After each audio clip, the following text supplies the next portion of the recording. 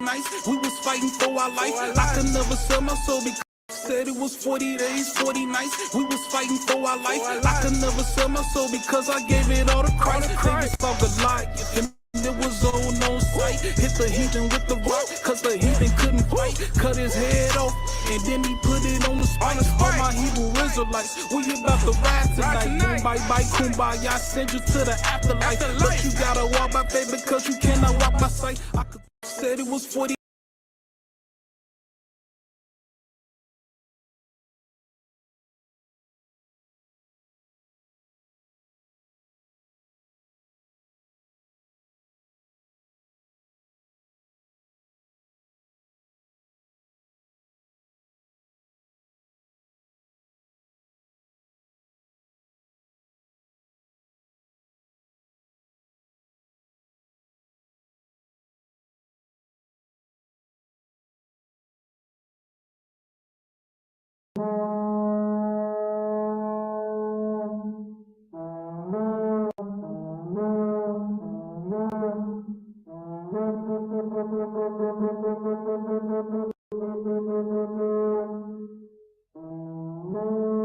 Welcome to the cipher. Time to let the lions eat.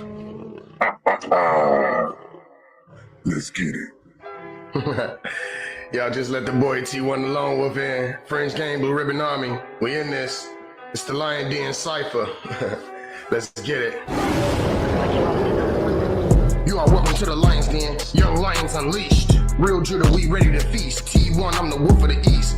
You don't want these problems, these pistols blick like a pistol. These scriptures rip through your tissue. My ox be moving official. French Game, Blue Ribbon Army. We don't roll with Hollywood. From the wilderness back to the hood, it's real talent coming straight from the wood. I rip and kill these demons, my opposition be screaming, coming for all of the heathen. From Babylon back to England. What's poppin', slime?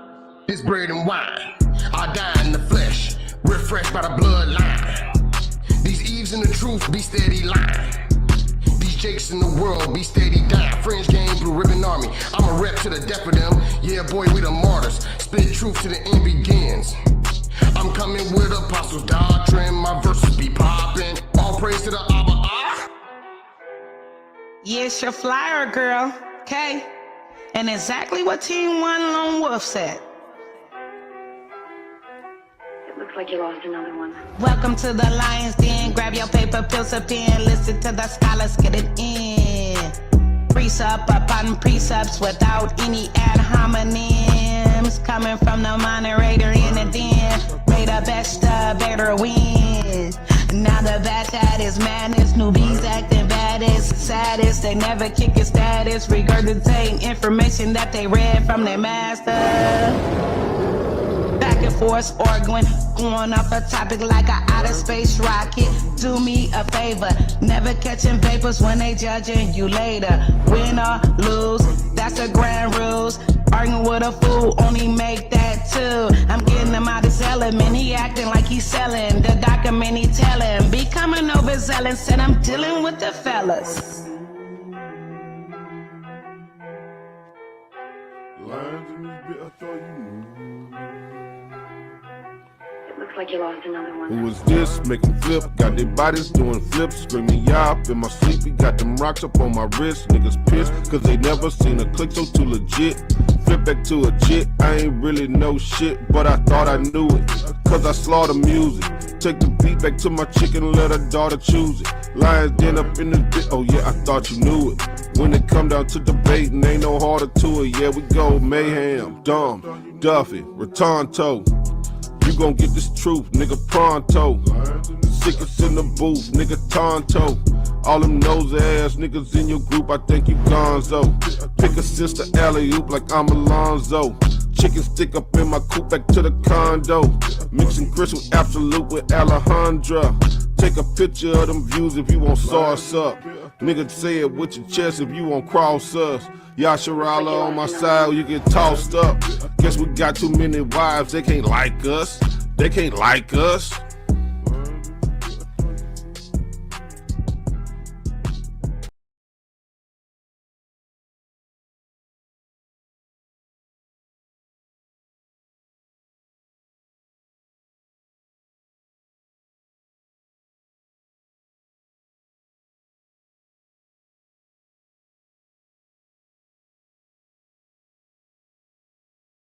All right, you ready, sis?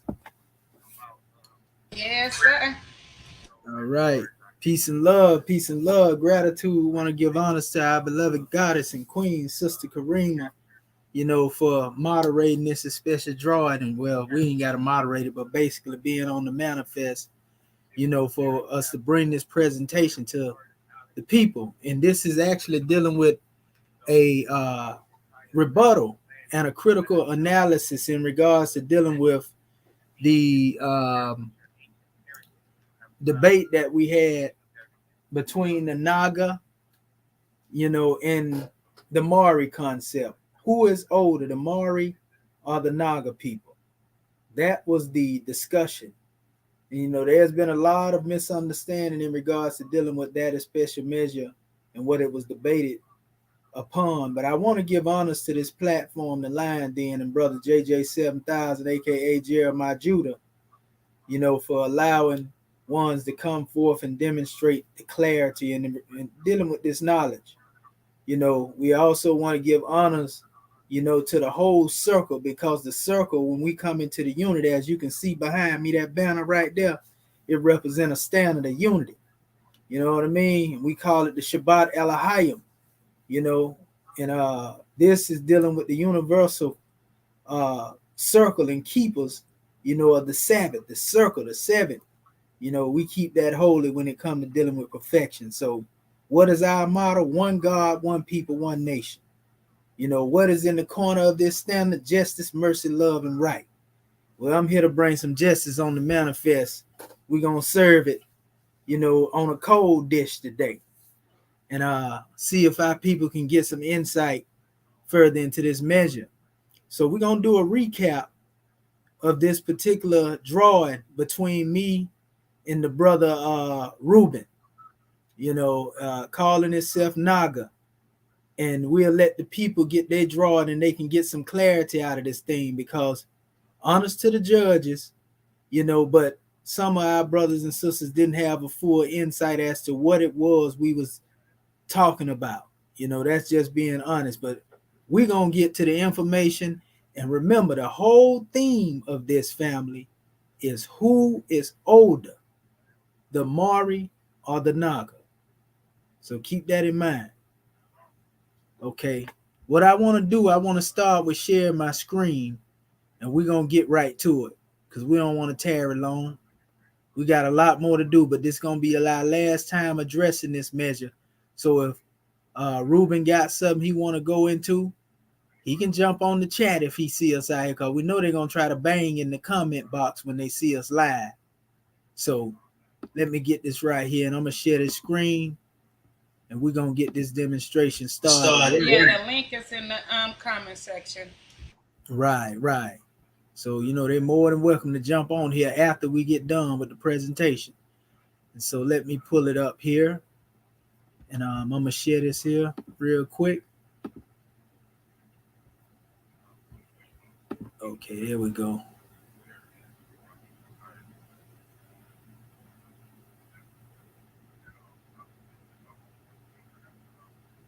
All right. There we go. Okay, there we go there. Okay, go back here. Okay, share that. Okay. Can you see that, sister? Yep, I can see it. I see your full screen. Okay. All right.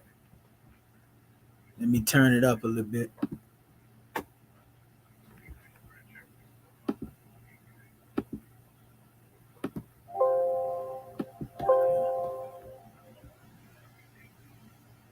And periodically, just maybe one or twice, I end up muting out, sis, to answer a brief question over here. But I get right back to you, okay? Because I got my call going while I'm doing this. It ain't gonna be long. You got me? And you can just run a commercial. When we go. That's what I'm gonna do. Okay, thank you. Let me stop sharing this here then. Some of these things don't act like they supposed to act. What up, son? That didn't cut into my time. I see you in the building. Okay. No, we stop your time, bro. Okay.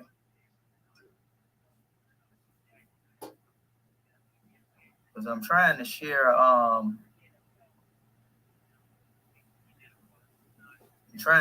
PDF. Pay good attention, family, to this demonstration. Now look at the information that's being brought here. We demonstrate who is older, the Mauri and the Naga. Mauri or the Naga, pardon. I tell you what I'm gonna do.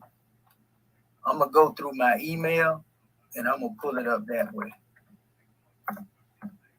And then it'll probably share, yeah, right here. And then y'all will be able to see it. There we go. Okay, so now let me share my screen, family. Pardon self, I thought I was sharing it. Okay, here we go, right here. Okay. Let me know when you see this come up. Can you see that, family?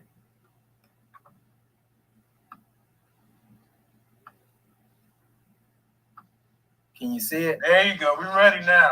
Yeah, we're ready. Okay, all is well. All right. Start this time over. I never started. Your time starts now. Okay, all right. Thank you, sister. So basically, like I said, in this first particular chapter here, you know, and this is where my basis of the knowledge is coming from, but I'm going to bring this.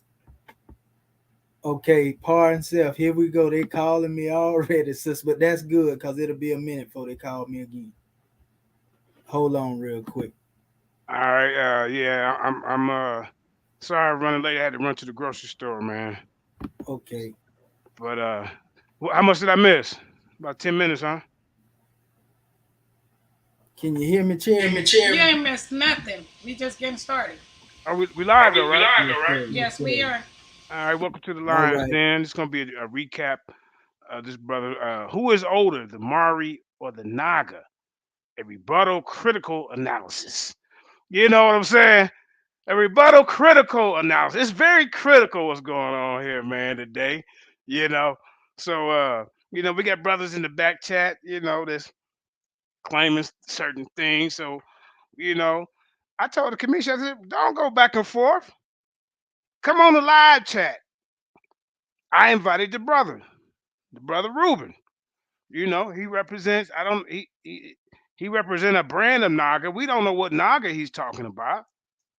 You know, because when me and him had a discussion about it a couple of months ago, I was talking about the Kushite Nagas, you know, the Kushites that went to India and set up this Naga Kushite, you know, empire. You know, these people believed in a deity, in a god. Hey, let me find something on the screen here, man.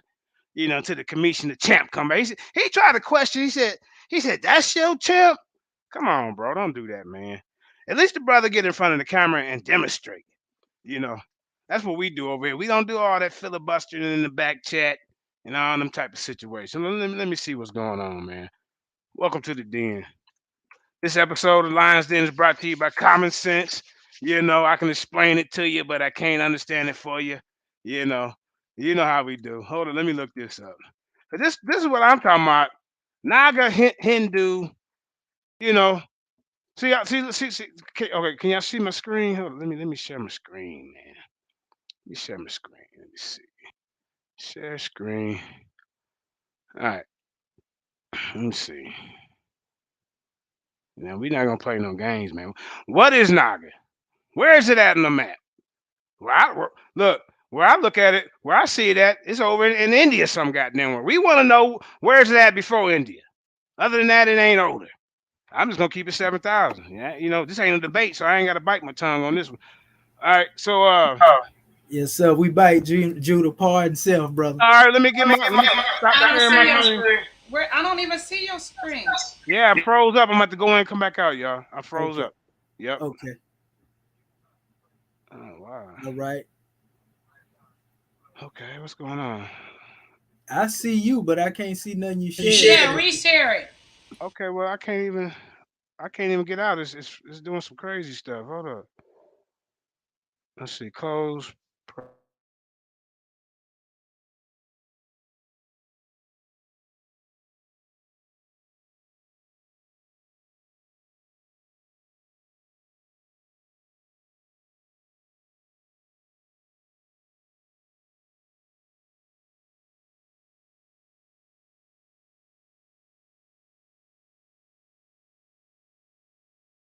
He done froze up, Kareem? Yeah, he froze. Okay. All right, we'll wait till he come back in here.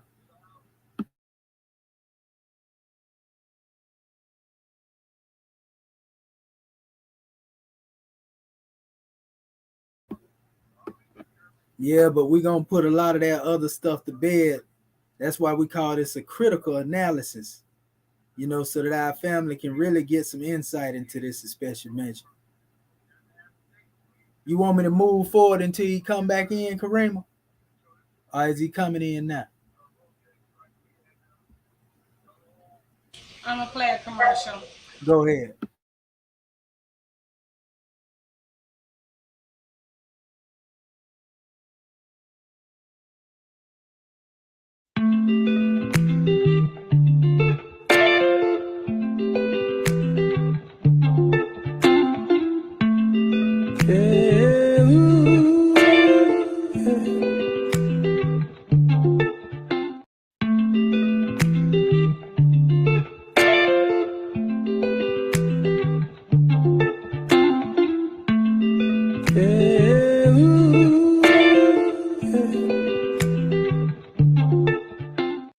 Yeah, support your local black businesses. You know what I'm saying? You know, get you some of that beard oil. You know, that's what we doing at the den. Did you tell her the name of the company, Sister Karima? What was the name of it? You know, this is the first time we showing it, so I'll make sure they know the name, where to find it, and all that. I had it wrote down. Can y'all hear me? Okay. Well, before the show is over, I'll make sure I get the direct name of that product, Sister Safara Yasharala. You can look her up on Facebook. She also do brushes with no hog hairs in it. They say I didn't know they had hog hairs in your brush. You're brushing it on your mane. You know, hey. We ain't supposed to be doing that. It's a lot of things we ain't supposed to be doing, man. But I'm trying to get it right. I'm trying to get it together, Commission. But hold up, we got some information that this brother gonna bring out. You know, which one? Who is older, the Mauri or the Naga? And we asked this brother to come on. You know, but I guess Andrew told him he couldn't come on. He said he don't want to break the pact with Andrew. But remember this, brother. Andrew wasn't promoting you for your 8 or 9 debates. Andrew wasn't trying to get you on different platforms. The Lions Den was. You understand? So you go make your alliances with. Actually, Andrew first debate was over here. He is on record saying JJ put me on. Now you gonna come on here because this brother said you can't come on here. That's your excuse? Well, now you got to get beat up. No excuses because we sent you the link. Go ahead, champ. You got the flow.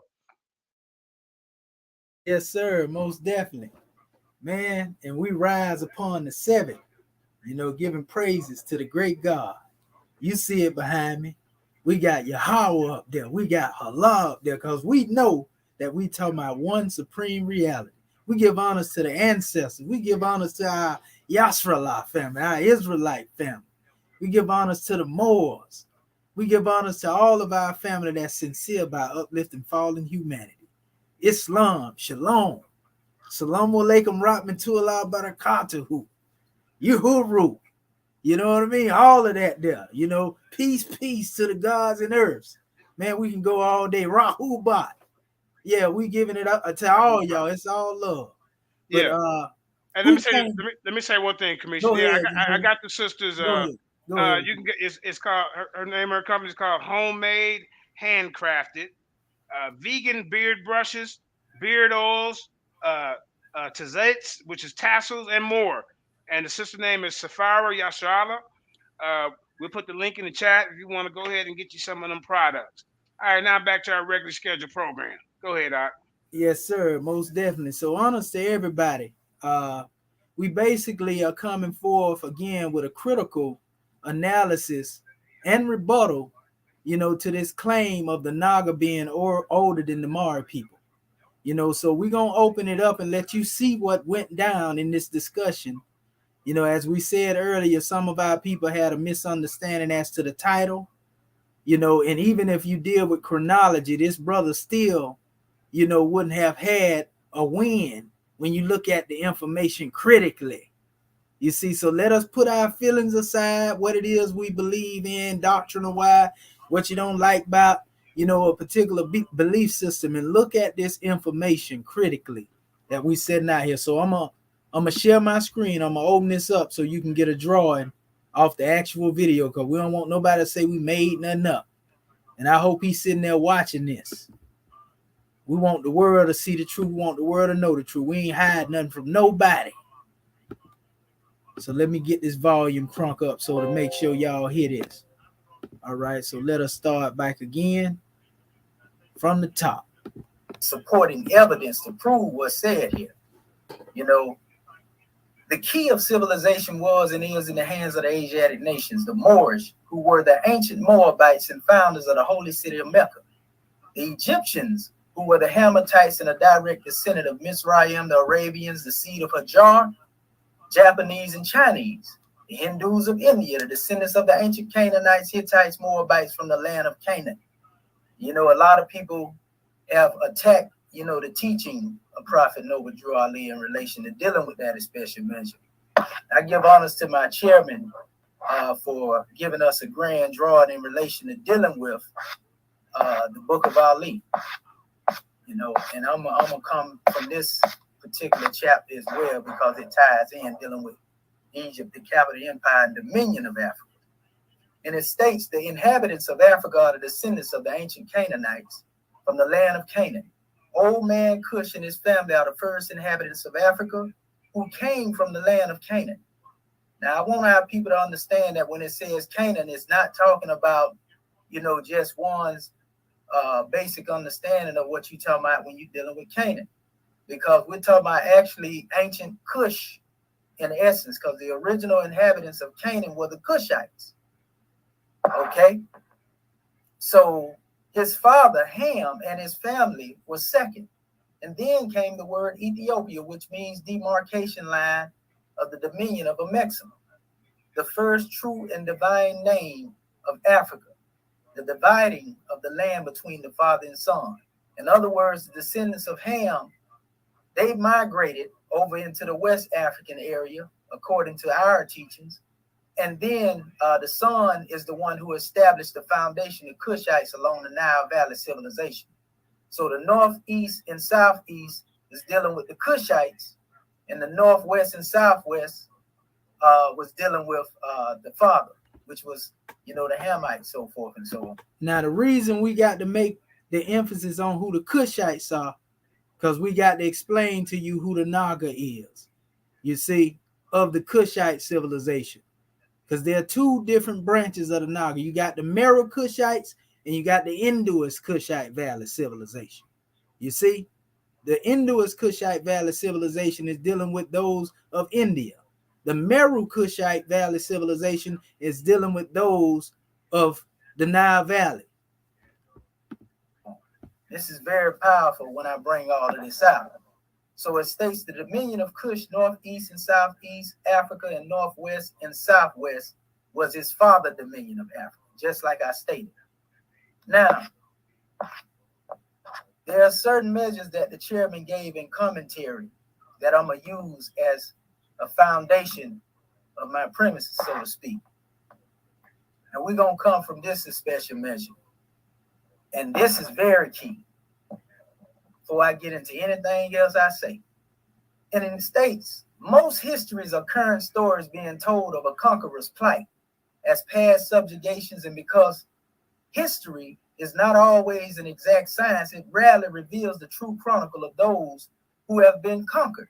The history of Africa, a grand example, is largely told in the archives of European folklore, right?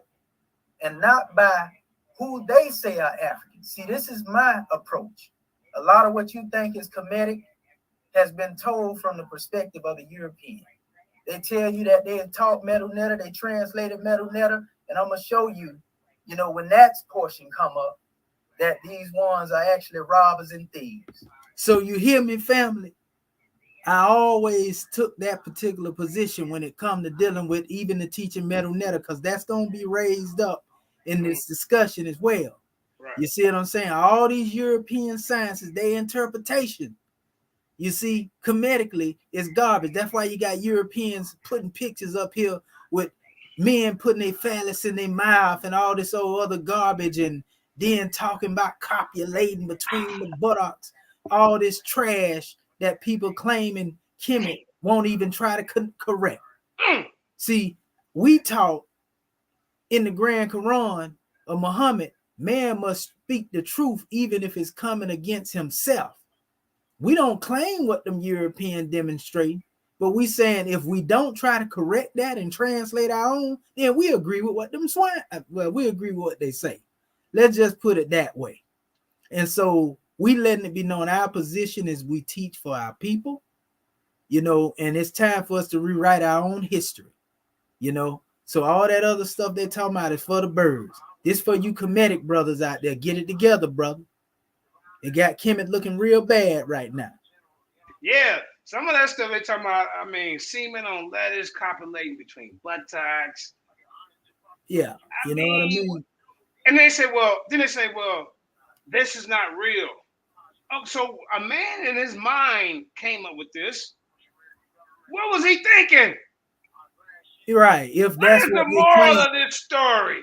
Right. If that's what they claiming as being Kemet. And that's why I'm saying if they could claim and Medu Netta has been deciphered, then they're agreeing with what the European has said about the decipherment. And that don't look good. You see what I'm saying? So yeah, man. Get it together, brothers. And that they stole from our people, remixed the truth, and then hid the truth right there, you know, before our eyes. When referring to Africa or Africans, it is customary during the triumphant age of the European to first remove God away from the African subject by renaming said life according to the delights of their victorious vision. But Africa is not the original name for the world's first inhabited continent, nor did the indigenous inhabitants call themselves Africans. Do not be deceived by this name, Africa. Modern Africa got its name from Milianus Africanus. So you hear that right there? That's my Grand National Chairman telling you we don't agree with the name Africa as the Europeans brought it. Africa was just a small portion on the map at one time. And later it became a name for the continent. You see what I'm saying? Yeah, because at one point the whole land was called like Ethiopia or some stuff like that. Yeah, well, at one time they called it Ethiopia, one time they called it Mauritania, another time they called it Libya. What about Akubalon or something like that? Yeah, Akubalon. And that was given by the Moors. The Moors called it that. You know, and the chairman used that name. He gonna mention it here. But see, people need to know that because they talking about I'm African. Even the Africans don't know no better regards there. They need to read their own African fact book. I got a copy of that too. You know what I mean? Numantes in 185 to 129 BC, descendant of Roman nobles after conquering Carthage, 146 BC. The true name Tunis, north of Mexum, as founded by the Moors. Mexum is the first true and divine name of the continental land masses and waterways the world now calls Africa. And I'm gonna give y'all a measure on a Mexum as well for those who want to know what a Mexum is, where it come from. The name of Mexum means heaven or land of the holy people or home of the gods. Africa is what a Mexum appears to be once the true and divine God has been removed from its history. Without God, who would know the true history? Who would know true history reveals a history so ancient it predates the great earthquake when a Mexum included the entire continental island landmass of Laurasia, Lemuria, or land of Mu, after the fall of man into human knowledge, symbolized by the infamous Garden of Eden. All right, now we're gonna go into all that right there as well, too, dealing with Laurasia, Lemuria. We got maps that's in this particular discussion on that. And our brother Mighty Hebrew want to give honors to him for his drawings on the measure, because we got some information in relation to dealing with the stuff he talk about as well. But we'll set that out as another time, you know, in conjunction. But yeah, listen to this. Canaan, where Adam, Issa, called his wife Isha, and Eve, before they... And Ish and Isha is in the Hebrew language. For those who know, it's dealing with man and woman. Woman, Ish, yep. See? Ash, Yep. Ash, and Ash. You know, when you go into the essence of it, it's man and woman before the name Adam and Eve come on to manifest. Got me? All right. They became the mothers and fathers of the human family, our carnal family, when they fell from their Sahasrara crown chakra through their Muladhara, their bottom chakra. They were cast out from this part of Laurasia into the world, which became known as Asia. The inhabitants of Asia were called Asiatics, meaning earthbound. And anybody that know anything about history and teachings that deal with higher science, if you know anything about the teachings of the Kabbalah, for example, or the Zohar, Asia represents the physical planet. You see, Asia is traced back to their special words that have to do with that. You know, but we'll get into that as well. It says, still the first landmass, a Pangea with surrounding waters with the divine name of a Mexum, is the land men call Earth to this day. It should also be noted a Mexum is a continental land areas and antediluvian era. Noble Drew Ali referred to when he officially identified the Moorish Americans are descendants of the ancient Lemurians, in other words, Moabites. 3 minutes remaining. Whom later inhabited the northwestern and southwestern shores of Africa.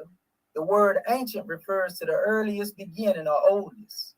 Noble Drew Ali used the word ancient to date back to the Atlanteans period, when the gods first began to take on the slower garbs of human flesh and became the mothers and fathers of human family, Asiatics, earthbounders, and gods, Muslims.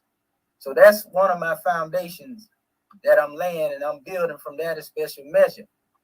Now, when he spoke on the concept of dealing with the Asiatics and the Muslims, so to speak, many of our people don't know that when you're talking about a Mexum has to do with Oxum, for those who have no knowledge. A Mexum is dealing solely with the Oxumite dynasty and creation. So I'm trying to find my special map.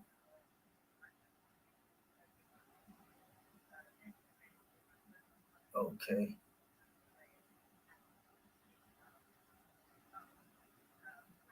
Okay. Link is in the chat to anybody who want to come on. You still see me changing the screen right here, sister? Yeah, it's changing, brother. Is it changing as I'm talking? Yep, it's changing. Yeah, What I'm saying, anybody who want to in the chat, you know, come on, be respectful.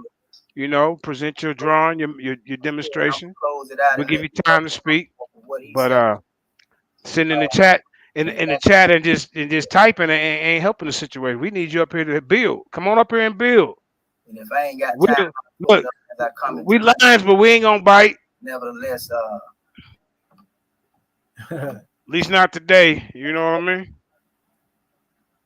What my time at right now, sister? Let them know a lion don't care about what a lamb think too, Judy. Okay. Right. So we think all we see is lamb chops. That's it. So basically, in my own research, I basically found the root to a Mexum.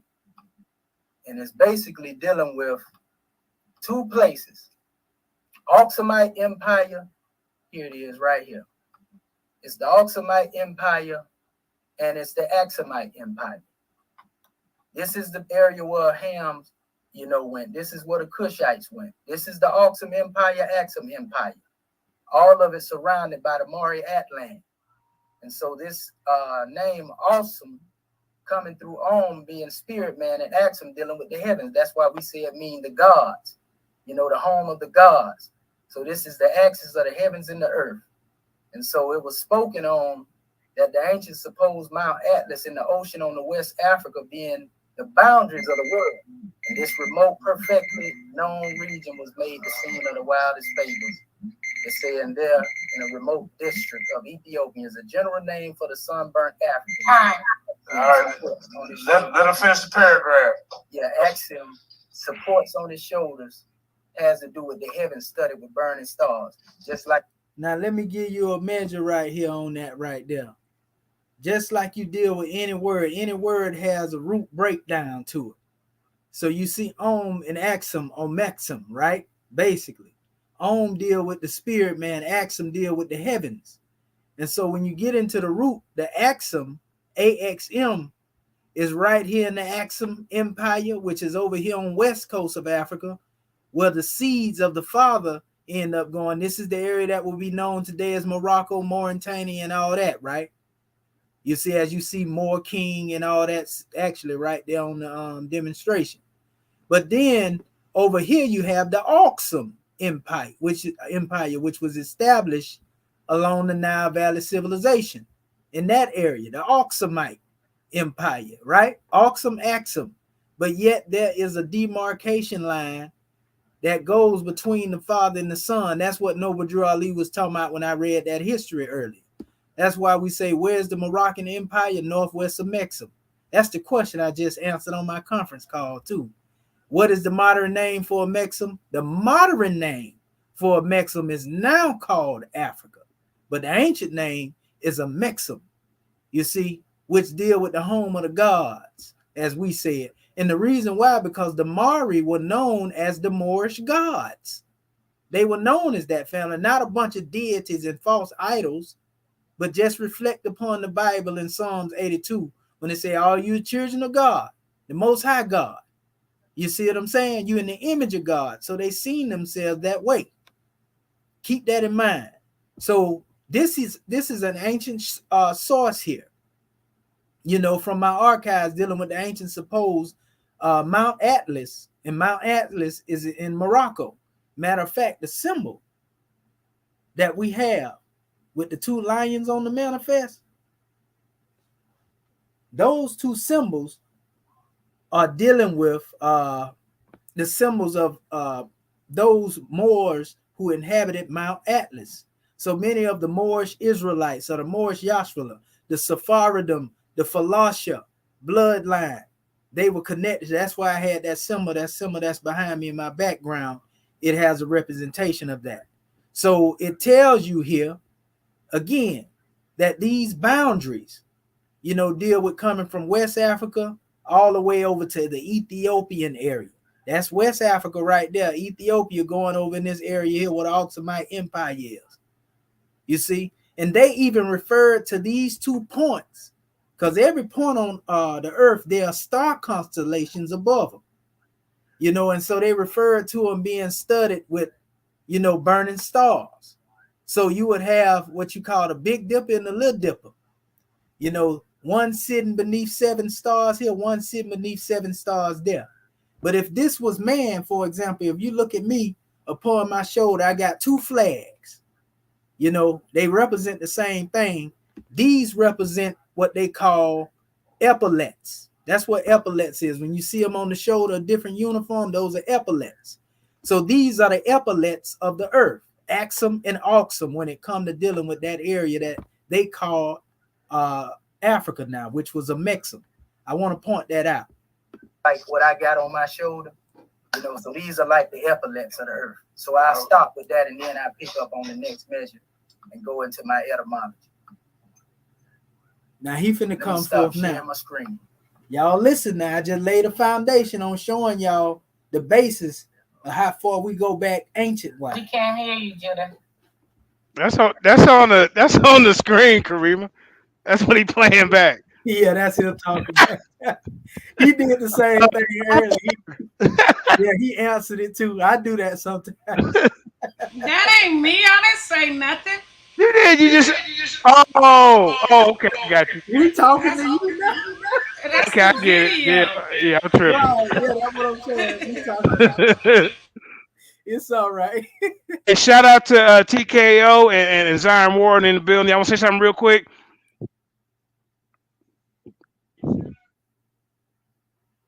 Okay, I guess not. Can y'all hear me? All right, we'll talk later. All right, go ahead. All right. I said that was a lot of information to digest. So I hope you judges is keeping track.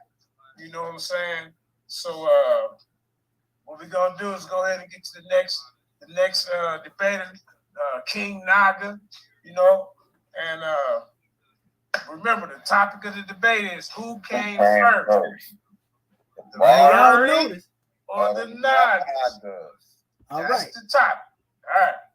So let us know when you're ready, Aki. See, I'm ready. Let me go ahead on and share my screen, and while that's loading it. Now watch this pseudo judo right here.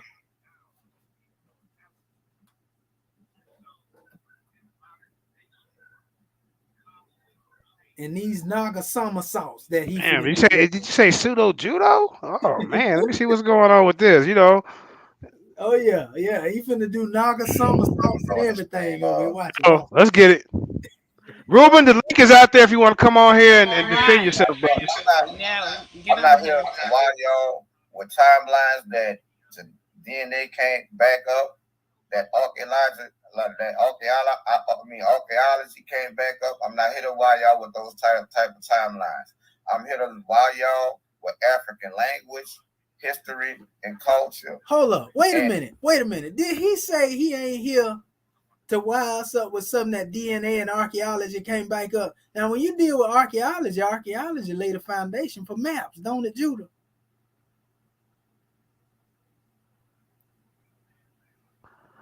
Brother Bo, the link is in the chat if you want to jump on. You hear me, Judah? Yes. Say that one more time, family. Yeah, I say he's saying he ain't here to wire us up with something that archaeology and DNA and all that came back up. I say, but archaeology is connected to the earth, right? And that's dealing with flags and maps anyway, right? Archaeology, right? Right. Location points. Right. Where you find things at. So if that's the case, when he later say that Naga ain't on the map, then it's refuting by his archaeology. Oh, whoa. I must have missed that part of the debate. You mean to tell me he said that Naga is not on the map? Oh, yeah, he gonna say it. We're gonna get to that, but I'm just tripping. Wait a minute. Wait a minute. Well, how you supposed to prove that it's older if it ain't even on the map? That's the question that I'm asking, bro. That's why the discussion should have been over right then. I missed that part of the debate. I must have stepped away for a second. Ruben, you got some explaining to do. Oh, you gonna see that, but King Naga, get up in here and represent your flag. We still love you. You still my brother. Yeah. Well, hey, you got some explaining to do. Go ahead. Yeah. So how you gonna say that if you ain't coming in here to string up on nothing that's without DNA archaeology now? But then you say Naga ain't on the map. Shame on you, Ruben. Right. Shame on you, Ruben. And shout out to Pac too. Shout out to Pac, Kobe, and Nipsey. Start off like this. Go ahead. Etymology is. You see that? Etymology is the history of a linguistic form, such as a word shown by tracing its development since its earliest recorded occurrence, which you do with the consonants M and R. You take them back as far as you can when it comes to linguistics of the human language, right? He don't even understand that, though he replayed it back. Where it is found by tracing its transmission from one language to another. Okay, go ahead and break down what he didn't understand, so we know what he didn't understand. I don't even understand what's going on right now. I'm trying to show this guy how to. At that time, he playing back a measure when we was going back and forth on M and R, and I showed him the root, and I'm gonna go into it on here. But I showed him the root, how you trace things back to their earliest forms. And he goes into trying to show signs and symbols, which we done already debunked as being a language. And then he go to saying, you're going to really trip when you see this, Judah. He going to say, M and R ain't got nothing to do with a person in ancient Egypt. And I'm going to show you M and R in the form of an overseer. Oh, wow. M and R in the form of one that's beloved. M and R in the form of one that's dealing with mooring boats. Damn. But he say them ain't no people. Damn, Naga. Don't never refer to people in Kemet. You'll see it. Watch it. I missed a lot in this debate. I'm sorry, y'all, but I was just a host anyway. You know, I was sharing the video. I wasn't a judge. Yeah, go ahead. Watch it. Let me see what's going on. Of course, by identifying its cognates in other languages or by tracing it to its cognates to a common ancestral form in an ancestral language. And that ancestral form has been traced back to what I posted to you. Do you understand words coming out of my mouth? That being said, Commission, the oldest languages on the planet reside in Africa and nowhere else. And one of those languages, my brother, just happens to be the language of my people, the Igbo. There you go. And M and R is something that you said you was going to show me. And it's like you want to change the meaning of the glyphs. Watch this. You want to say that the glyphs, and I'm going to play that too. I'm going to stop it right here. I'm going to let him go. But look at this here. He said that M and R ain't got no root in dealing with man, right? Yeah. Then he go and take a glyph over here, right? And go to say, this is a sick man. Right here, man. Wait a minute. Yeah.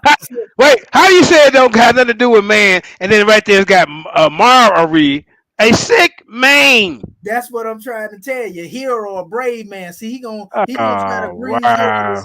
This is what you call selective research, right? Here. You know, and they get this from that fool that prepared a PDF that I debunked. More means dead. He went and took every word that he can find that was negative, and then said that this is what the word more represent. He didn't tell you about when it said it mean God. He didn't tell you about when it said it mean overseer. He didn't tell you when it said it mean a sheik. You see what I'm saying? A bodyguard of Ra, which is all people. You see what I'm saying? And so he just took from that negative selection, and he want to use that to deceive the people, insulting the intelligence of the audience, basically, making them think that this is all the word M and R is dealing with. See, that's pseudo judo. Watch this. That the glyphs don't have phonetic value. Determinatives are not necessary to force a narrative down our throats. Here you see the M and R in the glyphs and what it means. And when it's talking about a man, a person, you see a person in the glyphs. That's what determinatives are for. Now, see, that's that E. Wallace Bud teacher. Watch it, watch it. Give you the context of the word that's being conveyed to you. You see that? M and R, Meru, sick man. M and R, to be sick, to suffer pain, to grieve, to be sad. I don't see more. Let's try this again.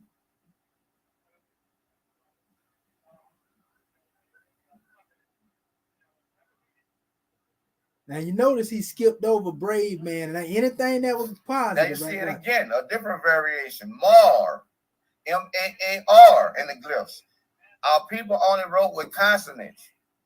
So you could just about take the vowels out, and when you do the etymology on these words and take them back to their origin, as you said, this is how you do etymology. And the words have to remain cognate. So I'm taking y'all to the root first, because this is the first alphabetical system. This is one of the first writing systems known to man. And it is highly sophisticated. Do all of the characters in the hieroglyphs have phonetic tone? No, they don't. There are determinatives and indicators as well. But you see here more, to be miserable, misery, wretchedness, poverty, affliction, peasant, a poor man, one of humble conditions, or one in a miserable or oppressed state, to slay, kill, mass. These are all connotations of what you are trying to force feed down our throat with the M and the R. Now, mind you, he really don't know what he reading. He just going into a dictionary and picking out stuff to try to bring forth in his claim. Yes, that is amen, but as we can clearly see, it is not talking about a person, because there is not a person in the glyphs. Pyramid, tomb, this is talking about the pyramids. You have M and R again, Mera.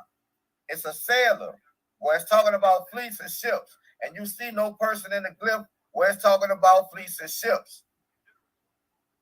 As you can see, you see no person in this glyph for ships and fleet.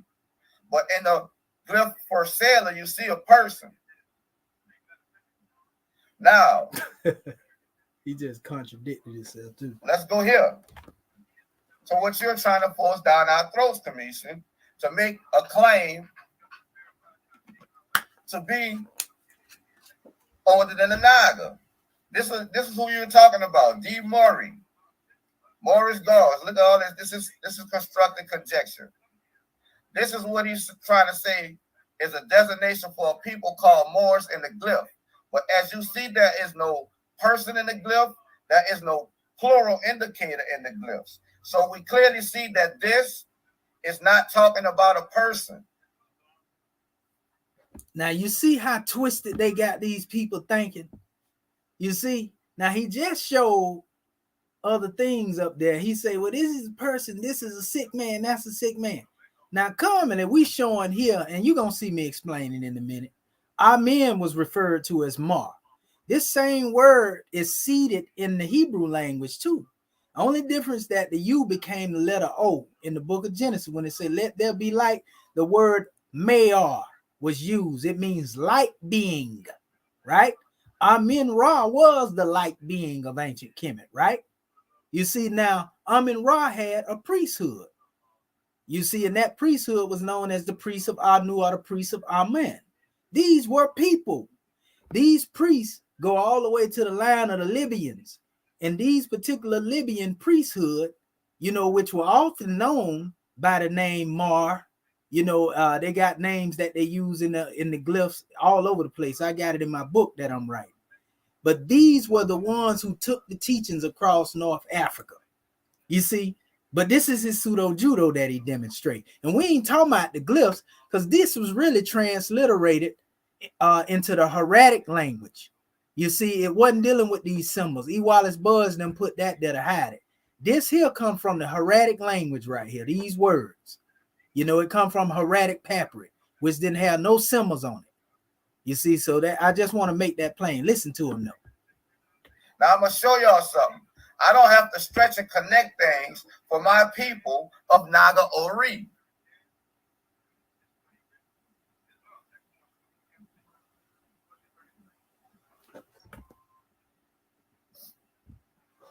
I'm gonna give y'all a little background on Naga Ori before I go to a little comparative study from the glyphs and the people of Naga Ori's language.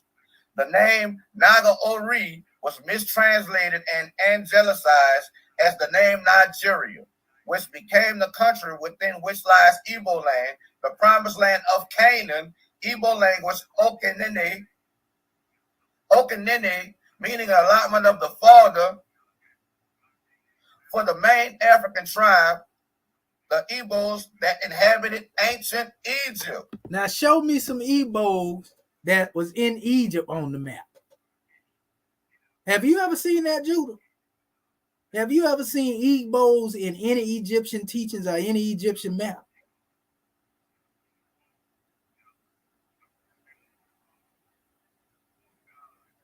No, not at all. There are no Igbos in ancient Egypt. So that's pseudo right there, right? That's a claim he making. So when you get into that aspect there alone, family, and then he can come in here talking about the name Naga Ori was mistranslated and angelicized as the name of Nigeria. But when I show you the name Mauri and show you it goes back to a root that comes all the way into this time, he want to move the goalposts. You see? Watch this. Ain't no Igbo in no Egypt. The Igbos underwent genocidal massacres by people wearing fezzes. Okay, as Hebrews. That was something that he interjected in there. People wearing fezzes, right? That's what he's saying, right? People wearing fezzes. That was to try to throw a connotation in there to make it look like it was, you know, the Moors that was enslaving or killing up the Igbos, right? And Jews, and forced expulsion from Egypt, first by the Turks, sometimes called the Hyksos, the Hellenic Greek. You're going to have to show us this right here, brother, where these Igbos was over there in Egypt. We want to see it. Where did they inhabit? What civilization did the Igbos establish in ancient Kemet under the name Igbo? I ain't talking about moving the goalpost, putting another name on the people and saying this was the Igbo. I'm talking about Igbos in an Egyptian dynasty Because we ain't seen no Igbos in no Egyptian dynasty, bro. Pseudo. Romans and the British. And I'm going to show you that these Mauri people that you're trying to base a claim into Kush through sided with all of these people.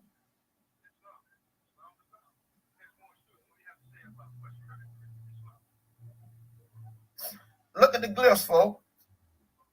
Now, I don't have to interject nothing. You see, this is something that's talking about a person. It's a title. It's a title for a person, for chief and prince. Mace. All right, give me 1 second, family. Give me a commercial, Sister Karima, real quick.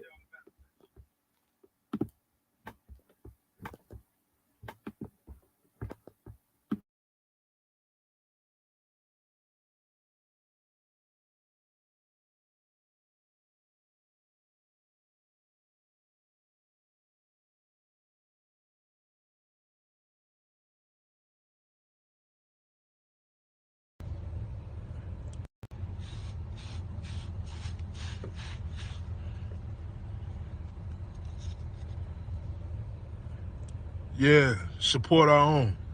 12 Tribe beard brushes. It's 100% agave bristle. It's all under the law. Copy yours today. Holla at my people at 12 Tribe Beard Products. All right? Peace and blessings.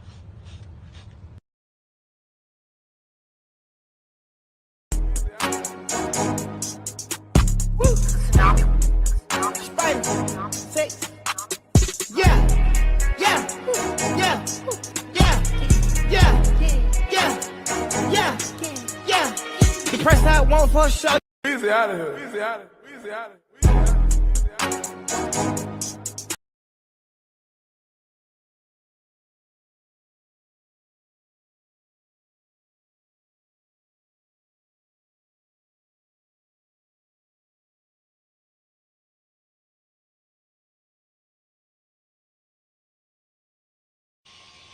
What's up to core?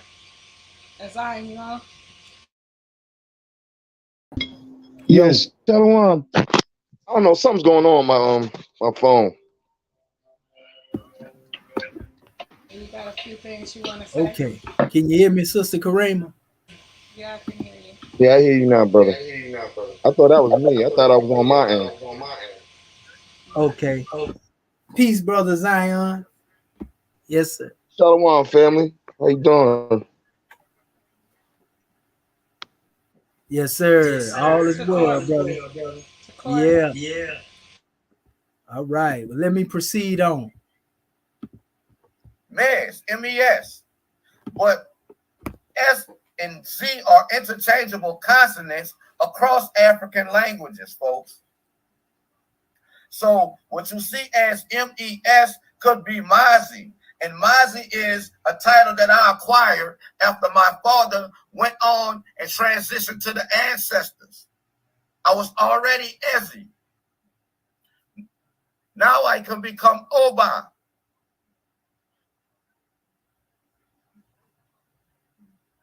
Which that ain't got nothing to do with what we talking about. I don't know what he talking about right there.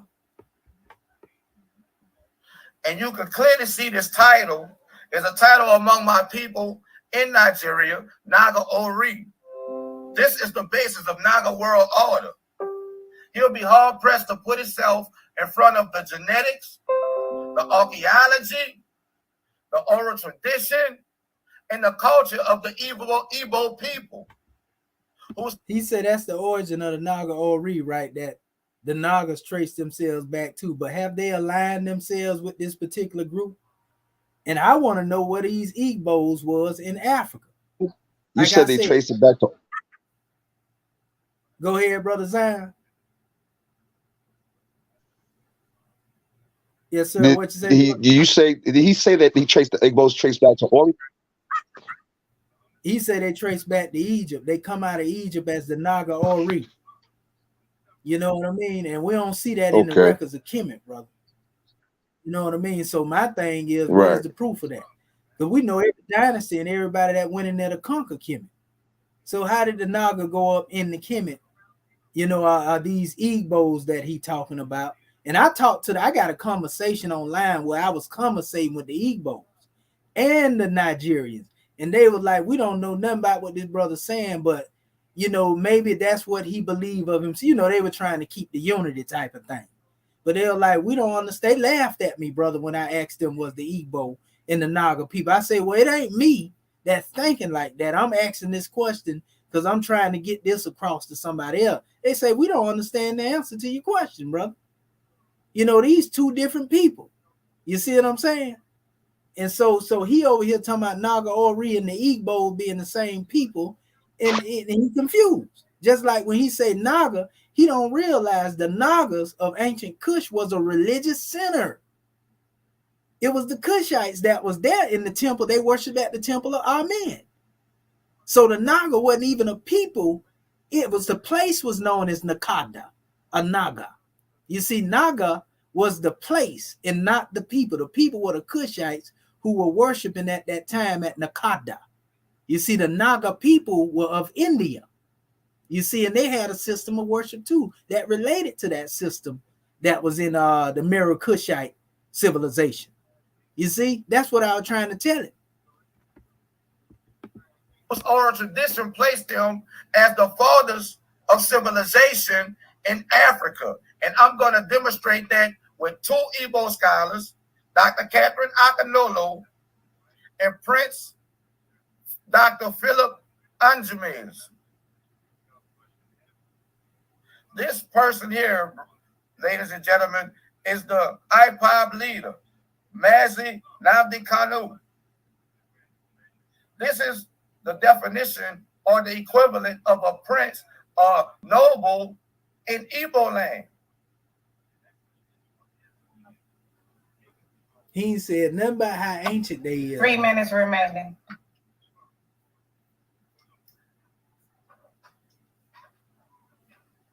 I'm going to blow this up for y'all because this is something else he tried to use. And he was asking me, where are the Nagas? Where are the Nagas? I asked him where the Nagas at on the map. He kept asking me this. He was saying, I see more. I see Mauri. I see Mauri Kangi. This is what he kept telling me. But Mauri is... Now, note that I put this map up here, and he's basically using my map because I asked him, I say, where's Naga on this map right here, right? And so Mauri Guinea, Mauri Congo, and you had a Mauri Atlan, a Mauri Ethiopias. This word Mauri refers to what we call the ocean in one aspect, and that actually has a Kemetic origin too, because Mauri deal with water in ancient Kemet. You see what I'm saying? Which is where Lemuria, Mulamaria come from. You see, that's what he don't know, tracing etymologically. But watch where he say the word or the people Naga is found on the map. I asked him to show me Naga on the map. Watch what he do. What he do? Latin for Steve.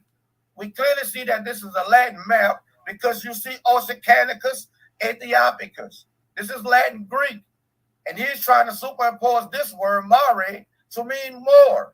And at the same time, asking me where are the Nagas. The Nagas are on your map, sir. Biafra. So right. Wait a minute. Whoa. If it's on the map, didn't he say we can't find it on the map? He said, but see, he said they ought to Biafra. But we don't see the word Naga on the map. But watch when I get to showing you the other maps. You see what I'm saying? So how you gonna move the goalpost? He moved the whole damn stadium, not the goalpost. He said, fuck it. I'm uprooting the whole stadium from Louisiana to goddamn New York. That's what we're doing today. What he failed to realize, it went straight over his head, bro, because I didn't say this per se is dealing with the word more. I'm telling him that this root right here in Kemet means water, right? And so if you go into the Latin language and the Greek language and all that, you're going to find out that most of them languages come forth as an offshoot of different languages that broke out from other languages. So, of course, in the etymology, you can trace them words, which confirms actually in the Latin language, yeah, this means water, just like it means water in ancient Kemet. But which word came first, the Kemetic word or the Latin word? You see what I'm saying? Right. So by you trying to take this demonstration talking about Bifara, I asked you to show me Naga on the map. He didn't went to Bifara. Now watch this here.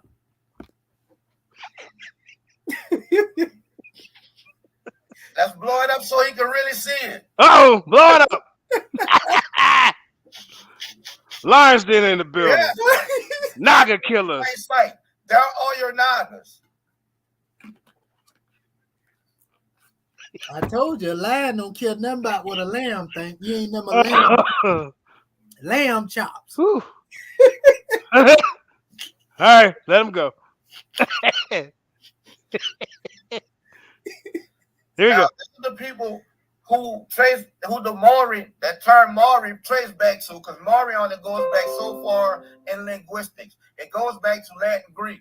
And the Arabs brought this Mauri term across the Sahara and was amalgamating their slaves into it, their servants into it.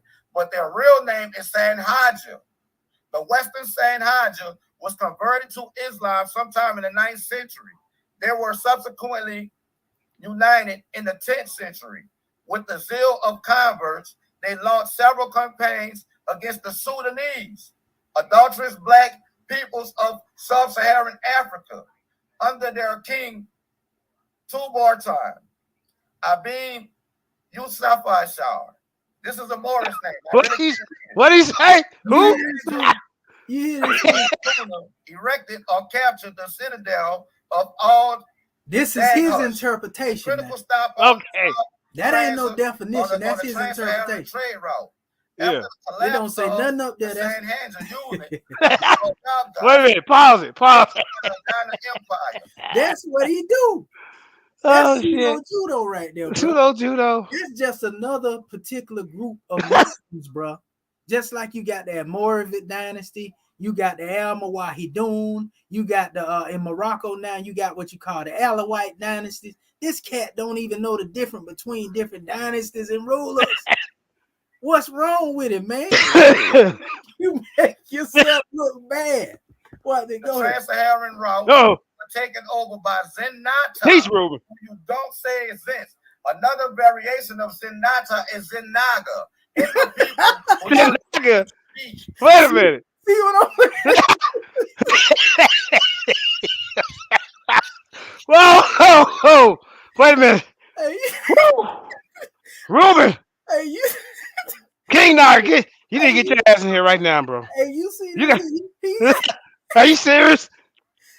He can take a word and take. Now, show me in any linguistics, Judah, where the word T becomes G. Well, I don't know how the judges missed that one. What? God damn. Hey, Zay, what you think? Oh man, it's too loose, man. I don't know what the hell you doing, man. I don't even know what he's trying to prove right now. That's what I'm saying. So how is he proving that the Naga is older than the Mauri right here, bro? What he doing? Takori, what he doing? He half asleep, man. This is what happened when you.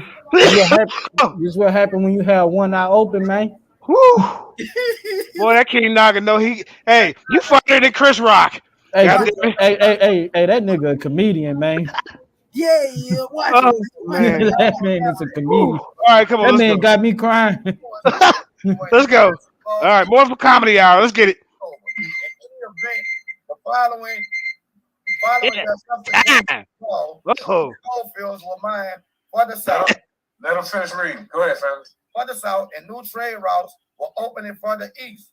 Just as it appeared that Ghana would reemerge, it was the target of the attacks by the Susa, another Mende people, and their leader, Saman Guru, from this conflict in 1235. I'm crying. Bro, hey, this nigga can't read, bro.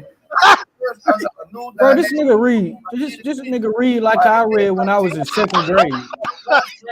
This nigga taking too long reading this shit. The body and the Islamic influence. Damn. Oh shit. You need my mic. You need some pseudo bomb to drop on that joint. Oh shit, time. All right, man. All right, now everybody. And now listen now, that's his first round, but the judges say he killed me in the first round. Follow this stuff you do to me. Woo. I am enjoying the refreshing new information. Look at me. You know what I'm saying? So, hey, I gotta be nice because I'm the host, y'all. I see you, brother Wayne, in the eyes. I see you peeking. Come on back home, get back in the ring. You know, the Lions is coming back out. You know what I'm saying? Well, let's go ahead and get this second 10-minute round going, man. Brother Commissioner, whenever you're ready, hey, the timekeeper will let it go. Okay, I'm ready right now, my brother. You share your screen? Yes, sir. I'm gonna share it right now. All right. Okay. I'm gonna start your time when you share your screen. All right, sister. Okay, let me share this here.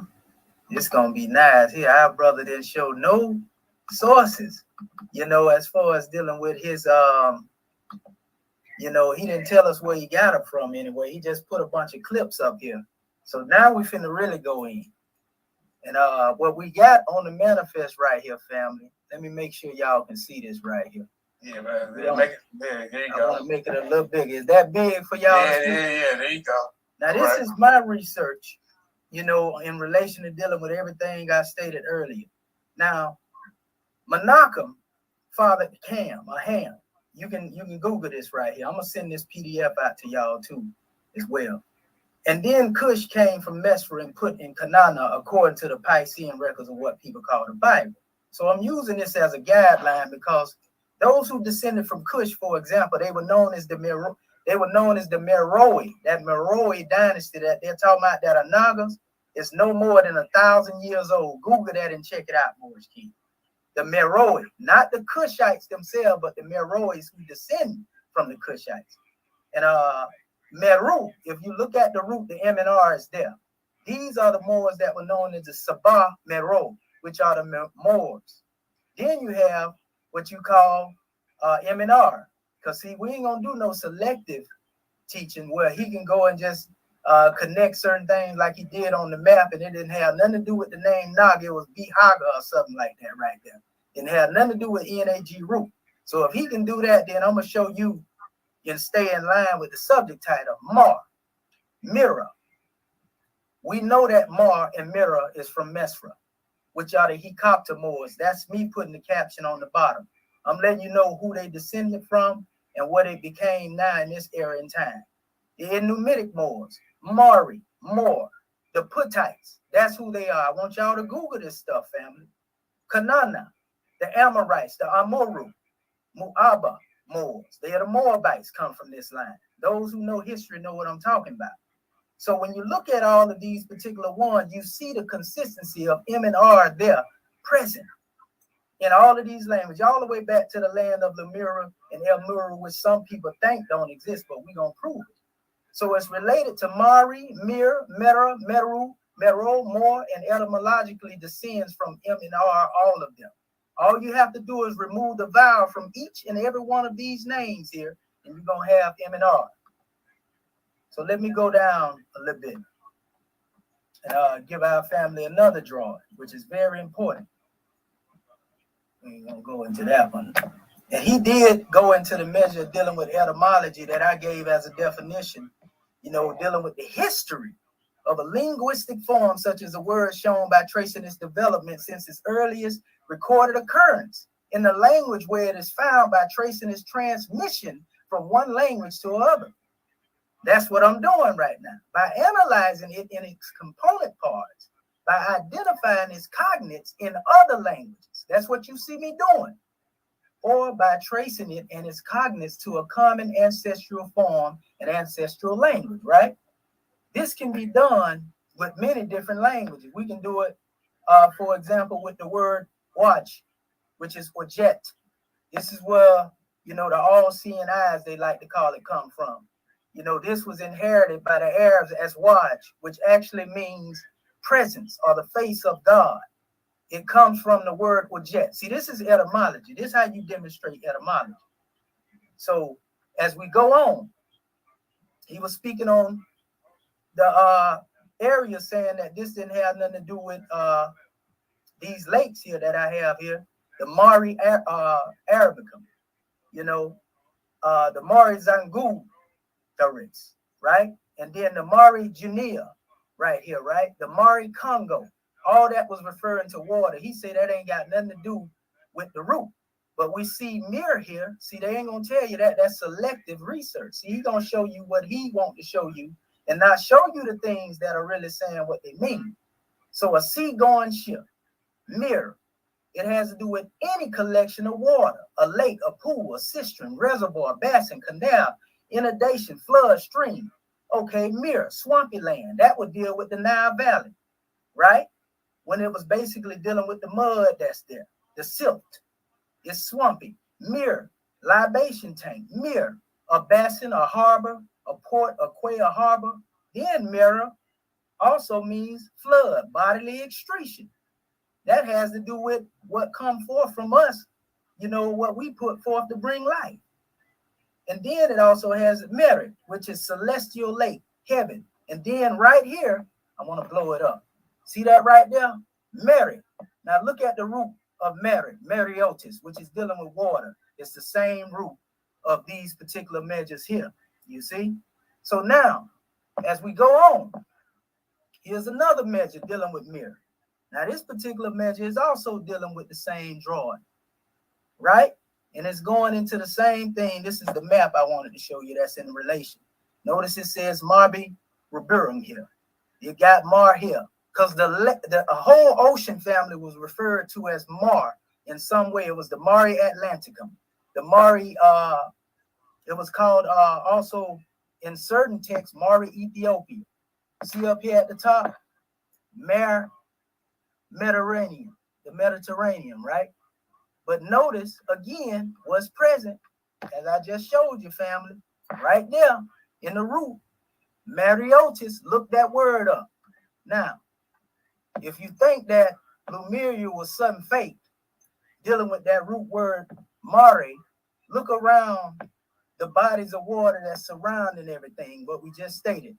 This is a map that was created, you know, a hypothetical sketch of a map of dealing with Lemuria, you know, by a European. Not just one, but a couple of them actually did it. This particular map shows Lemuria right here. Paradise right next to Africa and all of that, right? These are actual maps. Most people ain't never seen actual maps talking about it. Mu is also the area that is known as Lemuria. It's actually seen from a different point of view. If this was over here on this side, you know, when you deal with maps, you would notice that the Mu or Lemuria will be in the same spot as the other. This is the map coming from Albert Churchward. You know, if you go into his materials. There's another map right here, and this one is from Edgar Case. He had a different placement for it, but he still was talking about Lemuria. And then they used the term Mu. So everybody can't be lying. Here's another map of Lemuria dealing with Scott Elliott, 1896, The Source and Story of Atlantis, the M&R root being present in Moria. So all of these maps dealing with this, and this a grand drawing. Now, when you get to dealing with talking about people being referred to as Mir, here you have Mir as a guardian of the provisions of God. A guardian of the provisions of God. And men, when they are appointed, they have the ability to become that, guardians of the provisions of God. That's what I'm demonstrating now. Here's a book. I'm showing you sources. He didn't do that. Eden in Egypt. Look it up, family. It says, okay, the term being used for lights is Mauri, which is derived from the Egyptian Mauri. 3 minutes remaining. Right? Meaning brilliance. Since the Egyptian version of the word clearly refers to the sun, it would seem likely that Hebrew word mo for season was derived from the movements of the same sun. Final word in this verse is shane, meaning year. So I'm showing you that even the word sun is referred to as Mauri. Why? Because he tried to pull up the measure dealing with Amen, and Amen was a representation of the sun in ancient Kemet. We all know that right there. And that's why he was given this title, Mar. You see, he was given the title. Amen was a person. You just say Amen wasn't a person. Amen is a person. Not only is Amen a person, but when you go back to what I showed you earlier, the Moorish gods or the Mauri inherited everything it is they demonstrate from that. You can't show me Naga on the map. All of what you was demonstrating, you were just basically coming off the head, trying to attach things, but you ain't doing what I'm doing right now. So you got Mar, which is also a title of the high priest of Anu. A high priest of Anu is a man. And then all of those who are high priests of Anu are referred to with the same terminology. If you look up here, these arrows are pointing to the Mauri that settled on the west coast of Africa, which is known as Morocco. You see Mauri here, Mauritania. You know, this is what he tries, the Tingita. He would try to attach that to the Naga. This is where the Mauri dwelled at, on the west coast over here. This is also where they found Atlantis, in the area of the recap structure. You can look that up as well. That was east. Now, the word Mauri also goes back to Mahurim, which is Mauri, which means more. These are the original Phoenicians. Now, if you look, it states Maurus, Pro Midis Appelantes. This etymology is of no value, right? Talking about this, not the word Mauri. Bocart, with more probability, deduces the name Mauri from the Phoenician Mahurim, meaning the farthest people after the Mauri came the Western Ocean. And they're talking about west coast of Africa that I just pointed out on the map. It was from these same Mauri that the headdress known as the fez derived from. This is the Amaru, a picture of the Amorite. We just showed you how up here in the initial photo, we showed you that the Amaru right down here at the bottom is rooted in that same name, Amaru. Not only that, but the Indians, so-called Hindu Kush, actually teach in their teachings that the Amaru were those same people. You see? So at that point, we stop with this measure, family. You know, the Mauri is in the same order that I placed it. I ain't gonna go over this whole thing. I'm gonna just go back and forth and show you the Asiatic Kushites. You know, and show you who they are there, the Akkadians, everybody else, Miro. You got the African Kushites. Also, you have Sabah, Hibala. How you start after the bell? And you also have all of these ones. I'm gonna give you extra minute, Ruben. I want to hear this part. Right, and so from Mizraim, we also see that these are, you know, the sons of many nomes and regions in Egypt. But you see Ludim come from them. You see Amanim, Lahabim, also dealing with a lot of those who have migrated in certain areas. Put knowledge of the seas, reason for himself from the letter, from the word that deal with the Libyans of North Africa. So when you're talking about the Moors, they actually are the same people in North African nations that are known as the ancient Numidians, Mauritanians, modern Berbers, Kabalis, Tuaregs, and Moors. You know, and we ain't even got to go into the Canaanite measure because we already set it out. And like I said, that goes back to my All right. Yes, sir. Now y'all seen that right there. I stuck to the subject matter, right, Judah? Yes, you did. Did I not stick to the subject matter? Stuck to it, man. You know what I mean? I showed you the etymology of the word, showed you how it broke down and applied to many different aspects right there, right? Right. Now watch when he come back. I don't know what the hell he talking about. About 2 minutes. Watch this. That's cool. That's cool. Okay. All right. I want to make. I want nobody say I wasn't fair. You know. Hey, you always fair, man. You know. All right. So, man. So, like I said, man. Notice when he showed y'all that Mar glyph, you just didn't see the determinative for a person or people in that glyph. You starting your time, man? You ready? All right, stop right there, Commissioner. Yes, sir. Now, he said you didn't show a determinative. Can you explain what he's talking about? Yeah, he talking about a determinative in the rules that Boilis Budge them created. And basically anything that wasn't in them 24 alphabets that they call Egyptian hieroglyphics, they call them determinatives. You see, they call them bilinguals and trilinguals and all that. And so if they had a man sitting down then they say, well, this is determined to be this. But I'm gonna actually go into it. I'm gonna break it down in this video right here. A determined is E. Wallace Buzz them determining what they want it to be. Oh, so that's the E. Wallace Buzz nonsense. Exactly. That all and they got the concept of determinatives in the really, Ruben? Yeah, I was trying to tell him that. And they got that concept from they got it from Chinese language. So they want to try to apply principles of Chinese language. So they basically made a hodgepodge of different stuff to build up their thesis on how to translate metanetta. Remember now, they did this with the Rosetta Stone. I called it Rosetta Netta because they tried to decipher, but the Rosetta Stone didn't come until after ancient Kemet. That's why it got Ptolemaic language in it. It got Ptolemy name in there. It came from 332 BC when the Ptolemies came in and killed people. You better write my name in this stone, you know, and take them off the count. That ancient Egyptian didn't know nothing about what Ptolemy was doing later on in time. So of course it's gonna say what they say it's saying and what they want it to say, but the ancestors didn't demonstrate it like that. Right. You know what I'm saying? That's why I keep telling them they need to get that Egypt Ptolemaicism back to that Roman devil. Egyptomania, as Garfield would say. Yeah, you know, same thing. Rosetta Netta, not Metal Netta. Damn. Egyptology. Get out of here with that foolishness. I'm gonna start it when you screen. Okay, that's what I was wondering. All right. I'm about to show my screen. Well, let's get heated up in here, boy.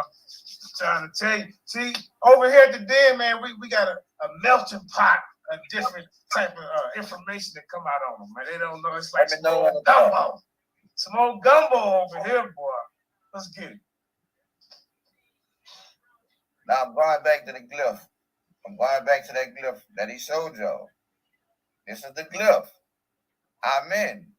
You don't see a person, a determinative for plural, a person in this glyph. Maur. That title of the priest, high priest of Anu. You do not see a person determinative in this glyph. You do not see a plural determinative in that glyph. And here's why. Let me read this to you again, just so you get it. Again, the hieroglyphic smoke screen. The biggest smoke screen in history is concealing the ancient Egyptian alphabetical writing system.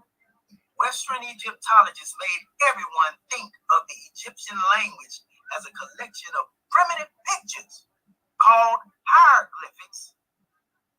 They concealed the Egyptian alphabetical system, hieratic, demotic, Coptic, to be exact, as the mother of all languages in the world.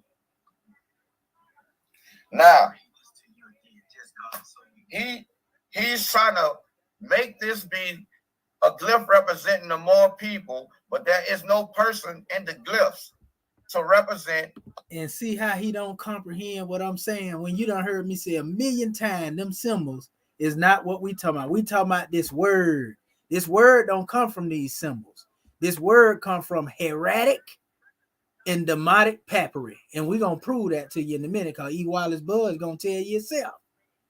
They use these symbols to bury their hieratic. So you'll be trying to translate symbols instead of the true papyri. So while you over there trying to decipher symbols, this whole papyri, you know that you should be trying. And that's what we're doing right now. I'm teaching our Moorish kin, you know, true language in demotic and hieratic because we're getting ready to translate the real demonstration, not this European concept. And we're going to use other languages of our ancestors in order to build this demonstration up. All you have to do is etymology. Etymology is the key, family, if you connect it to archaeology. A people or a person. Run a commercial real quick, Jude. I got to measure. This is my last one. Okay. We fully committed. All right, I'm gonna open up the panel to TKO and Zion Warren. All right. Y'all want to speak on it a little bit? Hold on, I'm coming. Yeah. TKO, you want to go first? Can y'all hear me? I think I might have some lag going on. All right, go ahead. All right. Yeah, you know, I found it very interesting because what the points that brother comedian was bringing forth, I had actually did a little research on that in the past, you know what I'm saying, with the Meyer and the Mir, you know what I'm saying. So that was interesting for me because it was connecting a lot of dots to what the brother was saying, and that really is what you're supposed to do, you know what I'm saying, as somebody bringing like a presentation, you know what I'm saying, bringing forth this information. If it's not really connecting dots, then you know what I'm saying, then it kind of leaves you at a loss, you know what I'm saying, lost for words. Still, I want to hear what Ruben is presenting in the second round. Did y'all play the second round yet? I think they're going into the third round. Oh, they're going into okay. Is that the question and answer round, or they just going is Ruben about they have another round of the information. But right, yeah, okay, yeah, I did hear the second round. My bad, I heard the second round, but yeah, I want to hear where he's coming from. The first round that I listened to, you know what I'm saying, really, I was more confused than anything from what Brother Ruben was bringing, because I didn't really see how he was making those the connections. But you know what I'm saying, at the end of the day, you know, listen to the brother and see where he's coming from. But yeah, comedian, you I understood exactly what you were saying, you know what I'm saying, and I was waiting for it. I was like, is he going to bring out the Meyer, the Mir, you know what I'm saying, in the European etymologies in that word? And he sure enough did. So, you know what I'm saying, I was sitting there waiting, like, here if he pops that out. And he did. Right. So, yeah. I would say that. Like I said, we invited Ruben to come on here and defend himself, but hey, shalom to Appalachia, Florida. You know, subscribe to the www.moorisamericangovernment.land. Go check that show out we did yesterday. It's about building with your people, no matter what you believe in. You put that to the side and we build as a unit. Because remember, you can go to the work, you can go to the job site and get a common goal done for at 8 hours. At 8 hours, you can go work for the boss. All y'all don't believe in the same thing, but you accomplish something. You're a quota, a goal, a certain amount to get done, and that's what we're trying to do.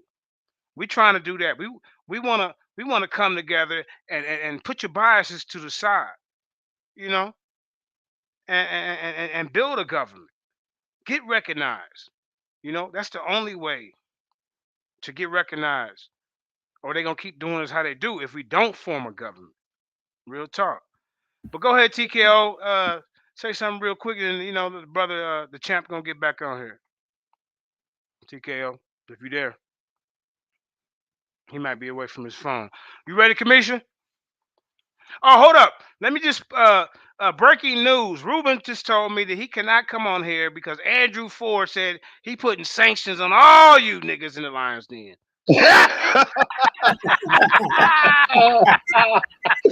He's sanctioned. Oh, snap. Damn, I'm scared. Oh, but he's still in the back chat group with us. Get your sanction ass up out of here then.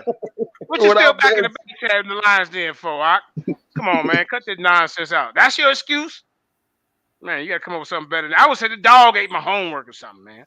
As a matter of fact, Andrew is younger than you. He telling you what to do? Ruben? Come on, bro. Go ahead, champ. Lions in here with blood all around their mouth. Right. You know, so he don't want to come in here. Yes, sir. So yeah, man, this dude is looking real crazy out here. Let us keep this thing going, man. This is entertaining, man. Looking at this thing. I didn't know he looked that bad at first. Man. Goodness gracious. Hold up real quick. Hey, but when he said that we can't find Naga on the map. Oh yeah, that's gonna kill. You played that part yet? Now it's coming in the end when they do the judgment. But think about all that compiled on this performance that he demonstrated. Now look, here are your determinatives from the glyph. Just some of them. This is not all of them. But I just want to show y'all that there is a determinative for a person, sitting man or woman, symbol for a person. This is what this for. This gives you the context of the message the word is conveying. Now, I'm going to go back here again because I did call this source. This is from Prince Dr. Philip Injamines, who was an Igbo prince and scholar. The name Naga Ori was mistranslated and angelicized from the name Nigeria. And Biafrans, or who they're calling Nigerians. So no, I'm not stretching and connecting Naga where it don't belongs. These are people of Naga Ori, Biafra, the land of the rising sun, children of the sun. But what that got to do with the word Naga? Doesn't that sound familiar to you? This is the second round. Now, I'm gonna come out of here and I'm gonna go here and show y'all that this man is talking about stuff that goes back to Latin and Greek. Latin and Greek thought. It was Plato who talked about Atlantis. He don't know that Plato got it off the temples of name of a modern nation since 1960, an ancient kingdom of Northwest Africa. Also, the name of a Roman province corresponding to parts of modern-day Morocco and Algeria. From Latin Mauritania, from Greek Mauritania, the country of the Mauri, Greek Mauri, see Moros, see more. We're talking about Greek. And I'm gonna go to this. I'm gonna go to this here and show you that I already showed that Mauri Congo was referring to the sea. He was trying to make that mean that there was the Mauri people and only switched it up after I hit him with this information. Now you notice he think he done did something because he heard me saying Mauri means sea, right? So he basically reiterating what I said. Told y'all in the glyphs. The first in that context now. First meaning of Mauri, M-R, like he's trying to use, means a female horse. The second is the broad dark area of the moon. Like 1765 from Latin Mauri, sea.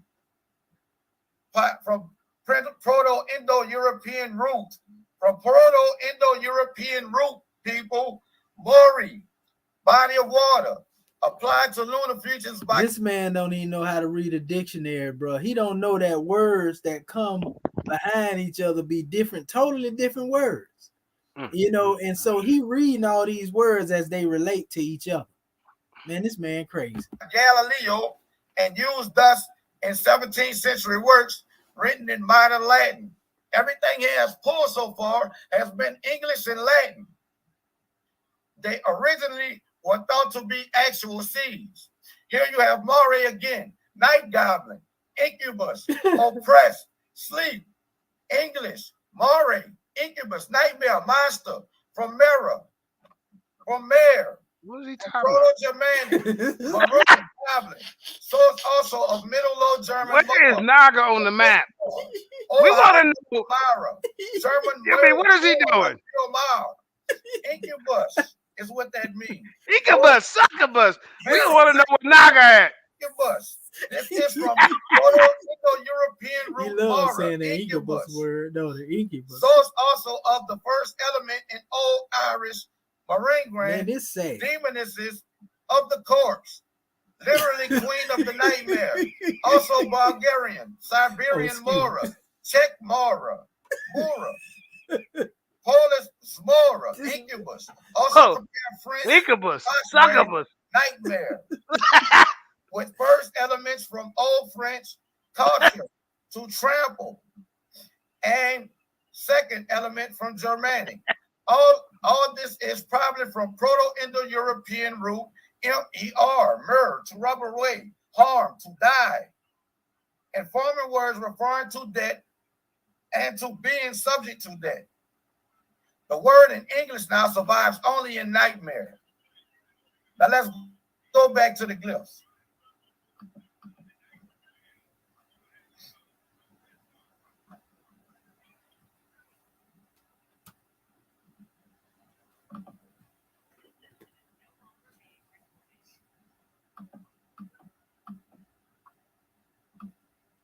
I'm going to have to pull that back up again. I'm going to go back to the glyphs in the later round. Here you see the Islam slave trade, part 2. Murder the Moor. These are the people who enslaved us from East Africa to West Africa. These are the people he's using, people. These are the Mauri people. Harrington, also referred to Harrington. This is from Wikipedia. Haratini, are a group of indigenous dark-skinned Africans inhabiting parts of North Africa and the Sahel. They are mostly found in modern Mauritania, where they found plural in Morocco, Western Sahara, and Algeria, Tunisia, and Libya.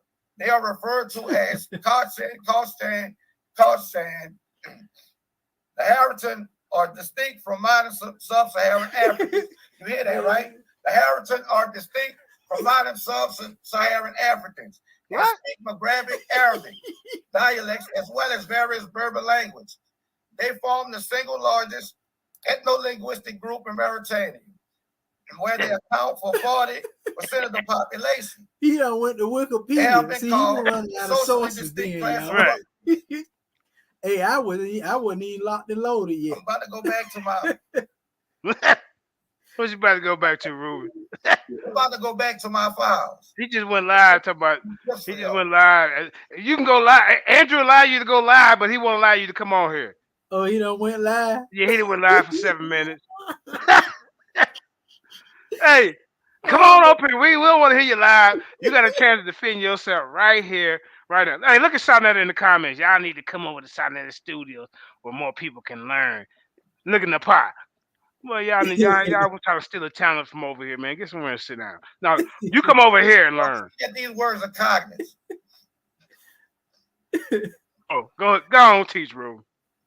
Oh, yeah, he teaching, ain't he? Yeah, he teaching. Dropping sign. He needs some pseudo bombs. Hey, shalom, Natalia, New School of Thought. See, Queens is in the building. It's talking about a mortal man.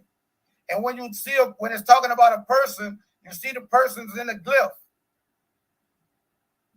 You didn't see people or a person in his glyph. So we know that glyph is not referring to a people. All right, stop there. Stop. You called it, Judah. Oh, Lord. Oh, man. This is right here. Man, this man crazy. Well, explain what he just did. I mean, come on, man. It's right there. He went right back to the same thing again, talking about ain't no people in there because he didn't see no person in there. I can show you a whole bunch of measures in the book, and that's what I call selective research, family. He gonna try to find anything negative he can find, but then he want to discard all this other information, right? I'm gonna show you what I'm talking about briefly right here. Watch this. Yeah, go on, teach. Go on, get it. And this is my book. I'm gonna give y'all a sneak peek of my book that I'm actually writing right now, right? Okay. You know what I mean? I had did this before right here. I got maps and everything on here, right? But check this now. Let me show you something. Oh, yeah. This dealing with the word mirror, right? Because he said don't deal with no people, no person, none of that, right? That's what he said now. Everybody heard what he said. Right? So right here, right, this is an excerpt, and y'all see me actually demonstrate this in my measure that I was speaking earlier. So I said the excerpt above provided by the Egyptian Adeptus Research Society. It says, who were the M and R, right? Equaling Mar, Mir, Mera, Mary, Meru of ancient Kemet. That's the question, right? Right. Mar, the grand hierophant Amun, right? I say from the above, we can see that from olden times, since time immemorable, the title derived from the root M and R, transliterated as More, was conferred upon Amen, and I'm using all the vowels here, himself being one of the oldest Neteru to be venerated since the acceptance of the ancient Comedian practice of the adept deification of man. I said this practice continued in succession of those who were initiates, became high priests of this order, who followed the traditions of the preserving of the universal laws of Ma'at under the auspices of the sacred teachings of the ancient rite of Egyptian adept masters. So I said Mir, the title of high priest of Amun. That sounds like a man. That's right. And watch how I kill him with all these men and people right That sounds like a man, Reuben. Exactly. The hell You you see what talking I'm saying? about?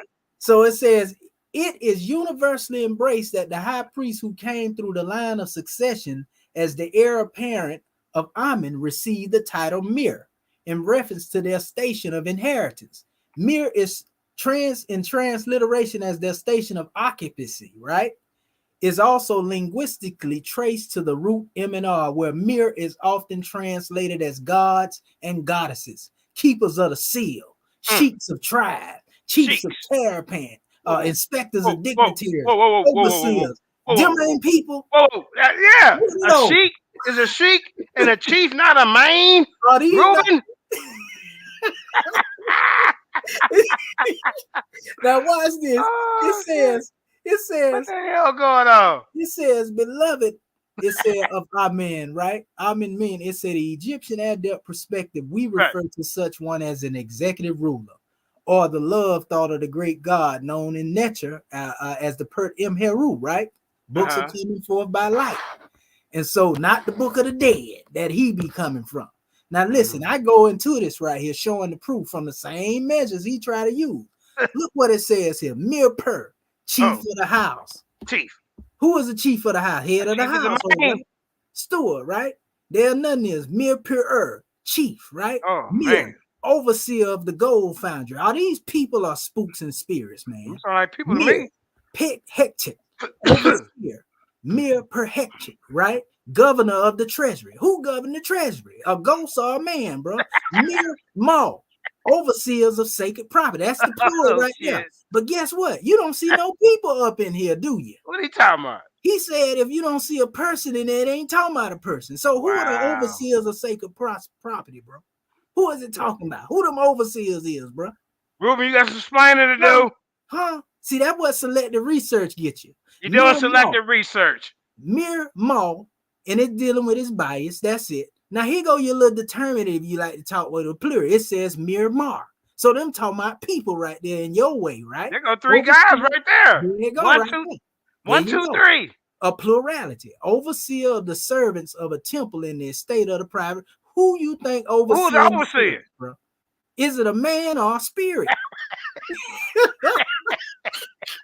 Hey, bro, this whole page is talking about people, bro. Come on. Port master, harbor master, Mir Mercy, Mir Mercy, overseer of the blacksmiths, people that make swords. Now, you think this is a spirit sword? Zion, what you think? So we see the word mir referred in most cases to people. Mir met a captain in charge of 10 men. That killed it right there, Judah.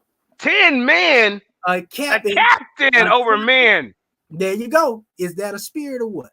Man, overseer, the keeper of the I hate to say it, he body bags you right there, brother. Who you think keeping the books? Mir Newt, governor of the town, a mayor. Come on, bro. Damn. Who are these people? Hey, bro, Mir Minsu. I mean, do I need to go any further? No, you don't. Do I need to go any further, family? Yeah. But just for a bonus, we're going to hit him in his head anyway. Get him with a bonus. Get him with a bonus. You know what I mean? Yeah. Mary, high priest of Amun. High priest? A seal bearer. Ruben? A seal bearer of the king of Lower Egypt. Body bag. Overseer of the priests of the Upper and Lower Egypt. Body bag. Are these not people? High priest of Amun, steward of Amun, overseer of the granaries of Amun. All these are definitions of these words, Mary, Mer, and Meru and Meru. These are people, man. What are you talking about? I got a whole nother page over here. You ain't done yet? Okay, Meru, those who are lovers and friends. They got a song about that right there, right? Merit, love, desire with something long or wished for. See, you didn't want to get these positive definitions. You want to go find 3 little trash definitions. And all this is really dealing with love or being beloved, people that are love and lovers and all of that right there, man. This man is a selective, pseudo-searching, judo-kicking. We're going to get him up out of here. You know what I mean? So I'm going to start sharing this and get back to the business and let you hear him again. Goodness gracious. There you go. He in the back chat talking stuff now. Andrew has put sanctions on the Lions Den.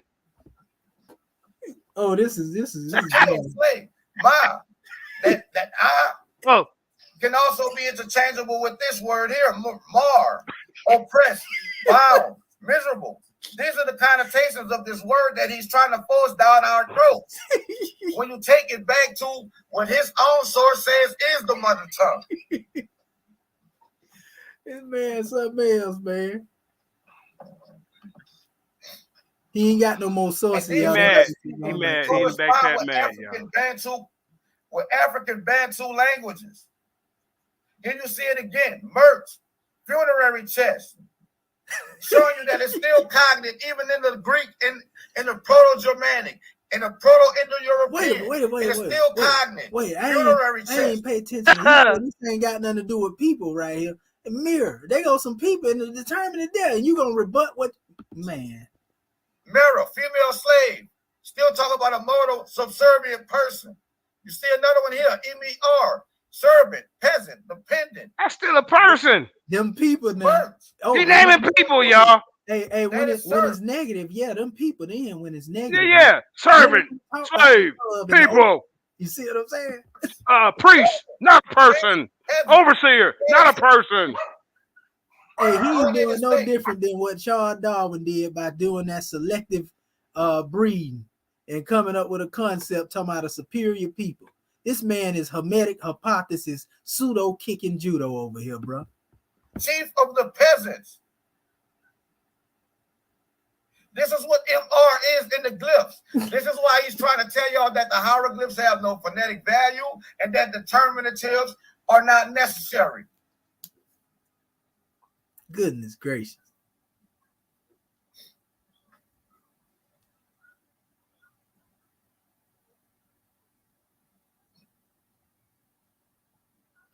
This is Gardner's dictionary that I've been putting on him. Oh. First again, you see it. Right. Sickness, illness, pain, sorrow, cruelty, grief, fatal disease. It's talking about death, suffering. You see it again. Sickness, another version. So this whole demonstration, you still ain't showed us Naga on the map. You're scared. You scared because you know when we go to the map, we find Naga. It's in goddamn India. It ain't in no goddamn Nigeria, and you know it. The message that these glyphs are conveying. What is conveying, Ruben? Hey, who's sticking to the subject matter, Judah? Who's sticking to the subject? Not him. Zion, what are you talking about? And you see it again, Mercy, the damn dead. Over and over again. The damn dead. Brother say I don't use Oh, he finna use the source, y'all. Slaves from Roman times to the early transatlantic slave trade by William D. Phillips Jr. Oh, he think he bringing up something now. Drop a pseudo bomb for it. Watch it. Uh-oh.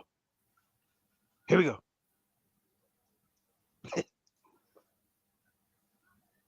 From the base of Argon, the Portuguese penetrated the African interior from a time. They had inland and crossroads for the mute my mic. Man, I didn't know it with this band. But it was ultimately unsuccessful. I didn't either. But again, the commercial opportunities were limited, and it was never more than the terminus of a branch route off the main West African caravan paths. The ability of trade goods was greater in Black Africa farther to the south, letting you know that even though it was the Saharan trade that went farther to the south, and by the mid-16th century, when the development in the Atlantic trade increased the volume of commerce. Let me ask this question: how is he showing chronology here too? Yeah, we need to invite all the judges back on for this. I mean, y'all, I don't know. I'm just a host. I'm a host and debater. I never judge debates, but goddamn. Yeah, how is he showing chronology up here, bro? How is he showing that Naga is older when he's steady harping on your stuff and then saying that Mauri don't mean man and we read servant, slave, overseer, and all this. By 1460, Portuguese reached the next section on the African coast. Oh, He in the back chat talking shit. Right? Directly north I know and south he of mad Cape because you Verde, know he exposed. I were told two him to quit playing. Were the two major rivers, the Senegal and the Gambia, and two We lesser putting you up ones, to the light the like that Casamance $100 bill. and We the want to see Geba, if you got that flowed stripe in into you. the Atlantic. The Portuguese called this stretch the Cape Verde coast, and most and modern historians call it northern portion Senegambia. The first region discovered where sub-Saharan blacks live. You heard that? The first region discovered where sub-Saharan blacks live, not Moors. Goodness. It was tied more closely. Wait a minute, stop. I want you to show us how Naga predates Mauri. This brother been showing you stuff all on the map, everything. That's what you I thought ain't he was showed supposed nothing. to be doing. Right, I don't what is see he no doing? chronology. I don't see where he's trying to place one thing older than the next. And that's what I thought the whole debate was supposed to be about. That's what it is. That's what I was trying to tell him, bro. And that's where the judge went wrong. He didn't even show chronology like they said. Not a damn thing. Judges, you ought to be ashamed. I'm embarrassed. I should overturn this shit, but yeah, you know what, man. No dates. I don't see no dates, no errors, no time periods, nothing. None of that. He started trying to discredit the word Mauri, and then he's cutting himself with his own sword because it says servant, man, slave, overseer, chief, priest. There you Are go. those not men? Exactly. But he can't come on here because Andrew put sanctions on the Lions Den. The Portuguese traded horses for slaves. The Cholos had been trading horses for slaves with Arab and Sanhaja dealers. Ooh, time. God damn. Yeah, 2 more minutes after the bell. Time didn't go by fast enough on that one. That's what I said. What you think? The time go by fast enough on that one. You need a Sandman came for him, bro. Pull him off the stage. 13 Baptist Church, I did. My brother Bafra. He said, who picked the judges? You already got it established that Bafra is Naga Ori. Naga world order is coming about, and Naga Ori. Wait a minute. You know what? Rewind that part. Oh, Naga Ori. Now you going to Nigeria, y'all. Okay. So you take the vowels out of this word. And vowelize it. That was. I want to see. I'm sorry, Ruben. I didn't know you was this comical. You funnier than Chris Rock right there, man. I want to see him change that word into Naga, bro. What is it? Yeah. How you do that? I'm crying over here, man. A group of people inhabiting Mauritania and Western. And then the Bafra people in Mauritania. Right. Oh my God. The Naga is really more. Their origins most likely in the Mandate period, only to later be absorbed by groups such as the Wolof, all the Moors. All right, be quiet, y'all. Be quiet. Say this loose term encompasses. This is a loose term that encompasses the Sanhaja peoples, who are part Berber, part Negro, or part Semite. Others describe them as agriculturists who inhabited the area prior to the arrival of the Berbers.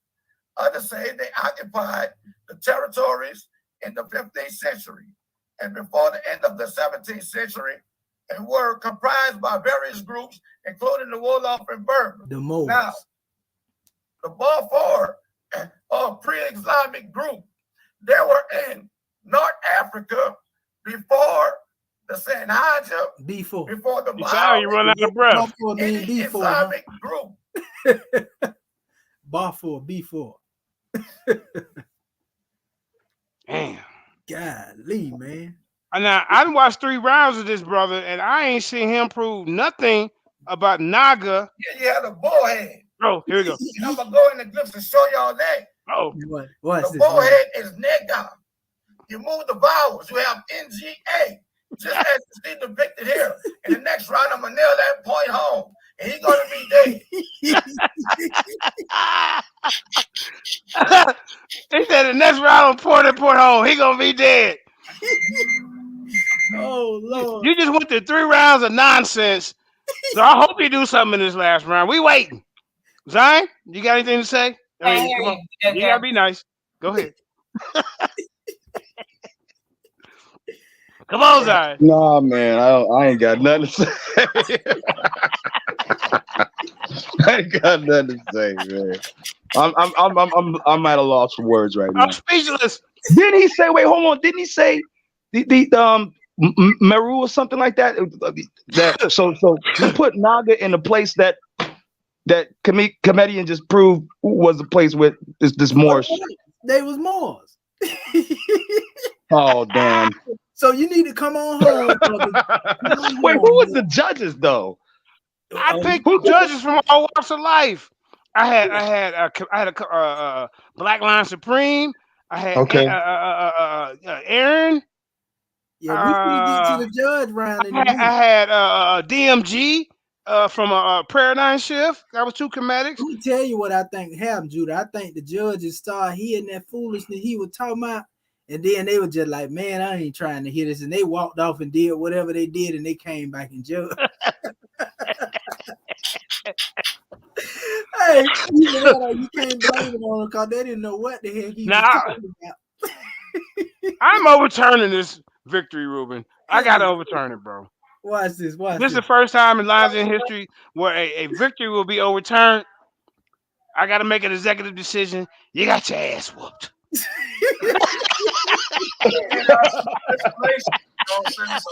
Hey, this might not just end in one type of discussion. Oh, here we go. We got Mighty Hebrew from Africa. Go ahead and say something real quick, Mighty Hebrew. We're gonna go into question and answer. Brother JJ, don't I get another round? We went 2 rounds. Slow, Major.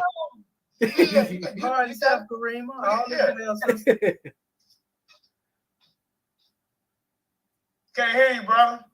We just take a little intermission real quick, Commission. You gonna get your time, bro. All right, man. Can't hear you, man. So you might just, unmute your mic. Unmute your mic. This question and answer round? It come after I do my little okay. Yeah, after I do my little message. Let's get it back. All right, I'm gonna check on the food in here and see if she got it going together. I'll be right back. It's the third round. All right. All is yes, well, sir. bro. Yeah, I know you. Hey, I know how it is, man. Hey. No, I'm cool, bro. All is well. All is well. All right. I'm finna share my screen right now. All right. Okay. Okay. I know y'all more. Okay. Hey, the brother get ready to go back in. So listen, you let's get word in after the round. Okay. Yeah, take the time. I apologize. It's all right. It's all good. Okay. All is well. Okay, let me put this here. Let me know when you see it, family. Okay. You see it? Yeah, we're ready. Yeah. Okay, your time starts now. Okay. Now I'm finna get him about this language since he want to talk about some language, right? And we're gonna bring it back. Basically, family, what I'm showing you right now is a map, of the language, so to speak. When I say map, I'm saying that on purpose. This is the original script right here. This was transcribed into these symbols. This what this brother don't know. I'm here to tell you that the European E. Wallace Budge had Coptic Christians to transliterate this information. He didn't do it himself, and he would tell you that he was guessing at it. So I don't depend on what he's saying per se in these glyphs here, because these glyphs wasn't the original language. That's meant to be understood metaphysically. It was never meant to be an alphabet. The true alphabet, which is hieratic, that it was transcribed from, or translated from, is the true language. So it's hieratic, Demotic, and Coptic. Those are the written languages. Hieroglyphics were created by the European, and I'll get into that at another discussion when it comes to it. And our brother Mustafa Gedala, actually wrote on the Egyptian. Can you see my screen changing, family?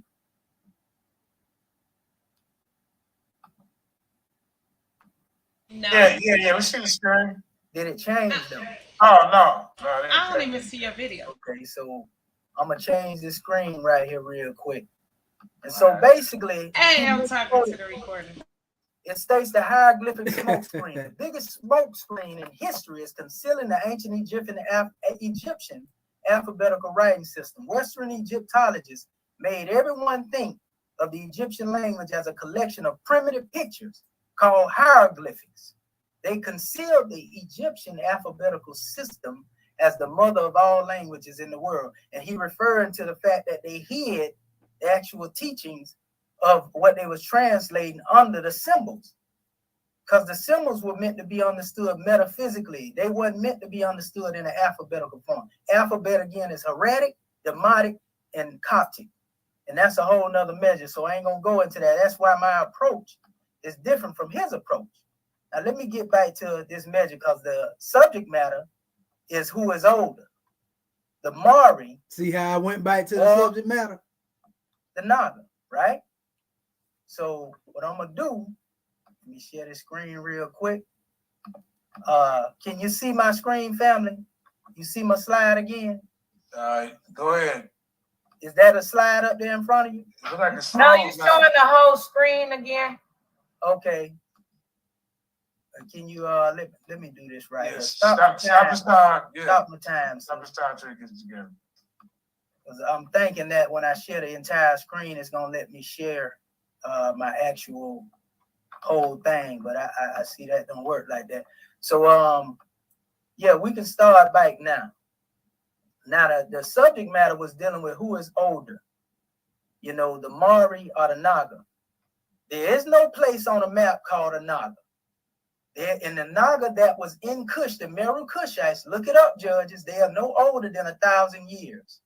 I showed you that the Mauri and the Mar is connected etymologically to Amen, to the high priest of Anu. Amen is the oldest deity of ancient Kemet.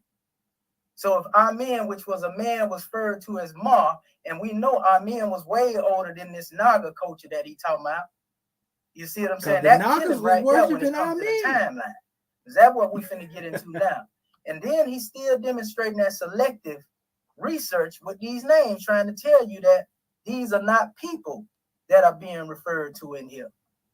But what I'm gonna do, I'm gonna show you something. This is what happened when you let the European tell your story. Now, this was originally Mesu Ra. And these bonus measures here. That's what Ra Mesu, which became Ramses II, which is supposed to be Mesu Ra's son, looked like. That is not our people right there. That's the mummy they found. That's what they recorded. That's after the Hyksos came in. Look more like Clint Eastwood to me. So now when you come here, you can see the other one, which was Ramesses III, right? Also European. Now take a look at this. He was attacked by the Ra'u, right? And this is Israel Stele 9, which is a man. Who attacked him? A man. Not some spook or spirit, but a man, right? Libyan king who attacked Ramesses. Now you seen me show you that so the more hitting his Hyksos in his head, people, which are the Moors. We connecting it to this root, Morocco, right? So now we'll go to G.M. James, one of our scholars, and he tell you right here. He said in the 8th century AD, the Moors, the natives of Mauritania, North Africa, invaded Spain and took with them the Egyptian culture which they had preserved. Knowledge in the ancient days was centralized, and it belonged to a common parenting system, the wisdom, teaching, or mysteries of Egypt, which the Greeks used to call Sophia. And then he went into how the Moors took all the teachings around Spain, you know, and they was the one that basically preserved the Kemetic teachings, because this is talking about that priesthood that we're talking about, the high priests. They were the ones who were left after Kemet fell. You hear him always talking about Greek, but in all actuality, it's Coptic. There is no such thing in my book as a Greek language, because Greek is nothing more than a remix of Coptic. Look at the Coptic alphabet here and look at the Greek alphabet. They stole that. Now that's what some people would call Greek, but that's Coptic. Now, when you look at the original Greeks, before they became misnomer, look at that. That's a brother with locks with the same language that I just showed you, right? This is a bonus right here. Aristotle, the Arabs recorded this here. Aristotle, which was supposed to be a Greek. Look at it. See, y'all ain't never seen this here. This is a Roman right here. That's how they look. So when if it is a Greek or a Roman demonstrating, it's still coming from our people. Now, it's generally held that the word Moor is defined as North African, Berber, from the Old French or more medieval Latin Maurus, meaning inhabitant of Mauritania, which stems from Greek Maurus, thought to be a native name. Yet it is very unfortunate that many neglect to trace them, the terms etymological roots further back, which I have demonstrated. Beyond the as Greek. language did not begin with the Greeks and Romans, nor did the term more. It says so. I'm gonna stop it right there. You hear that? It said it did not begin with the Greeks or the Romans, nor did the term more. Look further back to find its source, which brings us to the Phoenician term mahurum, which I spoke on earlier, and can be ultimately linked to Egyptian, M-N-R, Mir, Mar, Mehru, Mu. Okay, now this is an ancient source, and I use a lot of classical sources, so y'all can't say I just made this stuff up recently. A book of beginning by the English poet Egyptologist Gerald Massey tells us that this name for a land lying northwest of the African center always reckoned from south with deposit the names of Mauri, land, Maryland, Marmarica, a duplicate from Morocco, as the Mauri or the Moors went further north into Spain. That's one measure. He goes on it. I ain't got to even beat on that horse right there, you know, that he was talking about. And it definitely ain't us, you know. So we also have the history coming from the essence of dealing with the Meheru or the Tameru. And these are dealing with the people. Going back here again, Mauri, Mamarica, Northwest, Mauritania, that's linked to the same people, right? Coming here, here's another measure. Ethiopia proper is highly remarkable in ancient history and scripture. It's called Kush. And its kings are distinguished from those of the Mauri. A country of these Mauri were in very ancient times a great state in South Egypt. Its capital was Meroe. Uh-oh. That's why you see. You hear them how they ask me, they say, how you gonna connect the Mauri to Meroe? There you go. Ancient sources, family, that come on the manifest hundreds, almost 200 years before me. I ain't making this stuff up. I didn't just come off the head with this stuff. Look at this. Look at how the word changes. Mauri, Muri, Luzum, Mahari, right? As we go on. This is the nail in the casket here. When we go into this special drawing, family, as I showed you, Amen means more. We even see the headdress and where it came from, which was the people. I showed you that. But this is where I want to get at right here. We're dealing with timeline now and the ancient people. Now, here's the most ancient that have been found recently. Look this up, judges. The Ibero-Maurusian, you know, which is actually 20,000 years old as far as dealing with the Ibero-Maurusian people. That's older than the Mauri itself. I mean, the Naga itself. You know what I mean? And so when you come over here and you deal with the Jabir Uhud, who was found in this region, he's over 300,000 years old. And then you have the Ingaloba here that they talk about is only 120,000 years old. So I established a timeline on how the Mauri is more ancient than the Ingaloba right there. Because he was trying to claim the Ingaloba. Another measure here. Here's the Y-DNA measure. It shows that the Y-DNA, the atom, is going up here in the same area where I'm telling you the Mauri is. And it tell you about the haplogroup because they was asking for a time depth. It's dealing with the lineage. 300 is saying right here, family, 359,000 years is speaking on. This is the Y chromosome atom, which was over there older than what they talking about. That killing timeline-wise. And this is another one here. The oldest Homo sapien, Jabir Uhud, was found 28,000 years before the Ingaloba in Morocco, which is known in ancient time as Mauri on all world maps. There it is right there. Look at that. Morocco's, which is another name for Morocco, going back to Mar. And there you have the Jabir Uhud, 300,000. Again, the Ingaloba, 120,000 years old. So I'm showing you who older. Now you have the Ifin Armar or the Ifin Amru, you know, who are known as the Arterian, which are older than the Ibero-Maurusian. These people, Azamor, actually come from this particular brother as well, known as Mustafa Zamuri. He was the Moor that discovered America before Christopher Columbus. Look it up, judges.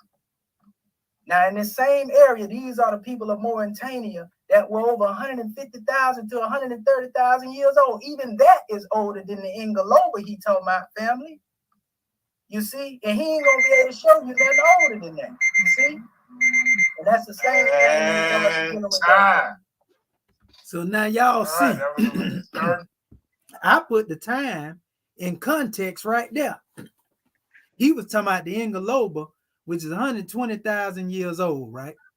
I showed him that the people in the Mauri region was 350,000. So I killed them right there. That's the body bag. Watch this. The final round, man.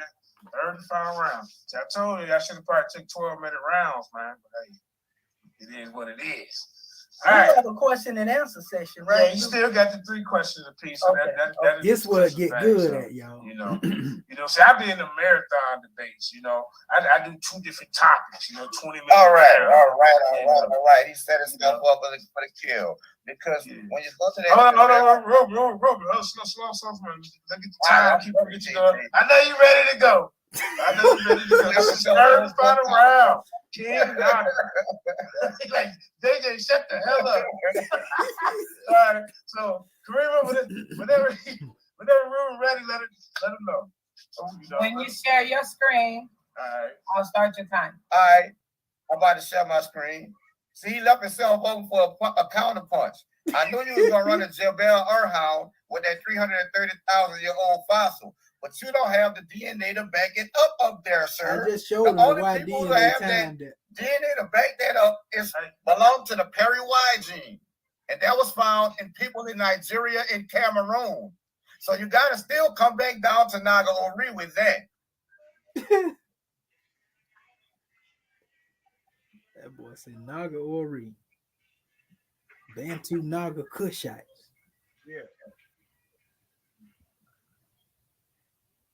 Is he done? Or what are we doing? Yeah, he finna do his thing. He actually going to the question. Adam suddenly got much older. When Elmer Perry was living in slavery in mid-19th century South Carolina, he could not have imagined how insignificant his origins were. A sample of his Y chromosome DNA have shown Albert and his owners that here, enslaved in America, was the direct descendant of an African who could rightly be called father of all mankind.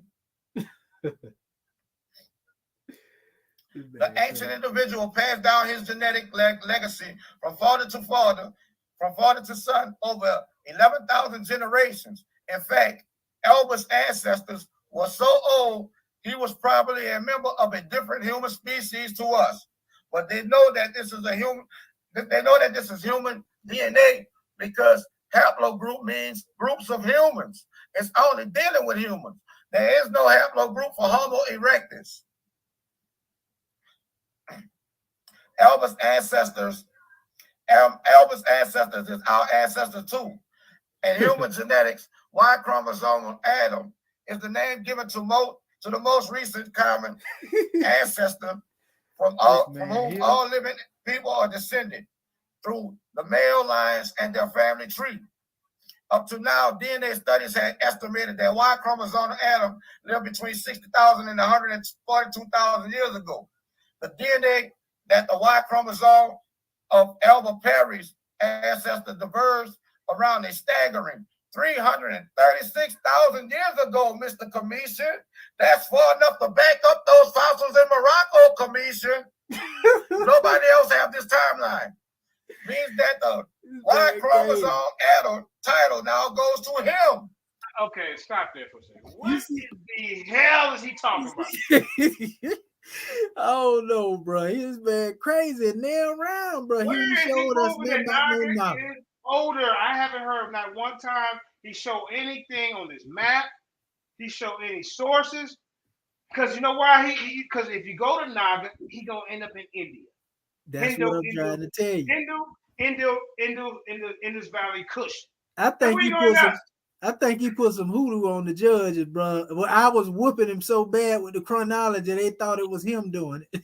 I mean, come on. Scroll down to here. Yeah, we finna go to the question and answer in a sample second. was then sent to Professor Michael Hammer, a geneticist at the University of Arizona in Tucson, for deeper testing. He found similarities between the Perry sample and those from 11 from 11 West African Mabo people, all living in one village in Cameroon. They shared an ancestor as recently as 500 years ago, suggesting that it was also home to Arab Paris ancestors before they were relocated across the Atlantic by slave traders, by Moorish Muslim slave traders.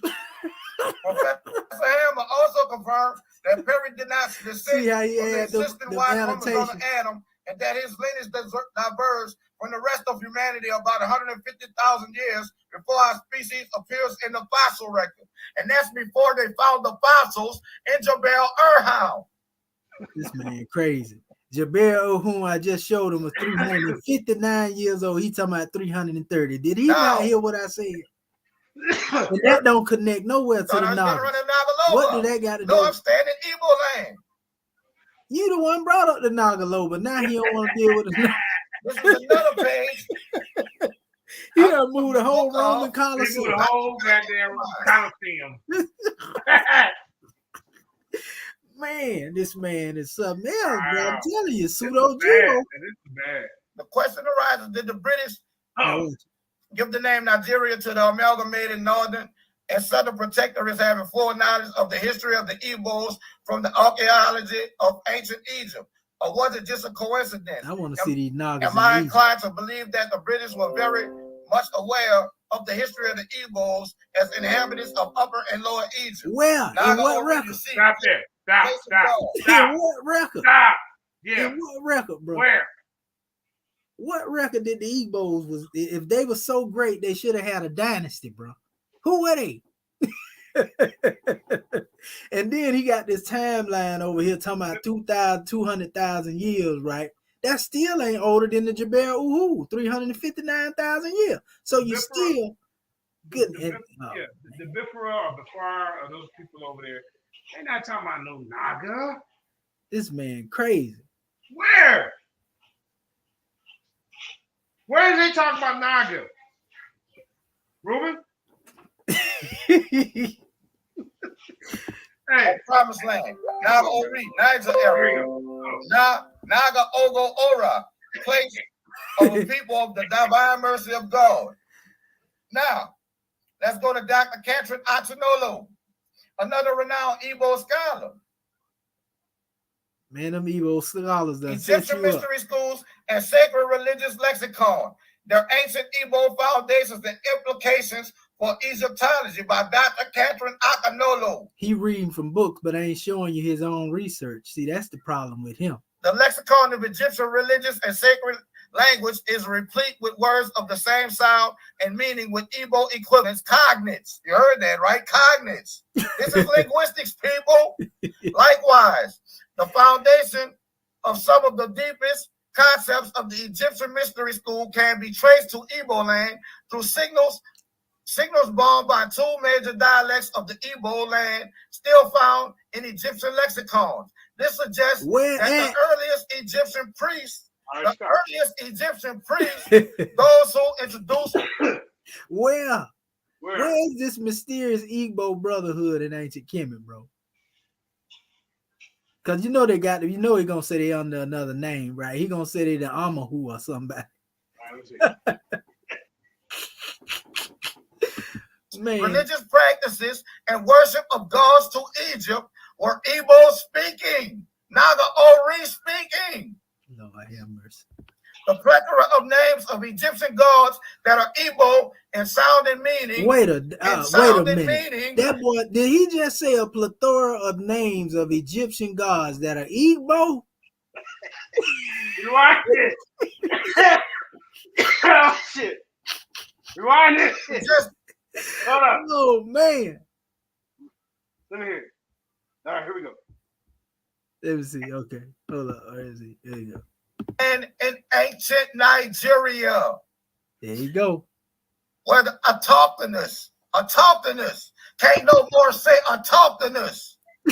People have lived from the caveman days of Homo erectus and had built subsequently a civilization only now being rediscovered. Egyptian religious words with Igbo sounds and meaning Well, what that Igbo language at today? Why you don't speak Egyptian religion was initiatory, is very respect. In every respect. It was a religion that was more of a way of life, a culture and tradition, all rolled into one. Egyptians did not live outside of their religion, for their religion defined and shaped their lives and determined their afterlife. This is painful to rewatch. Present, man, this terrible right here, man. The past, the present, and the afterlife were intricately woven and together, and every individual bore the three dimensions of the existence inside his conscious at all times. Through the process of initiation, each person was able to experience and recall not only his individual past, present, and future, but that of the collective, the entire Egyptian society, becoming a living instrument for the ancestors to come alive in the present. Igbo lexicon of Egyptian yam, not lexicon, location, bro. Of the beginning, our research reveals that the land of the ancestors, otherwise called Punt, was located in West Africa. Wait a minute. In the Nubian. Why every time it's coming up, his actual information is showing where the Moors at? So, man, your Igbos proven to be Moors. Your Nagas and your Bifaris are proven to be Moors. And you going against your own self? Man, that's crazy. Growing land called yam. And in Nigeria still today, they have the yam festival. A land with a very important body of water called by the same name. A land to which latter-day Egyptians undertook several expeditions for trade in timber, granite, and for the pyramids, metals, and dwarfs. And here we find also iron smelting sites going back 4,000 to 5,000 years in Nigeria, in Naga Ori, according to Ralph Ellis, Eden in Egypt. Now, y'all know I quoted that book. The Hebrew Torah, chapter 1, verse 10, records that when the creating gods of Eden gathered the chaotic waters together, Elohim called the dry land earth. Bruh, now you know I know. You reading about the Elohim right there. So you mean to tell me you didn't see where it said Mauri mean light, which I read from Eden in Eden? Gods of Eden in Eden. Come on now. Sumerian That's real disingenuous. Called Sumerian records say. Next page.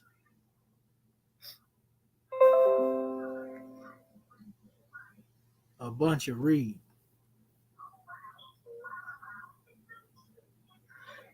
Say Erdi, Arido, and the waters called Yam. Arido was the first city founded by the gods on the earth around 500,000 BC. Repeat that again. He said around 500,000 BC, according to Igbo scholars and oral tradition. This man crazy. They ain't say Naga. I'm gonna skip down to this verse. To this paragraph. The Torah says that when yam waters were gathered together, God saw that it was good. And Igbo term Idioma translate literally into good waters. Egyptian word Mayim means water, and it's simply a reverse of the Igbo word Idioma, waters of Oma. Oma is also the age-old Igbo name for a sacred lake in the Nabra state in Igbo land, where according to the mythology of the Ari, the god Iri, whom we have identified as Egypt's god of wisdom, taught, splashed ashore in an airship and began the task of teaching the native Igbo cavemen the rubrics of civilization. Now I'm gonna go to another page out of her works. This is all Dr. Catherine Akinolo. Man, this man trying to make the Sumerians be the Naga. Who is called the Queen Mother of African Studies.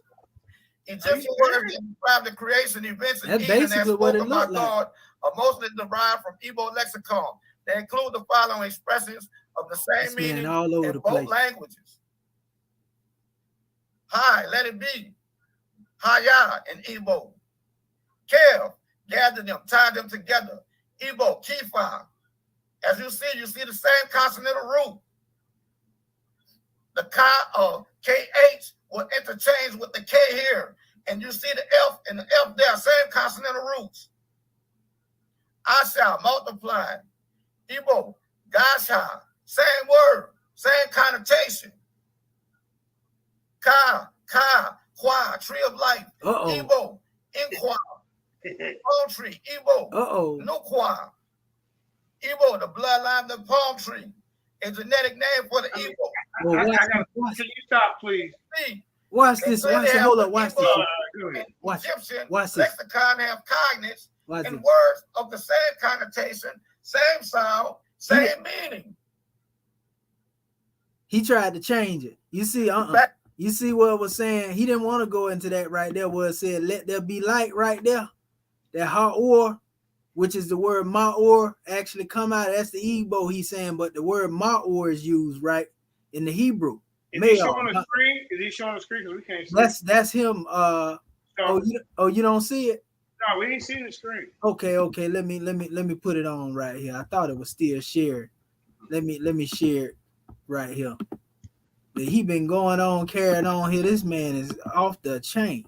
Okay, here. I figured out how he proved Naga came before Mauri. When you showed a bunch of stuff on the map, he ain't showed nothing. Yeah, he ain't did it. That's what I'm trying to say. This man crazy, man. And then, like right here, this is what he was reading. It's going back to the let there be light, but it used the word hamara, to command. You know, man, this man, he tried to go off of that though. Watch this. Have cognates and words of the same connotation, same sound, same meaning. Back to Prince Dr. Philip Injamines.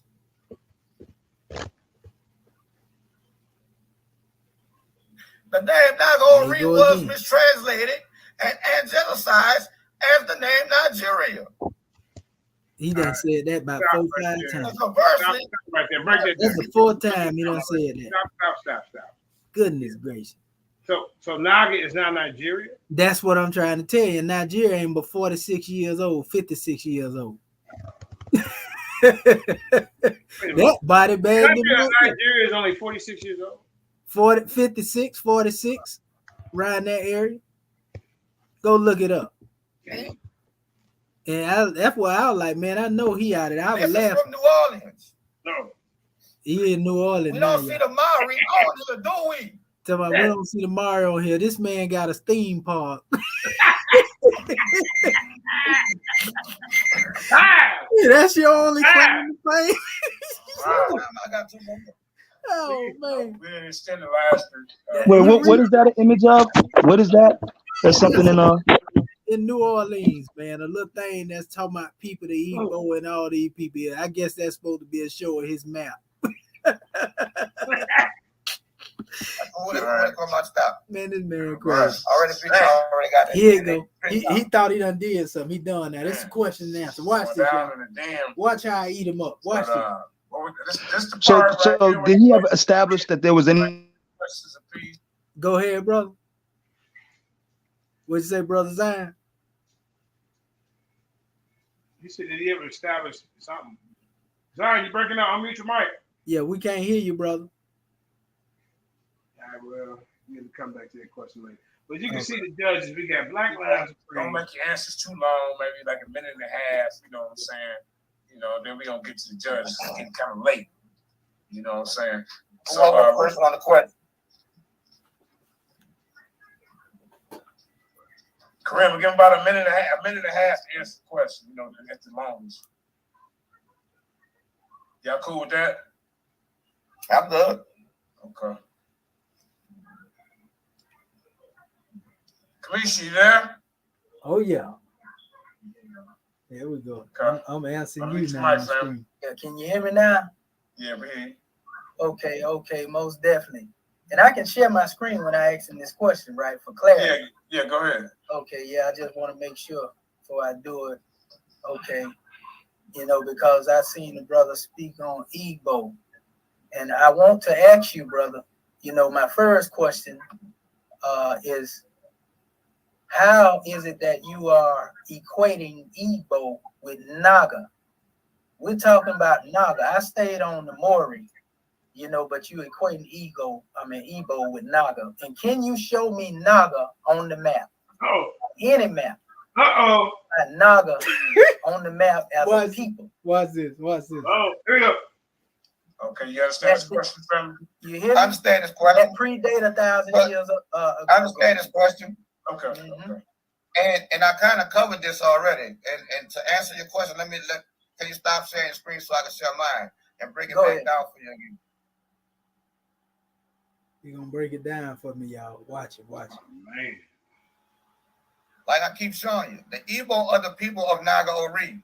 Naga Ori was angelicized to become Nigeria. Okay, this is known. This is known. And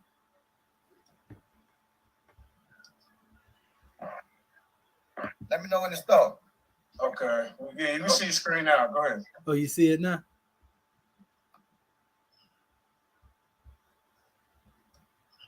Okay. All right.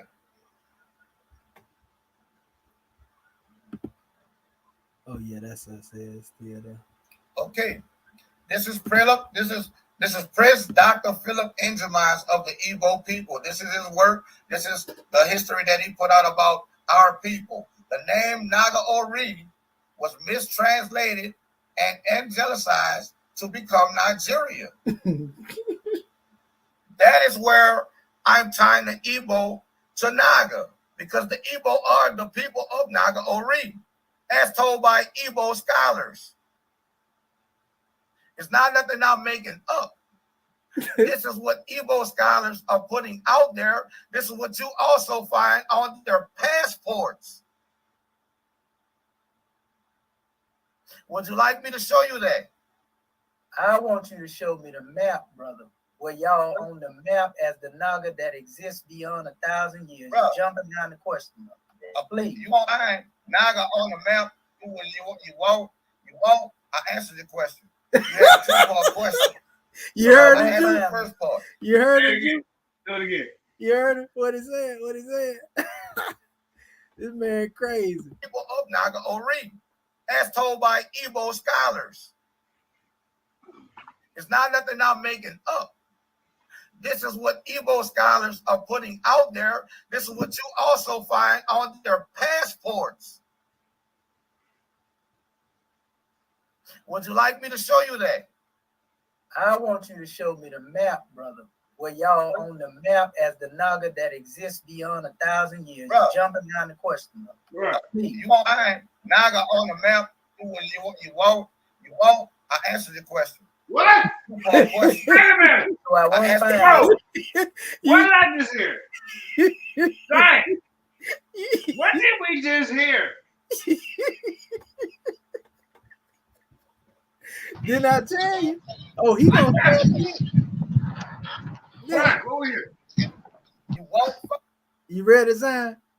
I think he had a technical problem. He's trying to talk about Naga on the map. What? You can't what? But I showed you my question. Please. You won't find Naga on the map. You won't. I answered the question. You had a two-part question. Well, how is us older? We can't even find the goddamn place on the map. We can't find it on the map, and it's in India. Let's make sure. Did he say what we thought he had? I know he didn't just say unless you. But I showed you right here. Go. Here we go. Here you go. The question. Please. You won't find Naga on the map. You won't. I answered the question. You had a two-part question. So I won't answered find the first part. You won't find. Go ahead one more time. I showed you Mauri on all the maps. You heard what I told him, but I showed you Mauri on all the maps. Yeah, because you're showing us Greek maps. And that's as far as Mauri goes back. You're showing us Greek maps. You hear this man? After all that information I done put out there, he ain't showed near one time. They say he killed, bro. They say he killed me in every round. It was a landslide. Nah, he did try to establish his chronology, and he did try to establish but what he didn't do was actually prove that it was older or anything, you know. And then I don't know what the hell he's talking about that he showed it on the map. Is he saying that Nigeria is the land of Naga Ori? Yeah, he's saying you won't find it on the map. That's what he said. See, listen right here, Zane. He gonna say, I'm gonna let you hear. Watch it. Watch it. You find Naga on the map. You won't. I answered the question. You had a 2-part question. So I won't answered find the first part. You won't find Naga on the map. So if I can't find Naga on the map, bro, how they gonna be more ancient than the Mauri? Zion, answer that question. You can't find it on the map. How is it older? Go ahead. How? Help me out. Make it make sense. Right. Cause he say so. That's how. Cause he say so. We supposed to believe Reuben. But I showed you Mauri on all the maps. The vowels. Our people. Can we show you Mauri on all the maps? And that's as far as Mauri goes back. You're showing us Greek maps.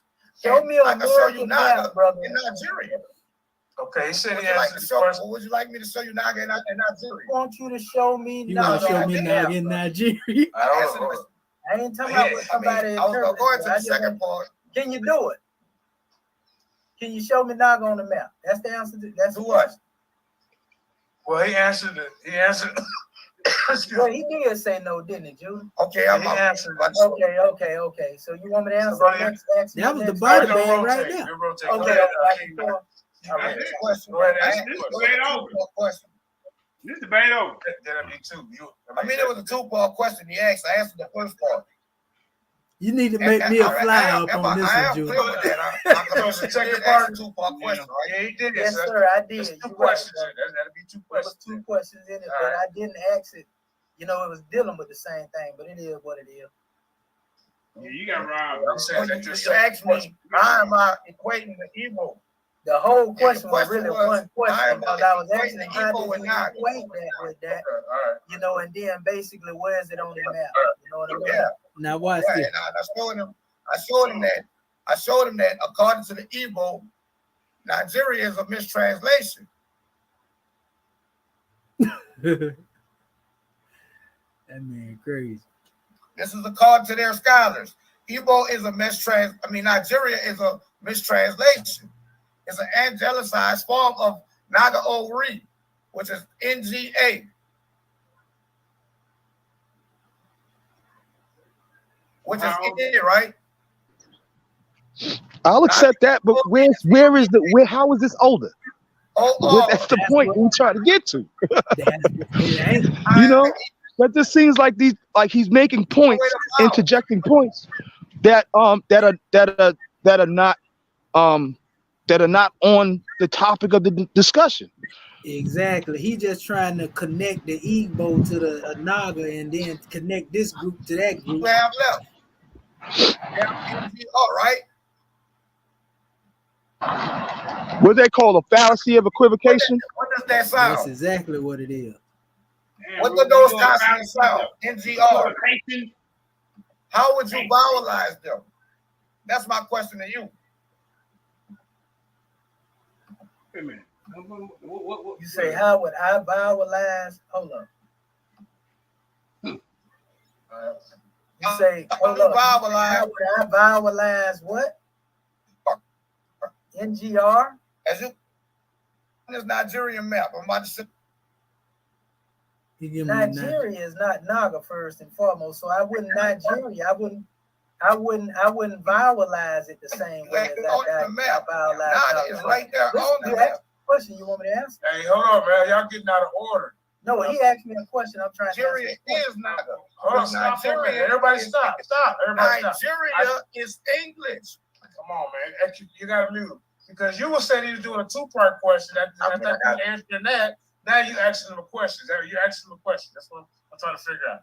No, I'm still explaining. I'm still explaining this question. All right, you got a minute 30 seconds. I'm still answering this question. How you ask this question?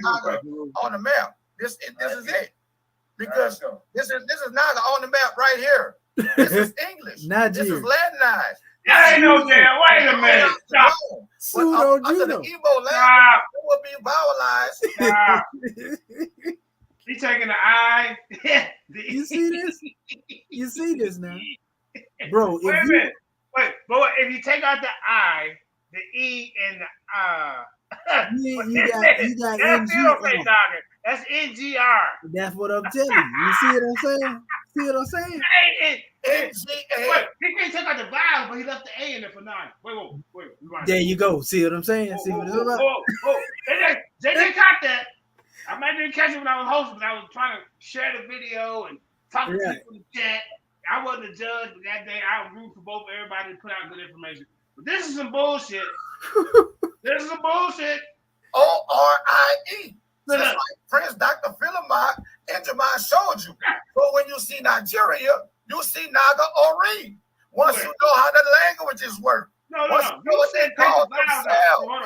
Whoa. Go back to the person who takes the vowel. I may not be the brightest crayon in the box. It's English. Come on, man. You got to mute. Because you were saying you doing a That- that's the point. I got answering that. What you Now you asking him a question. Hold on. You asking him a question. Yeah, there you go. What'd you say, Zion? Now, he said he taking the vowels out, and that's how you I got said, Naga. well, see, so for one, I wouldn't say that he's proven that, but for in as the devil's advocate for a second, with Ethiopia is not spelled like we spell it in English. It's Romanized. You know what I'm saying? And so how the Ethiopian people say it's yet TOP, and there's missing stuff. For them it's not missing because it's their language, it's the name of their land. But how we name it, you know what I'm saying, is Romanized. But I'm still looking for the proof of the age. That's what I'm talking about.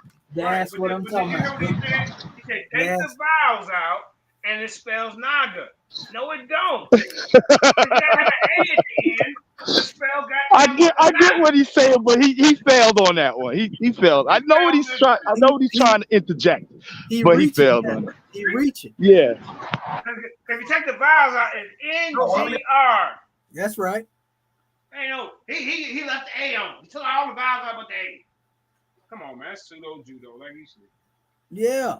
Yeah, I'm still explaining. I'm still explaining this question. All right, you got a minute, 30 seconds. I'm still answering this question. He asked me to show him Naga on the map. This is it. Because this is Naga on the map right here. This is English. This is Latinized. This is Greek. They vowelized it wrong. But under the Igbo language, it will be vowelized N-G-A-O-R-I-E. Just like Prince Dr. Philemon and Jeremiah showed you. So when you see Nigeria, you see Naga Ori. Once you know how the languages work, once you know what they call themselves. That's theory. Because they didn't call this land Nigeria, the British invaders did. They called it Naga Ori. Show us that in the record. In any ancient pamphlet. Right. That's all right. But he answers the question. So go ahead, Ruben, ask him. Okay, now do the hieroglyphs have phonetic value? He already knows my answer to and that. Are determinatives necessary? Okay. You understand this question? I'll meet your mic, family. Let me stop sharing. No, let me stop Want me to answer the question now? Yeah, it's a two-parter. Okay. Yeah, go ahead. And the one question had to do with that. Now, watch this when I share my screen, y'all. All right, He just hurt himself with that demonstration there, brother. You were going good for a little minute there, brother. I'm gonna show you something, man, in regards to dealing with them particular ones that you are calling Nigerian. And this is an answer to your question. First and foremost, dealing with the root. No, I don't put determinatives in another alphabet that ain't got nothing to do with all that other stuff you're talking about. NGR, this is dealing with one part of it, brother. NGR and NG have two different measures, family. That's just like using the term Yod Hey Wav Hey, and then you have Yah.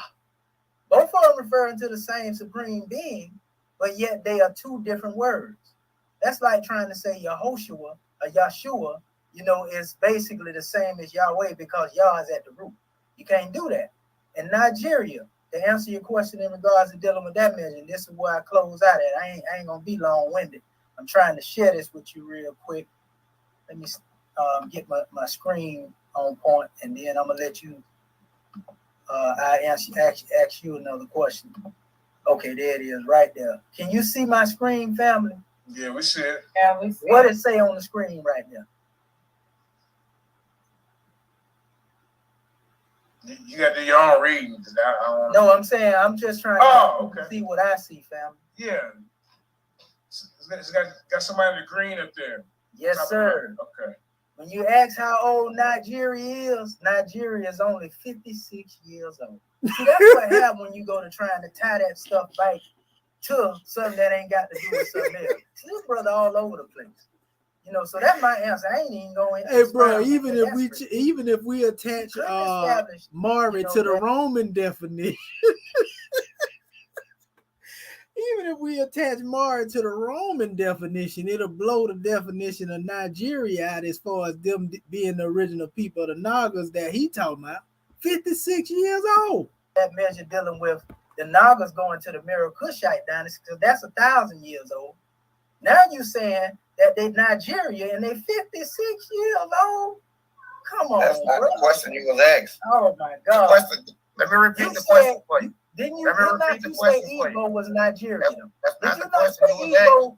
Did you not say Igbo was Nigerian? You're trying to move the goalpost. Can I repeat the questions? I'm gonna ask you my question after you finish. I gave you 2-part question. You shot yourself in the foot, bro. Go ahead. No, you actually proved me right just now. I proved him right. When I said the British named it Nigeria, and the people didn't name it that themselves. Now, are you gonna address the questions I asked you? But I asked you to show, but I just addressed it. I asked you to show me. I didn't ask you about Nigeria. Naga on the map, bro. And you said Naga is Nigeria. You say Naga is Nigeria. But you not saying Naga is Nigeria. All right, hold on for 1 second. Come on, because you're doing good. You're doing good. We don't want to turn. Yeah, no, it's good. We are going good. No, I ain't going there. Check it out. All right, question. Let me reiterate the question. Okay, hold on. Now, ask the question again, Ruben. The questions was, do the hieroglyphs, the middle letter, does it have phonetic value, and are determinatives necessary? That was your 2-part question. You say, do the hieroglyphics have phonetic value? Phonetic value? And are? No, they don't. Are determinatives necessary? No, they don't. That's what E. Wallace Budge created. And you want me to put it up here where he said it? You want me to put it up here in his own words to answer your question? Answer that question. You want me to prove it? You want me to prove it at his own mouth? All right, you answered the first one, Commissioner. Go to the second. He asked me a question, so I'm gonna show them the source with the question. Okay, well, go ahead. That's what I want to do. I want to show it. Is it okay if he show it to you? Yeah, because it's part of the question. I'm answering. All right, so do what you gotta do. I'm finna show him right now. Watch this. Watch this. This is why I said that and answered the way I did. And I ain't got to be long-winded about it neither. Right here, brother. E. Wallace Budge, who was one of the first to translate, you know, one of these books that you call in hieroglyphics now.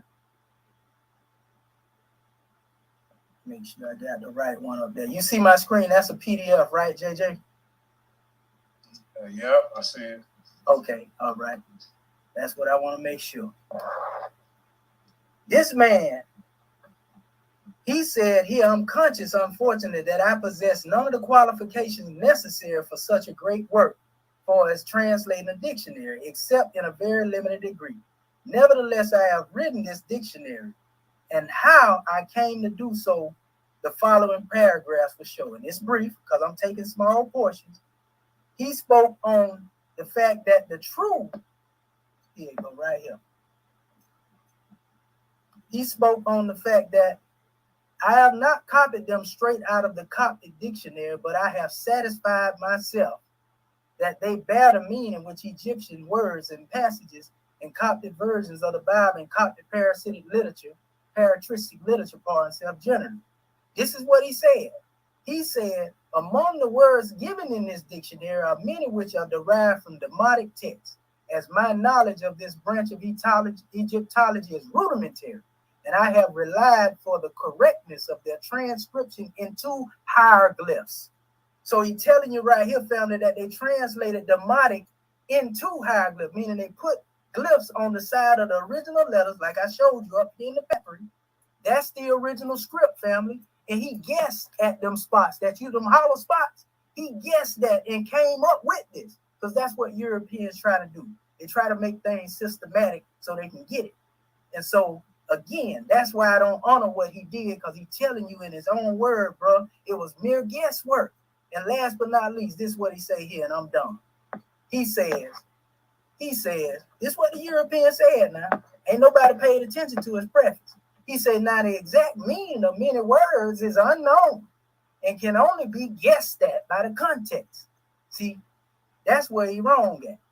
You see, guessing at something. In some cases, the context makes the meaning of an unknown word comparatively certain, but in others, especially where no probable Coptic equivalent is forthcoming, it does not.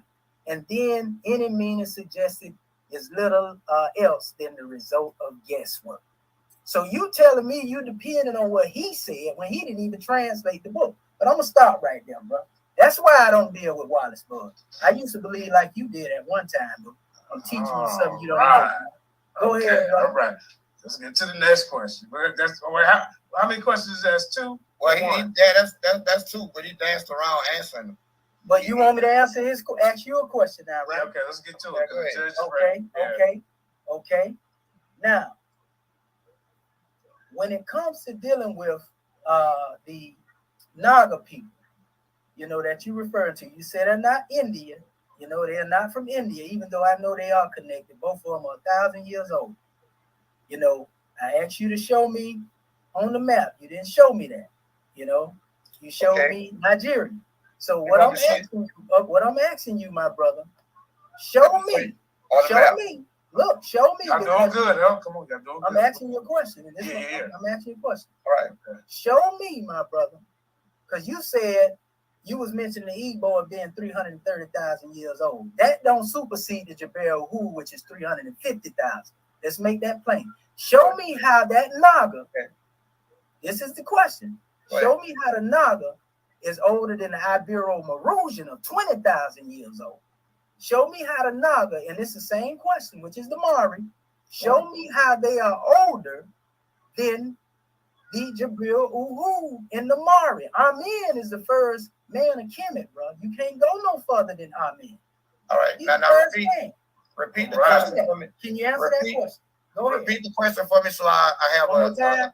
Okay. Yeah, one more time, so I have a thorough understanding. I'm gonna break it down in a summary because I don't want to make it, confuse you.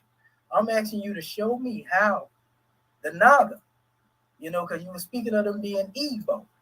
The Igbo is 330,000 years. The Jabril Hu was 350,000. I showed you a time depth. That was 330. I showed you a time depth. That's conjecture. That's conjecture. I showed you. Hold on. The people can go check that. You want me to show you the picture? Yeah. No. Okay. I can show it to you. Show me the picture. Okay. Yeah, because I have it as well, and it's 330,000 years. Even if it was 330,000, which was I didn't see on the screen during the debate, it's still older than what it's talking about, right? Say that again. You said 350,000 years. Yeah, 359. But see, that was talking about the Sumerians. I was quoting him when he said the Igbo is 330,000 years. Okay. You see what I'm saying? But they still ain't the Igbo direct. It's the Sumerians. But it still ain't older than the Jabir Uhu, who was the Ibero-Marusian ancestor. You see what I'm saying? Right. Either way you look at it. You see what I'm saying? Even if you lost 20,000 years. Right. Even if you want to equate the Igbo and say they 330, which they ain't, it still ain't older than the one that I was speaking of. You see what I'm saying? 330. It's 330. No, bro, I'm finna show it to you. Show us and then I'm gonna answer your question. You ain't got to worry about it. You ain't got to worry about it. Show us and then I'm gonna answer your question. You can see my screen? Can you see it? Okay. I'm pulling it up right now, bro. Because you asked about the Ibero-Mauritanian, which is 20,000 years, and how we predate that, right? And I said, blow I said, blow the Jebel Erhan up. I said, look. All right, hold up, y'all. Keep it cool. Keep it cool. So yeah, most definitely. I'm trying to get it up for him. I'm talking about the map. No, go back to the map. Can you see it? Blow that map up. Hold up. Let me hide this right here. And judges, look that up. I say 350,000 years old. Blow this map up. The map is blown up. You looking at the projected. What that say? And I got what that map say right there? Two maps. What that number is right there? And I got that map. What that number is right there? Is that not 300,000? But it's that not older within 338,000? It's older than the Naga Loba you talking about you come from. So when you say you come from Nigeria or Tanzania, bro, which one? Is the Ingaloba here or is it in Nigeria? Because them two different places, bro. Okay. Just because I post information on Tanzania don't mean that I'm from there. I am a Nigerian descendant of Nigerian people. Now to answer your question about how I'm gonna put the Igbo people in front of who you say the Ibero-Mauritanian, which is 20,000. No, I said the Naga Loba right here on the bottom. Y'all said that's who y'all was before. No, that's not who 20,000 years old. No, so that's not. You saying we did not say that's who we were. You did not say that. I did not say that's who we were. I said that is an ancestor. I said that is an ancestor. You said this was the Everybody knows me, knows that I am Igbo. Either way, bro, Nigeria is not older than I just showed you the fossil here, bro. I just showed you. Igbo and saying that it is and putting it on the map is two different things. Can I demonstrate? There is no Naga on the map, bro. You asked the question. All right, go ahead and let them demonstrate. Go ahead, all right. Go ahead, bro.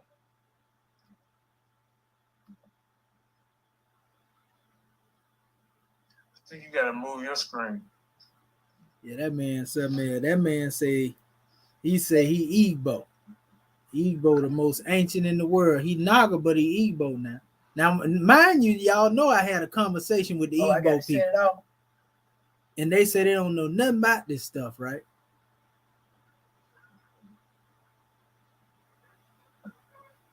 Let me know when I'm you good right now, my brother.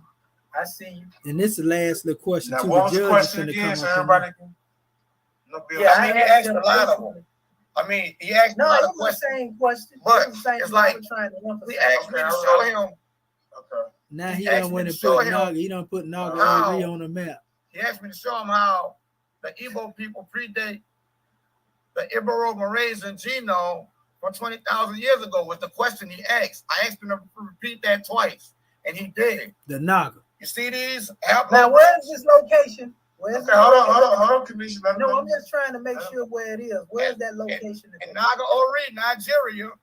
In Naga Ori, Nigeria, you have the whole L tree present from LO all the way down to L3.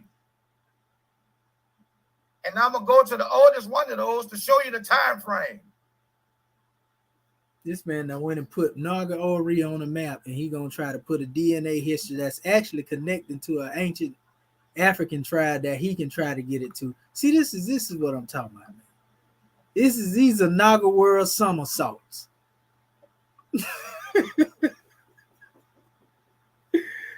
This is crazy.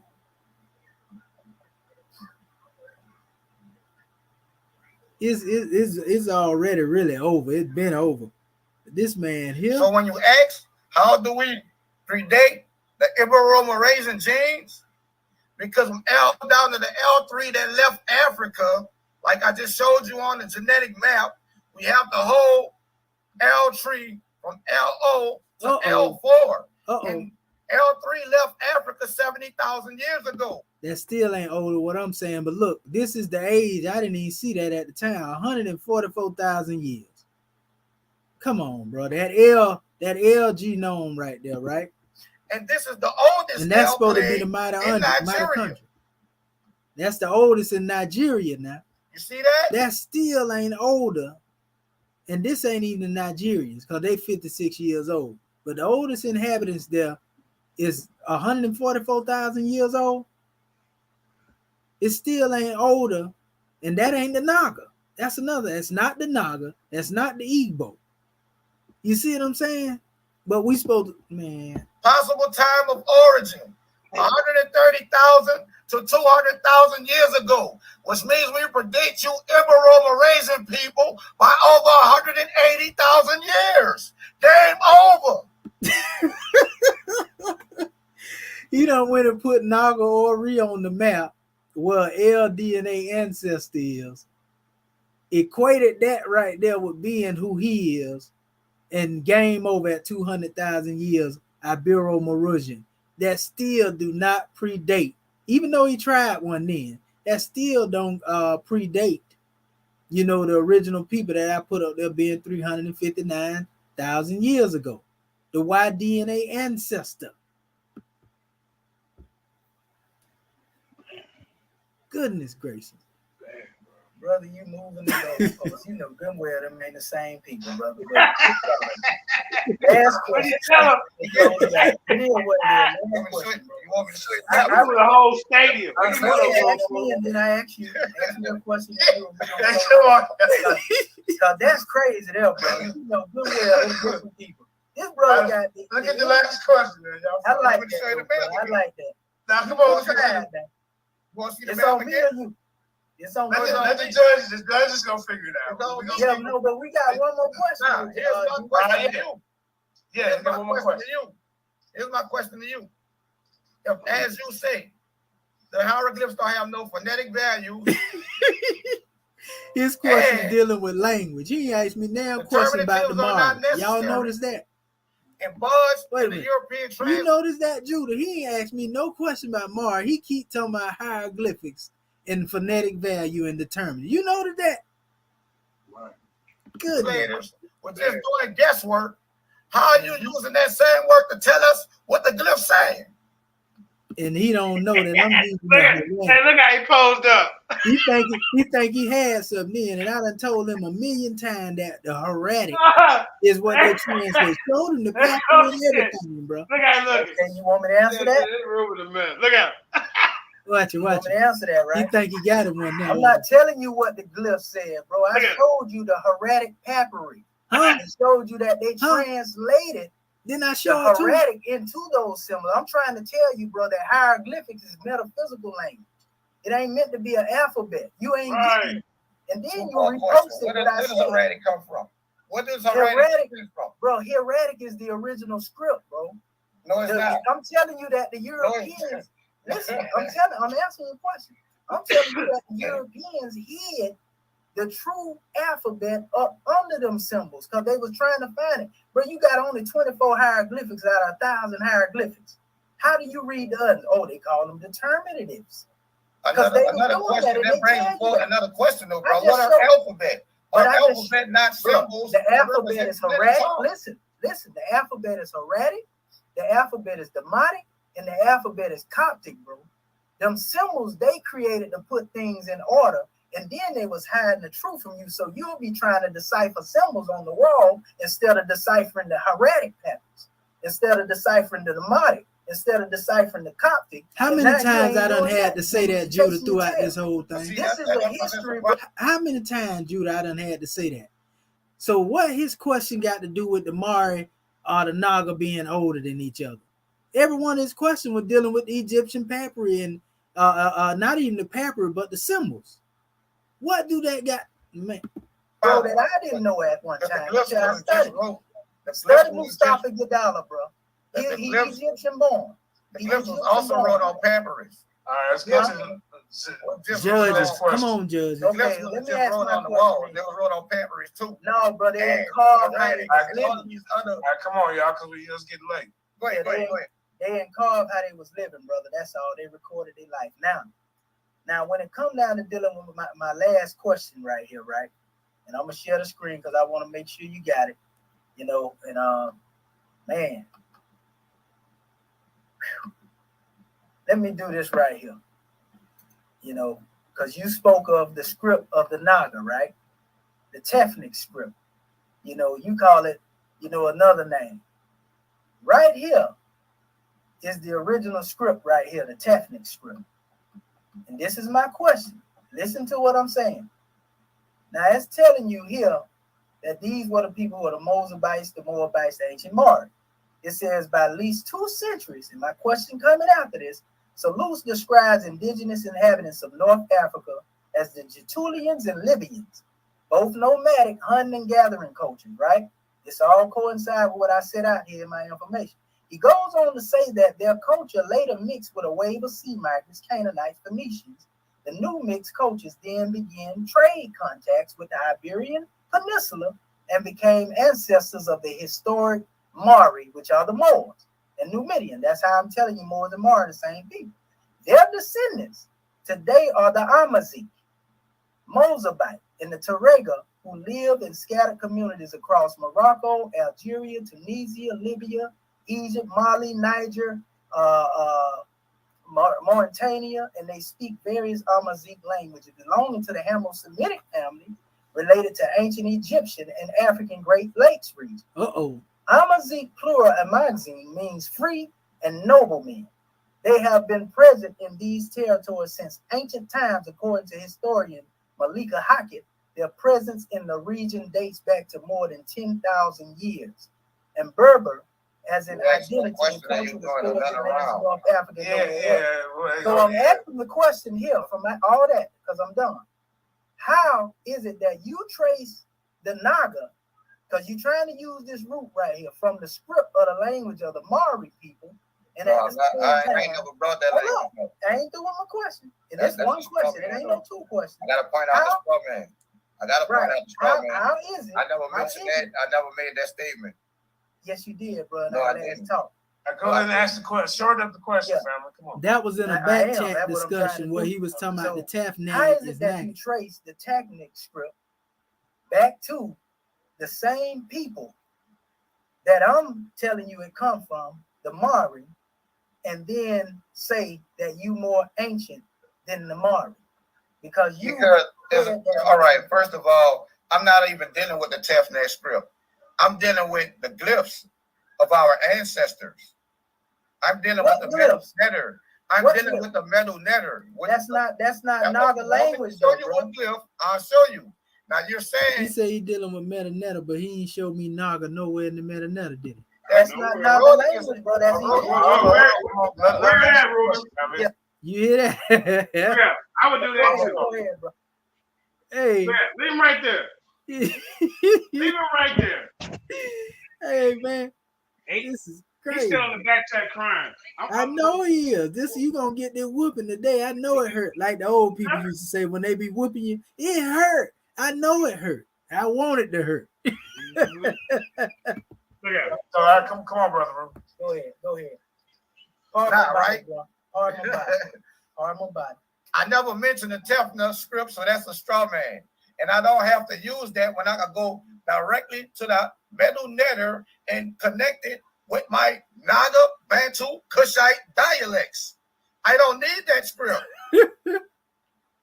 Where you gonna find Naga as well, bro? Bantu as well. All right, that's it, right? I have a few questions. I got my question. You got one more? Okay, I answered your question. All right, my fault. Go ahead, bro.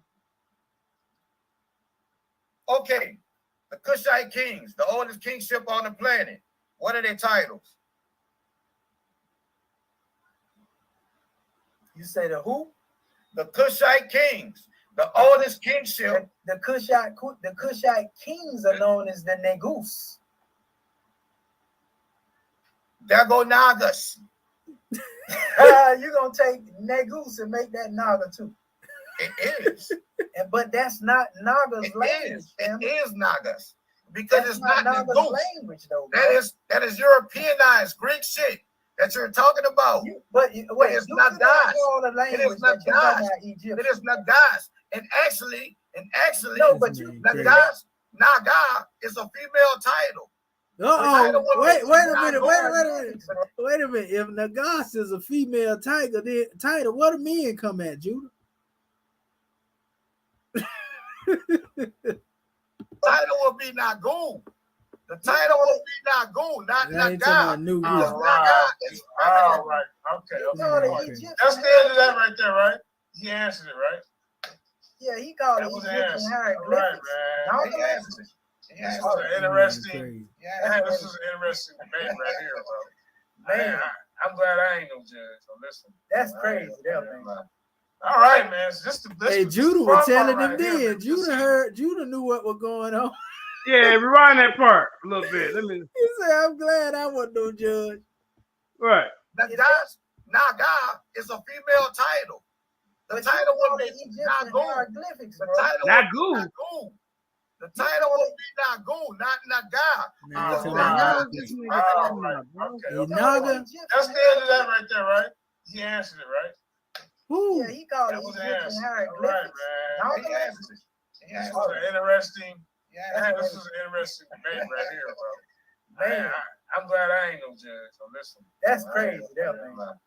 All right, man. So this the fun part right here, man. We just see was everybody paying attention. We got, and then we got. All right, Commissioner, you want to hear these judges? You want to hear these judges, or you want to hear? I mean, yeah, we ain't gotta hear them, but I mean, you can hear some of them, but they really ain't going long. But because they talk after, we can hear the judges real quick, and we'll open up the panel because they ain't gonna beat up that long. So you can see their judgment based on what we were talking about. Right. Now, what I say, he didn't bring nothing about Naga. You'll get your first judge, and the first judge is Pianki Patah Mantu Nefru Armand Ra. Go ahead, turn your camera on, and tell us what you think. Well, it was tough. The brothers both did great jobs presenting information. Ultimately, I think that with regards to the information displayed, I had to go with the brother King Naga. I think from an informational standpoint, the linguistic standpoint, the way he broke down. Stop! I'm just now taking. Wait a minute. Stop. Pianki, I'm about to bring you back on here for this one. I mean, are you serious, brother? The linguistics, hey, Ruben, they say you were kicking them linguistics. Hey, you a language master? Wait a minute. Probably for me. Oh Lord, I'm catching the cramp. I'm just now taking his beginner's course, so some things I was kind of iffy on, but then other things I was familiar with. So just looking at that and seeing how he was able to break those things down, and then as he continued to progress in his information. I mean, notwithstanding, the other brother, the commission did very well. Love his presentation, but I think from an information standpoint, I got to give it to King Naga. Right, King Naga, one vote for King Naga. Hey Zion, what you think about that, Zion? He ain't on the panel. He ain't on the panel. All right. Goodness gracious. Come on, man. We just sit here and watch this whole thing over. The next judge, we're gonna go to Mikael Yisrael, Hebrews in the Hood. Go ahead, Art. Yeah, peace, family. Gotta forgive me for not turning the camera on, but I'm literally laying in the bed. It's about to be curtains. But yeah, man, I gotta say, strictly from a neutral standpoint, both of these brothers brought a slew of information. You can't blame neither one of them from not having sources or anything, just making stuff up. And I gotta say, you can blame him for not having sources. First point, the Moorish brother, I get the names mixed up, so y'all gotta forgive me. No disrespect. The commission. I was raised Moorish American, so it was easy for me to follow a lot of the information that he was bringing out. Some of it I was familiar with, and I think he did an excellent job as far as dealing with more of it from an etymological standpoint. He did good with the etymological information and going back to like the roots and the origins of the peoples using basically phonetics. Now, the other brother, King Naga, I got to give it to him that I think he did a little bit better with giving us a straight chronological order to follow, which made it real easy to follow his information. Because he literally stayed on track with his chronology. Stop. Mikael, brother. He stayed on track with his. I love you. What the hell, brother? Brother. You hear that? That's crazy, because that's exactly what I did not hear. I didn't get none of that. That's what I'm trying to chronological order. That was chronology was all over the place, and he was making false equivalents with the Negos and Naga. And he didn't make no statement, bro, about the Nagas as far as establish them as being more ancient. Never. Not one time in his life. My beloved brother Commission. I think he did that a little bit better. And so with that, I kind of got to get a nod. And what's funny, I agree more with the Commission's information. You hear that? Wait. But it's not about that. The way it was laid out, I got to give presentation in chronological order. I got to give it to the brother King Naga. Now, do you hear that? Did we I apologize. Order?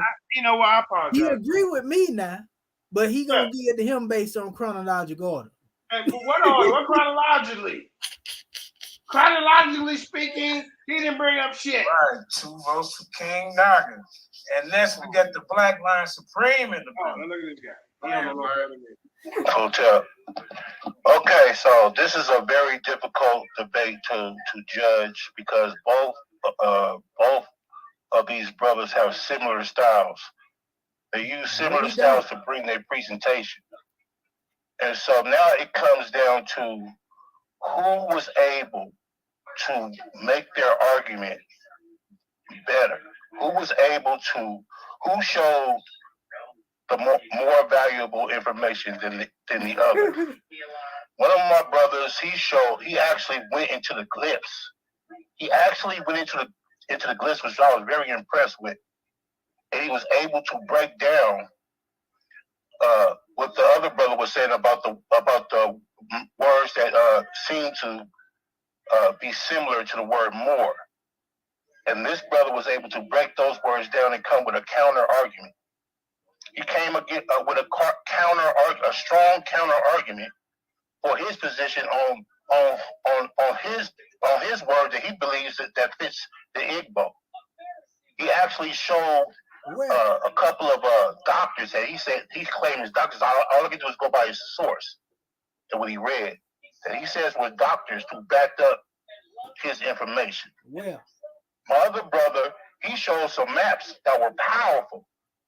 And what I was waiting for him to show the file number and the location of these maps so that I could say that they were authentic. But unfortunately, he never did. And one other thing my brother did was he made a lot of claims. He claimed that Did I not tell them what maps them was that I was coming from, family, and give you the name and the dates on them? You did.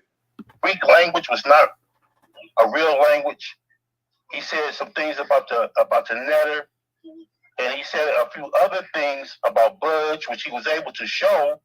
But unfortunately, he brought up so many things that he wasn't able to bring it home because he didn't show at least where he got that information from or prove that his information was correct. I think he brought up too many subjects that he would have had to debunk in order to really apply it to my brother Naga's information.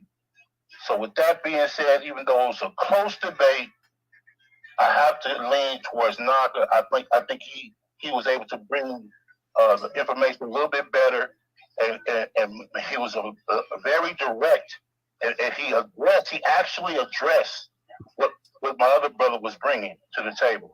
So I'm going to have to lean towards Naga. You hear that? I know it was bad, bro. Do you hear that? Black Line Supreme, you watching out there? That brother didn't show us nowhere not on the map, bro. Stop. Lions in chat, Aaron Yahoo. Let's go, chat. See what you get out of this. Yeah, well, You know, for sure, I got to give a salute to both debaters. You know, both Brother Ruben and the Commission brother. The Commission brother brought out some heat, man. I'm not gonna lie, and with some things that I've been studying, it did align with and help me with some understanding. But at the same time, so did Ruben. So I appreciate the fact that I learned a lot in this today. So I appreciate y'all brothers on that. There ain't no losers on this whenever we can learn. But what I will say is that with the chronological order that was laid out by Ruben, though, that did, you know, me as a judge, I am also paying attention to how things are laid out and how much sense it makes. And if somebody was new to this or trying to get a first understanding or first glimpse of what we're talking about, I do honestly believe that Ruben's presentation chronologically, linguistically, from start to finish, did lay out his point a lot better. And, you know, bringing up the Naga Ori and how that was a mistransliterated word, I believe that he was saying. Just cause Ruben said it now. But rounding it up and bringing it back to the land of Canaan and everything else, speaking about who was first, you know, his chronological order.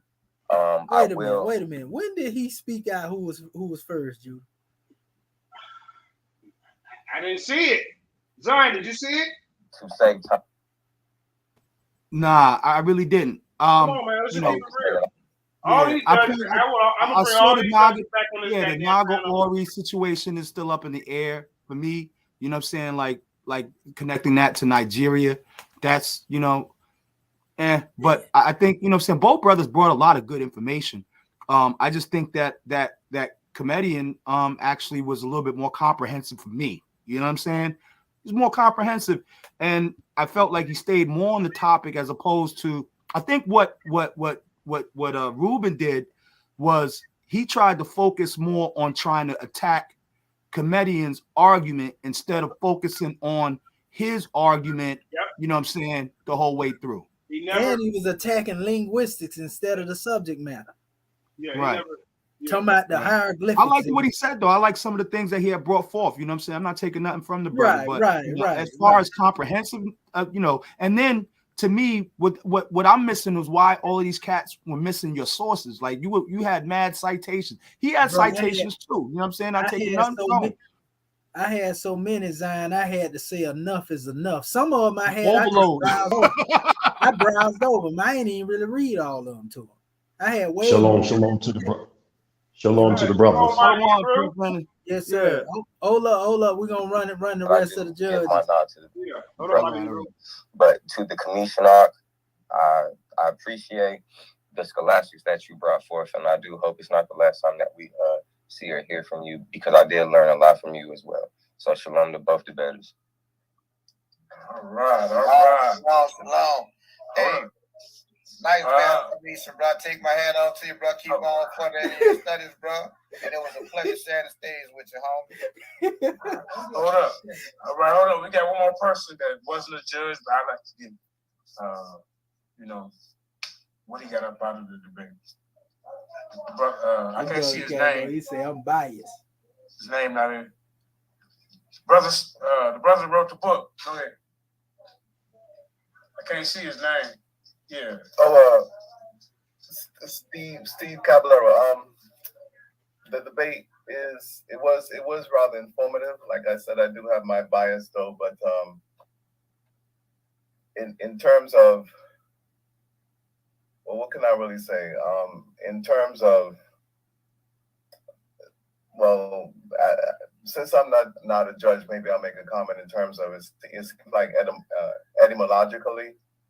In terms of that, more like it seemed like there's a lot of, I wasn't clear on who the Mauri people are or where they came from, and there seems to be some prejudice there in terms of looking at quite possibly Muslim people or a Muslim heritage. I couldn't really tell the difference between the Arabian heritage, the Muslim heritage. I just wasn't too clear on the comedian's argument. But at least he admitted his bias. So yeah, I came in with my bias, and my bias still holds true. See? Okay, can you go ahead and explain your biases a little bit to the audience? I mean, now that you're not a judge, I'm just kind of curious about your book. What you got going on with your book? Yeah, show the book. That's my dog. Hold on. Can you hear me, Jeremiah Judah? Yeah. Hold up, Mighty. Let this brother promote his book real quick. Go ahead, fam. Yeah, the third coming of spiritual liberation. Basically, what it's about is comparing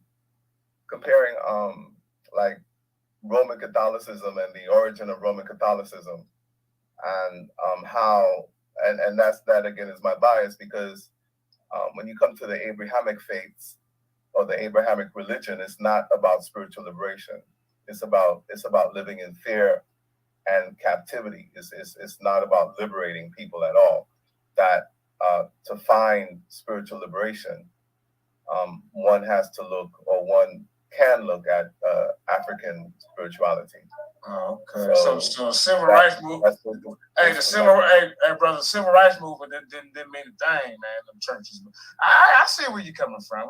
We're going to talk about this at another time and place. You know what I'm saying? But see, I got some biases with what you just said, so we definitely like to do something. Right. We all got our biases. Yeah. So hey, I want to welcome you back, because this conversation needs to be talked about. But hey, let's get to Mighty Hebrew. Hey, I appreciate you, brother. Shalom, Mark. Shalom, Mighty Hebrew. Shalom, Bahashim Yahweh, Israel. What's going on with the family? I love the debate. You know, I guess it's my topic right here in the Diluvian history / post-Diluvian history.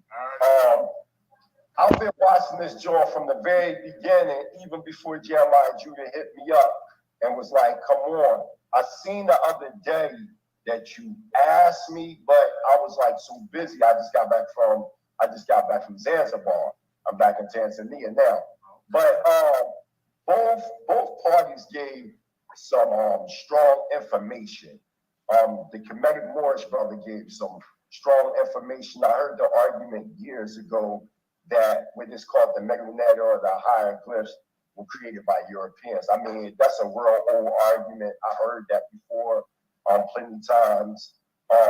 One of the problems I think that the Kemetic Moorish brother was having was his in-depth understanding that the term Naga and the Nagas are very, very ancient.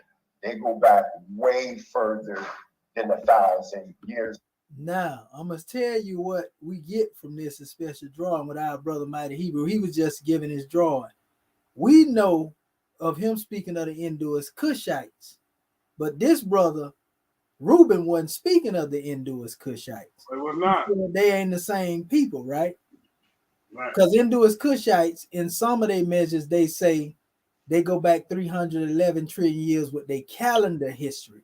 They get into the demigods. Now, I can give a Kemetic argument about the pre-dynastic people of Kemet as well, but I ain't, it wasn't necessary to go there because that wasn't part of the debate, but Mighty Hebrew was given the essence to the name Naga from that ancient standpoint.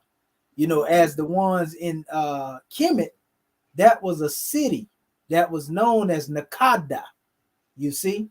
And Nakada was a center of worship where they worship Amun-Ra, they worship Apidima. You see, this was during that 1,000-year period under the Meroitic Kushite dynasty that he was referring to as saying he traced himself back to the Naga. I'm talking about Reuben. You see, and then he said, well, it ain't got nothing to do with the Kushites. We Bantu Nagas and all this other stuff right here.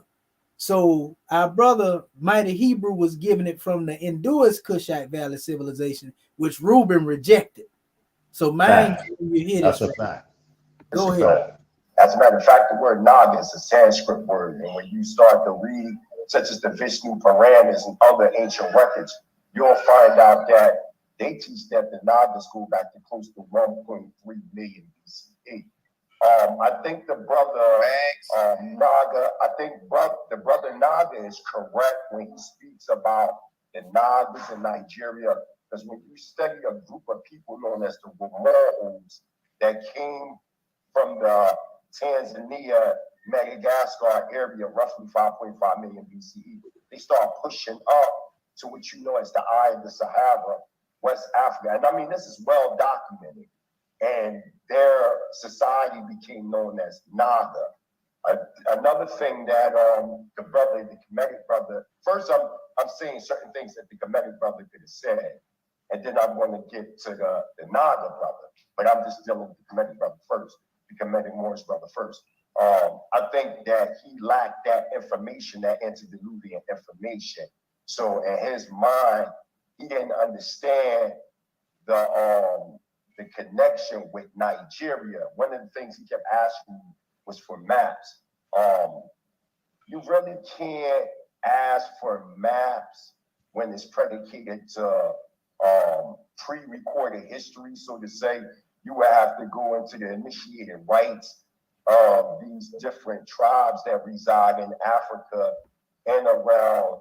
Now I know what our brother talking about. He talking about the adepts right here. It wasn't for me to go into that right there. It's adepts, and I know history that go beyond what people look at on the outside. But to bring that forth, you know, on my behalf would have been considered conjecture without being able to say, all right, brother, I'm gonna show you this right here without showing the maps like I did. That's why I didn't go into that at that time. But the rest assured, I got all the information that our brother got, Mighty Hebrew, right? The thing is with Reuben, on the other hand, he couldn't show Naga on the map, and he admitted it. He also couldn't show, you know, as far as going back to the historical aspects of how from his position, you know, he was more older than the Mauri. And that's where the argument was really being established from. And he never really argued that. He only argued, well, what's the terminatives? You know, what's the hieroglyphics? As y'all all seeing, I ain't making this up. Y'all seen it. He didn't argue that. But I understand the information I'm bringing forth. If someone is not familiar with that information either, it's almost like I'm speaking another language to them. You see what I'm saying? If they haven't studied more in depth, so it sounds more complex. And sometimes they'll burn out just hearing it because they don't know it. It's like, okay, yeah, I hear what you're saying, and I don't really comprehend it.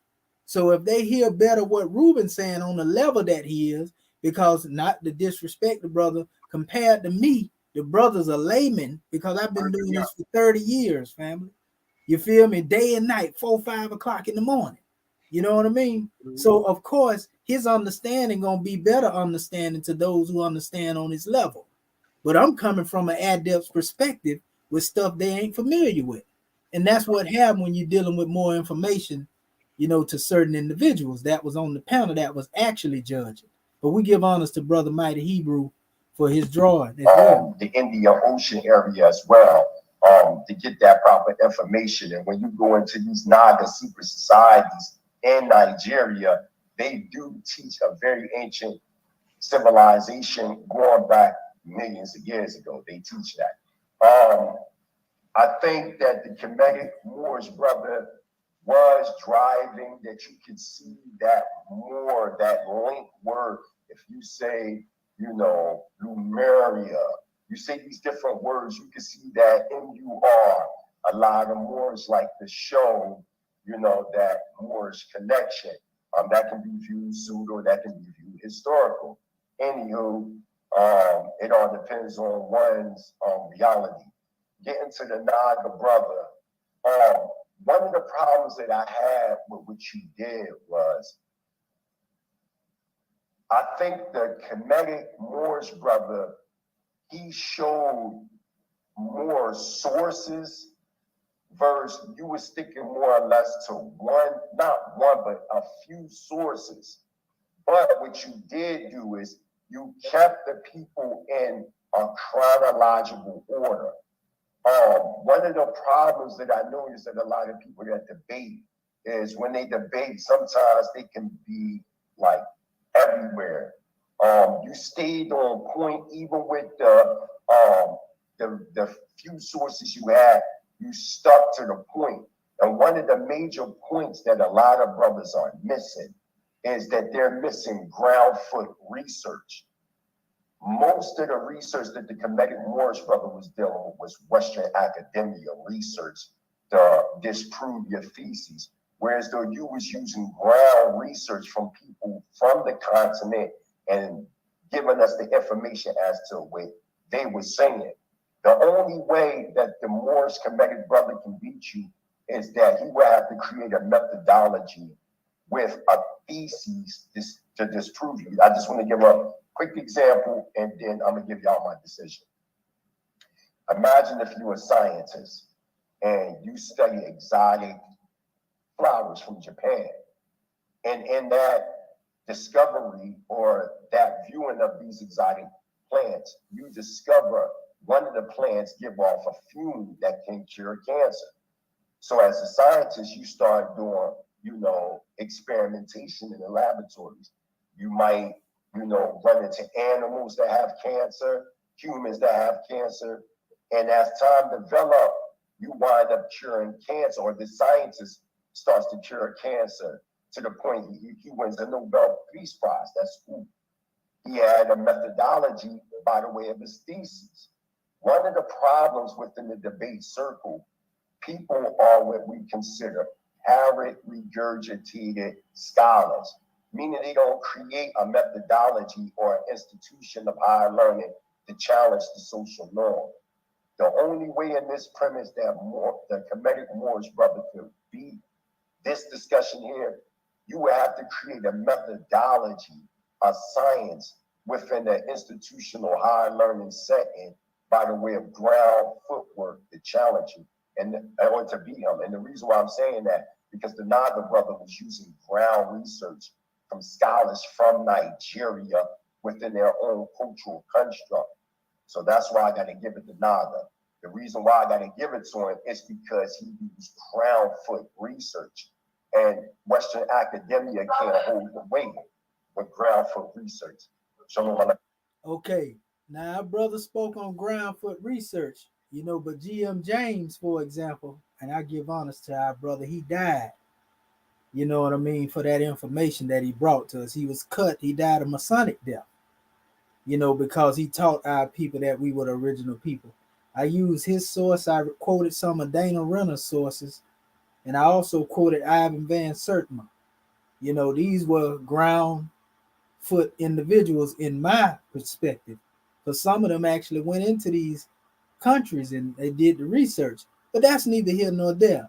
We still give honors to what our brother Mighty Hebrew said. But nevertheless, from what the people seen just then, and we'll exit out right here, so we can hear from our family even more.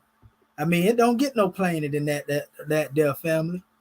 As far as dealing with the brother, where he's saying, yeah, I just mopped the floor with you. And it really boiled down to this, brother. I honor your research. I never trample upon another brother, but just being honest, honorable to you in the same breath, my brother, you didn't do as you say you did. You see what I'm saying? And I offered you the platform if you wanted to have this discussion. He didn't mop you up. He didn't mop you up, Phoenician. If that statement was said, that's not true. Yeah, but see, the whole thing, everybody judged it Mighty Hebrew off of chronology, and that wasn't what our subject was. It was who is older, and he didn't prove that. And we went through the whole discussion just then showing that he was only trying to argue with me by hieroglyphics. You see, and that's what I was trying to tell him. You see what I'm saying? He didn't argue who was older. I showed him maps. I showed him 350,000 years ago in the people that was originally Ibero-Maurusian, who was connected to the Jabir Uhu on the west coast of Africa, which they are presently dealing with in science, which is the area that they refer to as Atlantis, the Ibero. I went into these things with the brother, but the main thing, in neither case did he show us that the Nagas that he referred to, he discounted India, because he said he wasn't talking about the Nagas of India. So he can't use that argument. You see, when he stuck with the Nagas that he wasn't even talking about the Nagas really of the Kushite aspect is what he'll say in something. He was just talking about Bantu Naga Kushites. Yeah, he was. And so when you get to the Igbo, I spoke to Igbo. Yeah, and I spoke to the Igbo people before we debated online. These people in Africa, and they told me, and I can post that up here too. They told me they don't know nothing about no Igbo being connected to no Nigerians. They said these two different people. They laughed at me, brother Mighty Hebrew, when I had them. They came out the woodworks, all the African brothers, like, what are you talking about, brother? You know, we are two different people. He say, but, and I say, I'm not saying this. I'm asking you because a brother is making this. They say, well, maybe, you know, this is what the brother believe and we shouldn't go. They were just trying to keep the unity. We shouldn't go against him if that's what he believes. And so, no, I say, I'm just trying to bring clarity, but they was thinking that I was asking them the question because I didn't know. They were like, no, this is two different nations. These people are not the same. And then they went to running the history. I got the whole conversation. So this was before we spoke. And so that's what I was getting. I was saying this, brother, if you believe you Bantu, Naga, Kushite, more power to you. But don't go and say that that's ancient when you can't find it on the map. But I showed you Mauri on the map because I had a couple of maps. Some of them, like I was telling them, I had so much information, I didn't even bring it forth. I was like, this is overkill. Even what I had on the PDF, I didn't even state it out. You know, and so that's my stance on it. But, you know, all is well. You feel me? We just had to bring this out to the public so that they could be the judge of this measure. You know what I mean? I came on here real quick because I just woke up and I seen you. I wanted to give you a shout out yesterday for supporting my presentation that I did on the antediluvian world in ancient Hebrews. Sister Naphtali, Comedian Adapt was on there with me, but he was in the comments, and I wanted to give you a shout out to the support. Also, I wanted to shout you out for making a thorough assessment on the Naga side that I was speaking upon. I just heard you break this down tonight, and you're correct. He doesn't like support the stands where I'm coming from by the way of the Indus Valley and dealing with the Romalhus going by the way of the Madagascar East African area, right up to Africa, 5.5 million BCE. So I see what you're saying on that. See, the thing was, where I was speaking about was more or less certain historians directly that he was saying where the information to those that may not have known that you was bringing was more, when I say ground footwork research, I meant more or less from your personnel, you know what I mean? Or from a more or less a more updated contemporary. But you are correct what you just broke down George G. James, because I know yesterday you see me on the presentation, I also brought up George G. James too. That's right. And I showed George G. James taking the Medunetter back to Zinzar, you know what I'm saying? And that and all this connection has a major connection with the Nagas, but the Nagas more ancient, as you heard me dealing with the Yuga cycles, 311 trillion, 40 billion years. So which I draw from too. I most definitely, I know for a fact that the Moorish world do draw their understanding from out of the Indus Valley, but not the Indus Valley is how it's defined today. Right, that's right. What I'm going to do is this what I'm going to do. I don't know if any other judges done this, but I'm going to do this. After I show my live, what I'm going to do is I'm going to rewatch it live and do a commentary live. That's what I'll do. And then from there, I'll look at it all over again and then give you a second judgment. You see what I'm saying? Because it's different when you hear it versus then you actually hear it on your own and do a commentary live. Sometimes things can come out different. So I'm gonna re-listen to it live in front of everybody and do open live commentary. What you think, Jeremiah Judah? Shit, you'd have been watching this. There's no need to even redo it. Not one round did this brother bring out anything about goddamn Naga on the map. He even say, I can't find Naga on the map. You're not gonna find it. Then he went pseudo talking about, well, Nigeria is Naga. That's a goddamn lie, Mighty Hebrew. Yeah, right. And when you're speaking about the Igbos, I know hundreds of Igbo personally, and you have two main bodies of Igbos. You have one that take the indigenous routes of Nigeria, whether they're whatever their fetish customs are, and then you have another set that clearly say that they Israelites. So there's no getting around that. So from the research, they claim that they migrated into Nigeria during the Babylonian captivity. And the original name of Nigeria, because they say they were the only ones that went in that region, they called it Daomi, which means good water. And then that name start pushing to the coast or the coast of Africa. And then later on, you get the name Nigeria. But from my research, yeah, you had certain tribes that dealt with serpent worship, but they never acknowledged themselves as the serpent people. And again, even Kamishi and Adapt know that that word Naga is a Sanskrit word that goes back to Tamal. So, and then if you look at, and one thing I pushed out there is the cobra is indigenous to the greater Indus Valley.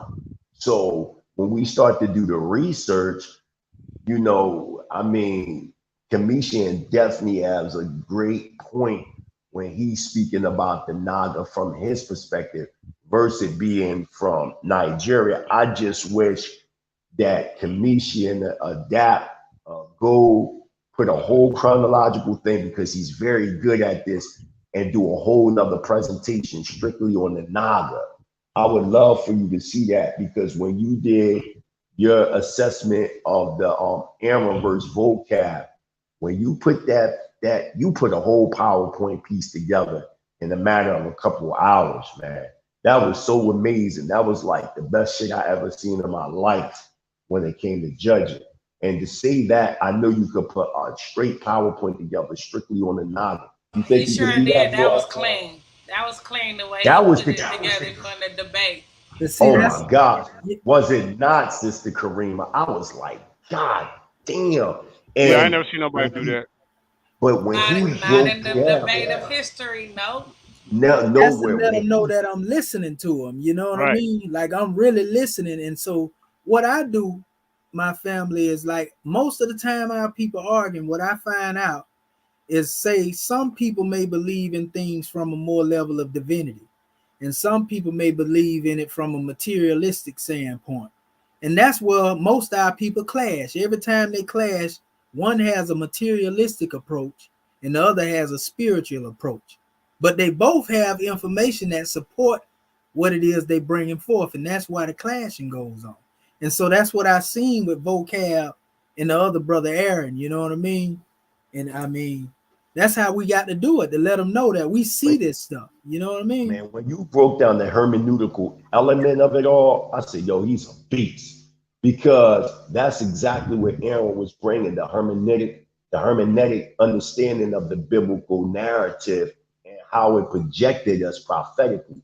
When you did that, you basically smashed the whole understanding. And that's how Aaron dusts vocab. Vocab was missing the hermeneutic understanding of what Aaron and what we as Israelites bring forth, and even Moors, because many Moors deal with the hermeneutic understanding of the Circle 7 Quran along with the Bible. You know what I'm saying? So the way you broke it down and then broke down vocab, it was exactly how they was bringing it. Exactly. And then you the diagrams that you were using was aligning with what it was saying. To say all that is, I'm asking you live, if possible, could you go to the chalkboard, create a chronological timeline? I'ma watch this based on your understanding, and then I'm gonna give you a genealogical, chronological timeline from out of my new book, 311 trillion, 40 billion BC to now. I'll inbox it to you. And I want to see you put a whole joint together and come back and do a PowerPoint. Can you do that? I'm actually in the making of doing one right now on the Nagas, to be honest with you. All right, I'm inboxing. All right, I'm inboxing you right now. I'm inboxing you right now in your joint to add to that. And you can use my stuff as a source of reference and put in that, and then come back and put a PowerPoint presentation to us. You can do that? Hey, yeah, hey, Mighty Hebrew. We'll bring all it right, to the manifest. Yeah, Mighty Hebrew. All right, Now, can you go over what's your, you know, your research and the origins of Naga? Absolutely, absolutely. Go ahead, real quick. Yeah, absolutely. You have something called the Puranas. And within the Puranas, they teach something called Yuga. Yuga is broken into 4 sections or 4 cycles. Every certain amount of years, mainly 25,000 years, we renew these cycles and seasons, which adds up mathematically based on the comparative research, 311 trillion, 40 billion years. Within that, this understanding is known also as Brahman's day, Brahman's night. And when you look in their mythos, or actually our mythos when we were in the Indus Valley, we taught that by the way of etheric form, we came down in different stages and seasons. And within them different stages and seasons, we, if you want to say incarnated, the first day, the second day, the third day, etc. When you're looking in the Bereshit code, by the way, of the Yuga cycles. Once this incarnation was completed, which we say 60 million BCE, we started to migrate and travel after the destruction of Taman-Nadu to certain areas, and we took this Naga information with us. For example, 12 million BCE, there was a comet called Condor that destroyed ancient Taman-Nadu. Kemetic Adapt is highly, he understands the destruction of Taman-Nadu. Many Moors call it the land of Mu. Some people say it was through earthquake. Some say it was through the comet Condor that ripped apart what we know as the surface of the earth. But to make a long story short, 12 million BCE, you have these morals that migrated from what we know as these Lemurians, excuse me, not the Romorhos, these Lemurians or the Tamalians. They started to migrate to different parts of the world. The ones that I focus on closely that the Israelites descended from by the way of antediluvian history is a group known as Romorhos. The Romorhos were an incarnation of Elohim bodied in human form that migrated from Madagascar, or what we call Madagascar, to the eye of the Sahara, 4.5 million BCE. At the eye of the Sahara is where the starting process of the Atlantean or the Patalian or the Attalian Empire started, which we know today as Morocco area. From Morocco to West Africa to South America. South America became known as the city of the Golden Gates. In South America, we acknowledge here at the Mighty Hebrew University is where diamond power, now known as pyramid power, started to develop. The Romorhos taught a group known as the Tavaklis. In turn, the Tavaklis started to teach the pre-Toltecian society pyramid power. So now you have roughly around 610,000 BCE, this is happening. And then 400,000 BCE, we're seeing a pushing of these Nacals or these pre-Toltecians from an island connected to Atlantis known as Ruta. Plato calls it Poseidonis or Poseidonus. In southern Kemet, well, these names didn't exist. I'm only speaking in terms of what we can relate to. In our records, we call this area Grobansi because it started, what we call Kemet kept going underwater previous times, more than one time it kept going underwater. So we call it Grobansi. So you have in southern Kemet, you have a group known as Nagas. The Nagas from the Indus Valley were in fact Lemurians. The Nacals that were in Lower Egypt were Atlanteans.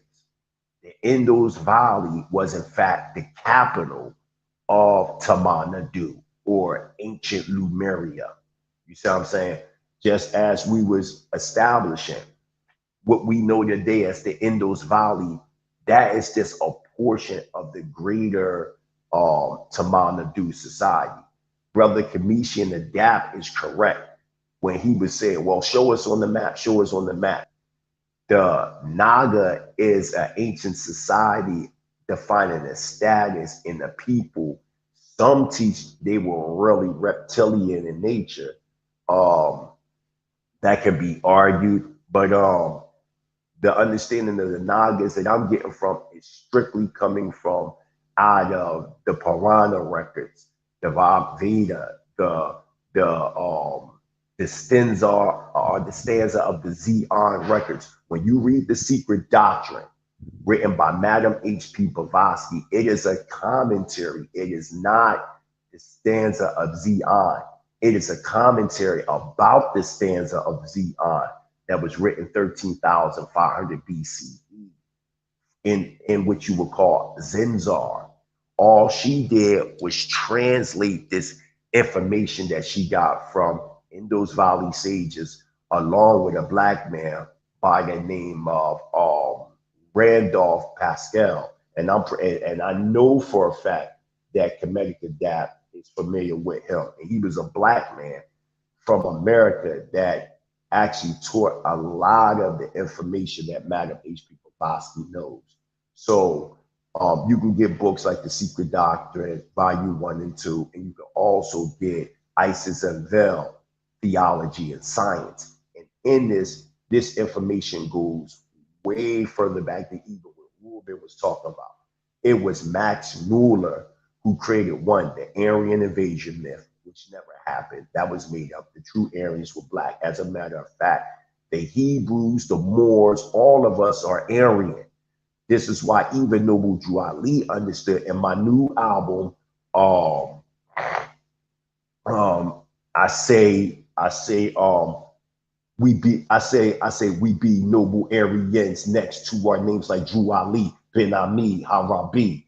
So, because Aryan means noble. So we're in the Aryan root age right now.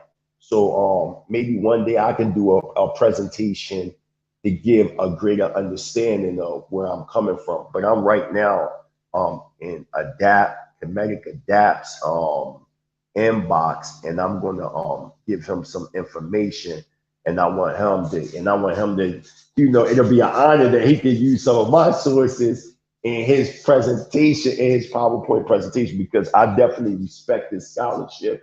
And what really made me respect his scholarship is, like I said, when he broke down that presentation with our young brother Aaron, verse vocab alone, I've never in my life seen nobody do such a profound demonstration as that. That was like beyond over the top, and that has to be well respected and put down in remembrance. Maybe in my book 311 trillion 40 billion years, it's almost finished. I think I'm going to put something in it and bring that out and give the source where they can go to Lions Den and look that up in the book, because I think that was very profound. So like I said, I'm going to definitely do another look, because I came in late, but I want to take another look at what Kemetic Adapt was saying. And then he broke down my demonstration, which is absolutely correct,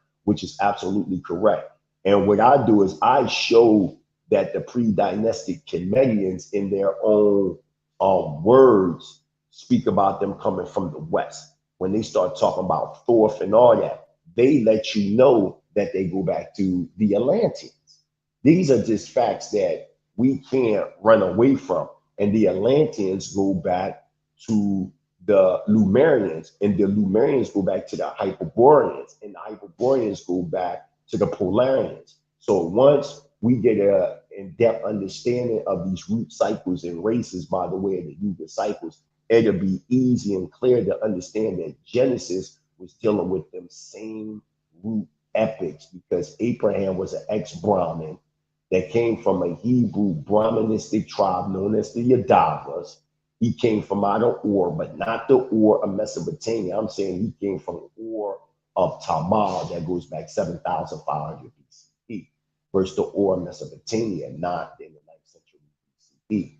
So and I proved yesterday when you go into Genesis chapter 11 in the Hebrew, where it says that they traveled from the east, the King James Version didn't translate the word Kadim, and that word Kadim defines the Indus Valley, and that they traveled there and they settled on a plain called Sinar, which is Sumer. So when we talk about like Zion Lex, when he speak about the oldest civilization going back to Sumer, he's correct in the sense of post-Diluvian, post-flood history, 9,564 BCE, which is the last and final flood. Then that historical narrative, you could say Sumer. But we did have ancient civilizations that went back way before Sumer. The Sumerians are a group of ex-Brahmins that come from either the Lengthian civilization, and you can read why they went into what we consider Sumer today within the Ramayana War. You can find the information in that. All right. Hey, Sister Karima, Raphael wants to jump on because he wants to address Brother Lavelle. Brother Lavelle, you have been in this back chat for 3 years, bro. Not one single presentation, not one single debate, not one single discussion live. Your claim to fame is being a back chat troll. And you love doing that, bro. You're 38 years old and you are a back chat troll, man. I mean, them days is over, man. Come on in front of the camera. Stop holding your Naga's pants pockets and get up on here. Nigga, I already told you. I'm gonna say it again. Yeah, JJ will defend intelligent design, but you're gonna defend evolution. I told Mudawa this. What you think you gonna make me do all the work? That ain't how we do it over here. The hell wrong with you? So we asking you to why don't you come on here and do a presentation debunking intelligent design or defending your evolution? But you won't. This guy's a joke, man. Yo, and speaking of evolution, Comedic Adapt can add on to it. Remember Comedian Adapt yesterday on my presentation? You got to watch it, Jeremiah Judah. You see how I broke down devolution versus evolution. The evolutionary theory was a reversal based upon white supremacy. What they did was they went into the Ramayana records of the Purana and the Puranas, where the ancients were saying that apes were a devolution from the human family versus evolution, where they try to say that man came by the way of a primate. That's not true. So you can't exit out the Big Bang and talk about evolution, or exit out evolution and don't talk about the Big Bang. The evolutionary theory is really a historical narrative of so-called white people being hybrids mixing with species that don't exist on this planet no more. Did I not, Comedian Adapt, break this down last night? Did I not? Yeah, that's why I was emphasizing who they were. They were known as the original troglodyte nigger, is what they called them. And absolutely.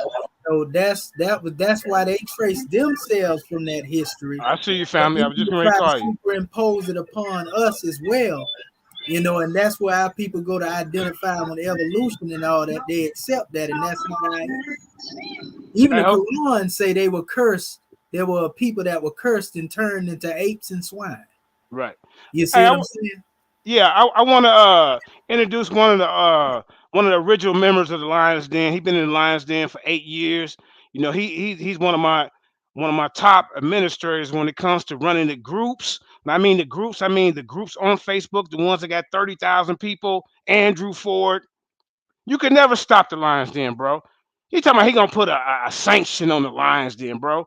Like you was like the main face of this league or the main face of our groups. Brother, you had 4 goddamn debates. 2 of them you won by default because the other person didn't show up, bro. You are not a major force.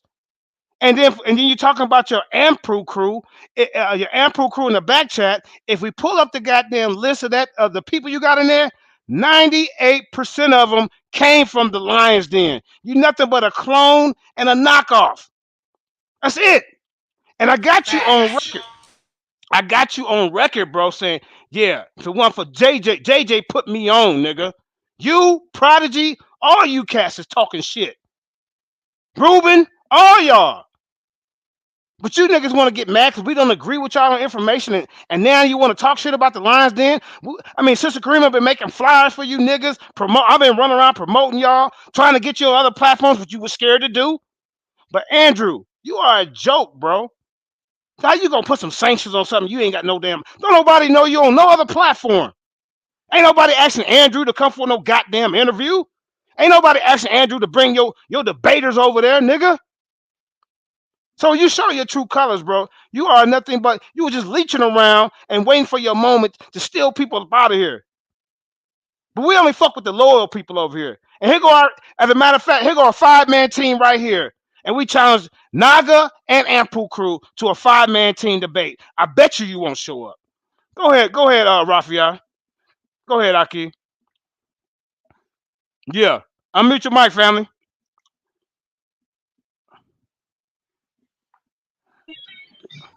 Go ahead, family. Can you hear me? Yes, sir. Go ahead, Elder. I want y'all to defend the Book of the Dead.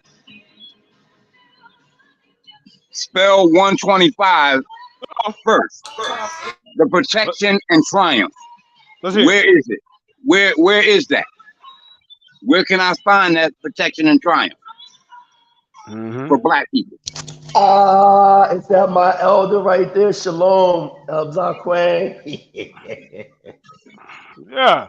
This the mighty Hebrew, man. What's up, elder? They don't know what we got over here, man. This dude talking about he gonna put sanctions on the Lions Den. Man, sit your slow ass down. Egypt books. Right. Shalom, Elder Ricky. Shalom. This the mighty Hebrew. What's going on, my brother? You know you my peoples, man. You already know right, we go back. Right, we go right back. around the area. You already know we go back like Shell Top Adidas, Philly, And Jersey. you know on this. that. Yeah, man. When you coming over here to Tanzania to see me, man? When you coming to Tanzania? When I come to Kenya, I'm coming to Tanzania. I'm coming to see you, bro. On the real. Yo, these cats be talking about Africa, but ain't even got a passport. You know what I'm saying? Ain't been nowhere. Brother Lavelle. Let the elder talk. Go ahead, yeah, elder. Go ahead. Brother Lavelle back to trolling them. I go to, and you know I go to Africa every year. My wife is from Kenya. Right. I know. You always go to Africa. I already know. Got land in Katui, Kenya. Right. And these guys can quit playing be with us, fronting, man. They act like they somebody that they want to be somebody that they not. Mm-hmm.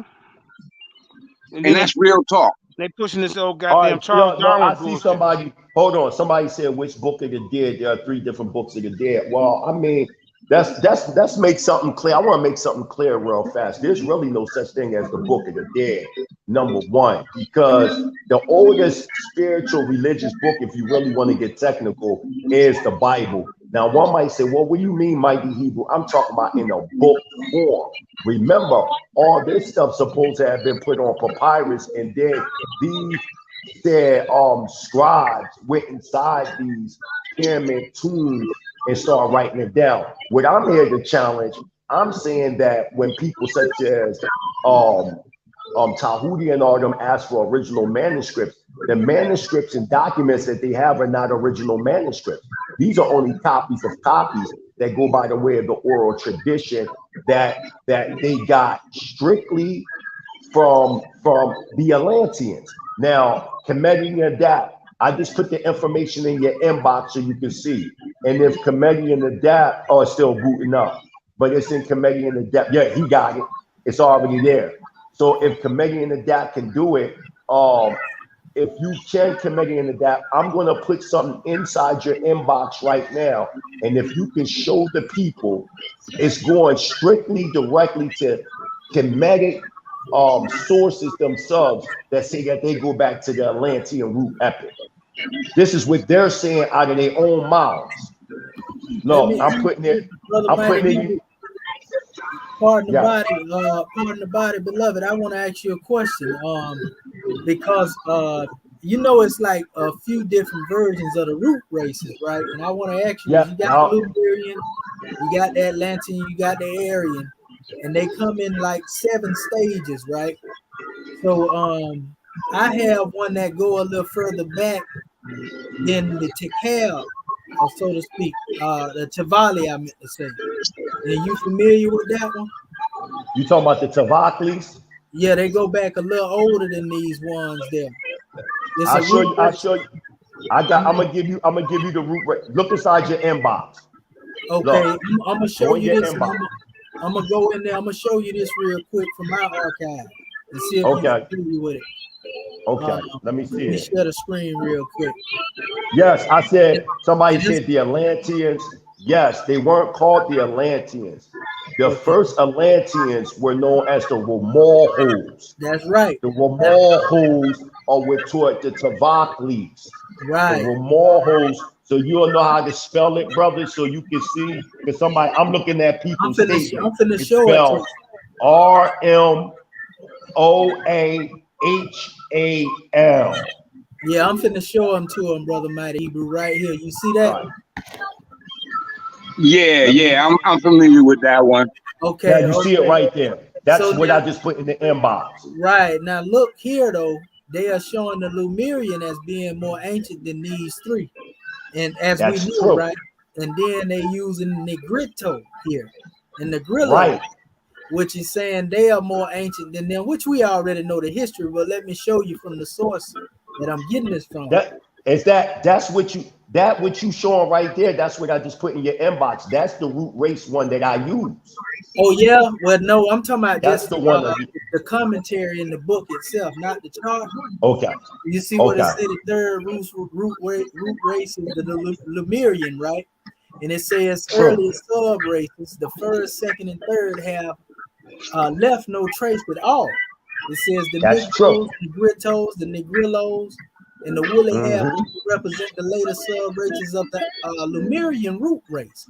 Hardly any ways to be found, not quite pure, but though it may have intermingled with other races, usually it still shows its peculiar characteristics.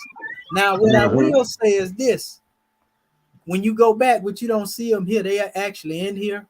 You know, the other ones that's mentioned from 3 all the way back to 1. But these actually go to the ones that are known as the Adi people. You see, and the Adi represent the purest form that came into birth in these Negrito here, right? And so Adi, ad means first, the first people. This is why they prefix ad with, for example, when in the biblical narrative, even though that ain't really got to do with this, came later. They use the term ad as first. That's why in the Quran it refers to the civilization of Ad, 2 ads. They got the ancient ad and the modern ad. You see, and they even added this to when we was talking about the Adam Cadmonites. That's pre-Adamite, which goes back to a more Elohim, Elohim. You see, not the physical thing that came in the 6,000 year period, but the one that was known as a light being. When it said, "Let there be light," the one known as Mayar. You know, if you go and look it up, you know, that one, you know, is where they got the concept of the Amun Ra, you see, which is the light, the hidden that becomes manifest.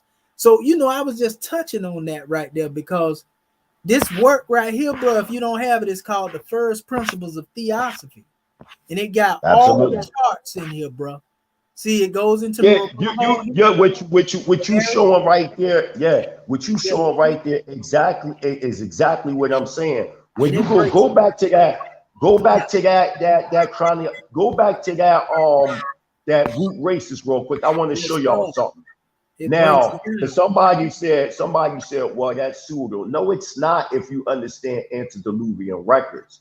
The reason why you don't see the first 2 mentioned, as the brother was saying, because you had us more or less as an etheric Elohim state. So there wouldn't be no remains during the Polarian or the Elohim etheric root cycle. And then you add what is known as the molecule watery element, which is the second root race or the Hyperborean. When you get to the third root race, the reason why the very first one you don't see, because our bodies were still in a core state. They weren't fully developed.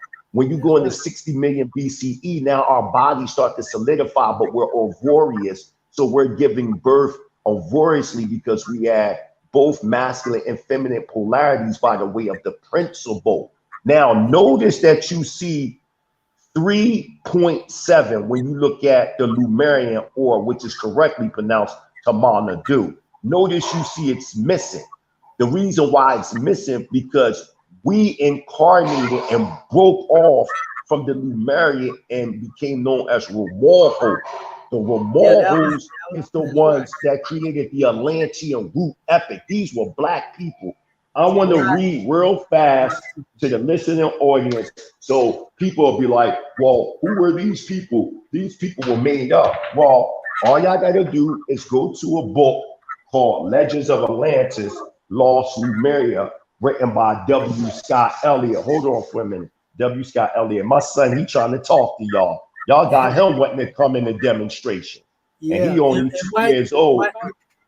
While you look for that too, beloved, I'm gonna show you exactly what you talking about. It actually goes into the whole breakdown. It got charts through this whole book, bro. You got to get it if you don't have it in your arsenal, bro.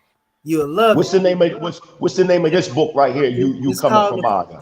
It's called The First Principles of Theosophy, and it was written I got that. Yeah, I got that. I got it.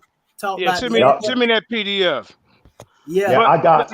Let me say something real quick. What part? Ask Lex what part he disagreed with. Yeah. That's why I want to bring the Nimrod the Destroyer to the panel. This is my arc right here, man. See, and I wanted to say one thing. The people that's making these comments, when they be like the Naga or Kush, listen, y'all, we are not talking about post-Diluvian history. The stuff that Adapt has up there right now isn't post-Diluvian. It's antediluvian. Antediluvian is before the 4 major floods. That's right. Which the first one was 800,000 BCE. The second flood was 200,000 BCE. That's right. Which split into 2, Ruta and Datia. The third was 80,000 BCE. Datia was destroyed and it left Ruta. And then the other one, right, and Ruta was known as Poseidon or Poseidonus by the Greeks. Then you have the last flood, which is Noah's flood, 9,564 BCE. Everything after that is post-Diluvian.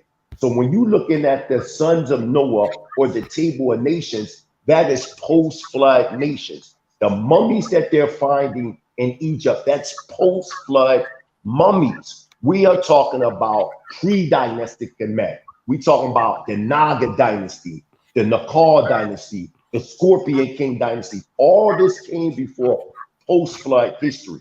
Even though you may have seen names in ancient times or antediluvian times with the names that you see in post-flood, but these names cross over, not all of them, but some of them cross over into post-flood nations, just like today.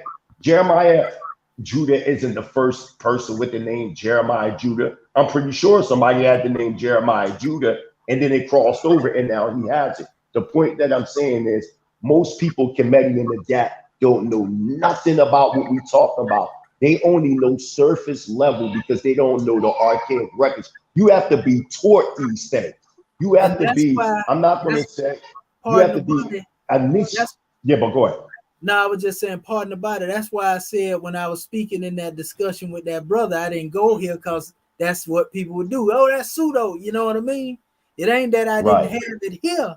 Right. You know, like I say, you see where speaking of the Addy here, and then it's talking about the Nupadaka that you were speaking of yesterday. Right. They all saying script words. They saying script words. The brother is here. The brother that says pseudo is right here. Let him say let's listen to Lex real quick, y'all. Right. Go ahead. Go ahead, brother. You got the flow, Lex. Y'all got to stop this nonsense, man. This right here is a comic book. No different from a Marvel comic book, man. Have you read it? pretty simple. I just looking at it, it's a comic book because I can see that it's making claims and y'all are talking like there's evidence, any evidence behind the claim of this holy comic book. You talking about seven root races and all this stuff. Where's the records of these people? That's not besides something that comes from Madame Blavatsky and the Theo. I'm just saying it's possible for y'all to, you can't talk about these things like that in any absolute sense. Because somebody wrote. Let's go. Let him go. I can write some stuff right now, and say there was 12 root races and make it sound and it can. What is the evidence? There is none. So it's possible. Maybe somebody tapped into let him breathe, y'all. Let him breathe. Somebody tapped into the Akashic records or something. Like like this is all make believe, yo. You got 2 more minutes. You ain't got no Hyperborean race. And then you talking about people in Elohim in the spirit form, then that they wouldn't be black people. You know what I'm saying? Like this is ridiculous. And then connecting this to some Bible shit, Hebrew shit that we know that was made up in 285 BC. Y'all are crazy, bro. Y'all got to stop this, bro. Like, what's going on? Like, Lex, let me ask you a question. Let's have a conversation and a dialogue, right? I see what you're saying, right? Now, we speaking to an audience of people of various different insights, right? So because we quote a source doesn't mean that we promoting a certain source. It's speaking to people so that everybody can get a draw. So now I ask you this question, my brother, speaking to you. Who is it that you say we come from? Who is it that we say? What do you mean? I don't know what you. How did you come into existence, my brother? No, that's the mystery of life. No one knows that. So that's what you accept as being the truth, right? Now you know that you have a source in you that animates you, though, right? We call it spirit, if you want to call it that. You might call it something else according to science, right? What do you call that force that's in you? I call it consciousness or awareness. Now, do you know at one time, my brother, what we call science, before science became advanced as it is now, it was known as divine alchemy. Alchemy deal with elements and being able to manipulate them. And I know you're familiar with that, right? Right. So what's the difference in, all science and scientific achievements come from somebody's mind. Somebody had to think about these things before they became manifest, right? Right. So if we come from a state of consciousness and somebody say, well, this consciousness is called spirit. What's wrong with that? Because it's called spirit. Nothing. So when we go back into the origins of everything in creation, what we getting at is this. Some of us may say we don't know what it is due to what we went through and all these different conflicts in doctrine. But there are records out there. This is how I deal with information, just to give you insight. It's called a consensus, right?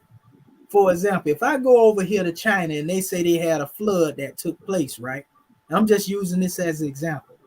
And the world was flooded. Then I go over here to Sumeria and they say the same thing in Sumeria, right? Then I go way over into Saudi Arabia and they say the same thing, just using different names based on language barriers. Right. If I can see that all over the place, everybody can't be lying because they didn't have a worldwide internet. Right. That means they had to experience an event that took place. But if they say they sent a bird out and then the bird came back and then these people saying the same thing over here in this culture here, and they like thousands of miles apart from each other, brother. How can you? That don't mean they talking about the same flood, but I hear you. I don't understand what. I mean, I hear you on that. I don't kind of disagree with what you're saying, but that is not related to what y'all were just doing. I'm saying that to say this though, to go back to what we was doing. When we go back to creation, we can go and read ancient documents, right? Some people accept them, some people don't. In Kemet, you will find them. In Sumeria, you will find them. You go off into India, you will find them just all over the place. everybody explaining how they say the creation came into being. Now, if you have a keen eye, of insight, you can see this same story being told by multiple people, right? How do we come into being? I'm gonna show you. No, just tell me right now, real quick. We didn't give just me. come from physical sex. Somebody said that yesterday. We came from just having sex. My mama gave birth to. Well, obviously, I will agree with you in terms of right. We manifested from a higher vibration. That's right. But how that happened, no one can tell me. Now I'm gonna give you this example on how it happened. Well, sound. We're gonna use scientific analogy because I know you accept that better. You feel me? And then I'll touch on some other things. So are you about to tell me how man manifested? Listen to me, brother. Listen to me. Let him manifest first. Listen. Sound produces vibration, right, beloved brother? Right. That's right. Now, they try to say, well, the Big Bang was a sound, not in the time of the boom. It ain't that type of demonstration. But there's a vibration that in science, they said it makes a type of demonstration, right? Which is like the meditation song in Om. I'm just using that as an example, right? But we can show you that vibration makes shapes in geometric form. Yep, you could put it. You could put it on a drum set and have it vibrating, and then you put these little rocks or whatever, and they all change shapes and shit. That's right. Yeah. I'm quite familiar. You know what that's called? Okay. That's connected to string theory. I know you agree with that, right, brother? String theory has to do with geometrical shapes and forms that are made as a result of going beyond just the atomic level and going beyond the quarks and into the infinitesimal, elements that can't be seen with the naked eye. But these things move the universe, right? According to science, right? That's right. So what is the driving force behind that? And how is it able to manifest constellations? In fact, we still see them being manifested. Because that one word or that one sound, so to speak, that was demonstrated in the beginning, dealing with a divine math, birthed everything that you see in life force is still unfolding right now. That's why you find new life in the aquatic arena. That's why you find new clusters that come into the manifest. So we can see creation is still taking place among us. And same way when you get into this aspect here, so you would say, well, it's evolution. This came through a process, but there was a force behind it. So the key is not, well, how did we get here? Because we know we're here. You see, the key is acknowledging the things that are around you right now, and they answer every question that you have. Because everything in creation is seed. I'm gonna do it like this. An apple tree, bro, produce apple seed. Apple trees and apples. Same thing with oranges. They don't never produce anything outside of that. So if we are life and we come from a life force, then we had to unfold from a great force that's animating us. And we don't die when we leave here, by the way. And it's over. We just become that's obvious, brother. I mean, I'm not even consciousness, right? We just change form, right? Right. So in that aspect, my brother, I would say we took part in our own creation because we were there in the beginning with the Creator. It say that in the Bible, and I'm just using this as a reference now. In the book of Proverbs, he said, when you created these things, when you put your compass on the depth, I was there with you. Right. And this goes back to the book of Genesis when he said, let there be light. Now, he was speaking of a light being. I spoke of this earlier. So we you just listen, went off. Hold up. Listen, you we just were went there. off, sir. We were I agree with you, but when you start talking about the mythology of let there be light, just give an example. Come on now, you can He's understand. just giving a point of reference. That's all. Just giving a point of information. I can do the same thing with the Go ahead, buddy. I can do the same thing with the Quran or go back to King of the Sunnah. But I'm using the biblical. Kum fayakum. Kum fayakum. That's right. Allah says be and it is. Be and it is. I want you like, bro, you're not talking like you. Right. You're preaching to the choir right now. I'm just saying, like, listen to me, Lex. This is what I'm saying. I'm just using this example because there are people that don't know the things outside of that. Right. You got to keep the audience being able to grasp it. Yeah, see. You feel me? You can't just talk over people's head. See, Lex have his audience hanging and shit. You know, thinking they know everything. And he studied the Bible too. He know what to use and what not to use. So come on. I just want to say, I just want to say one thing real quick about the Bible. I'm saying that them we ain't forgot. I'm saying them 7 root races is a comic book. With all that being said, so tell us what the real story is. Then there's no right. Tell us the real story. Say something real fast about the 7 root races. There's no way. He got the dark side of the story. Hold on, Lex Vortex. Listen real fast. The source that you can go to is called the Stanza of Zion. You keep saying Madam H.P. Blavatsky. She did not create that. When you read the Secret Doctrine, Volume 1 and 2, it is a commentary predicated upon the Stanza of Zion. Hold on, let me finish. Let me finish, because I'm gonna break this down to you. First of all, the reason why you have a misunderstanding of reading a biblical narrative is because most people either read the English or they read the classical Hebrew.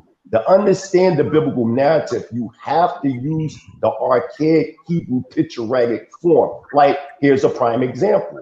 Most of y'all see the word Adam means man. No, it don't.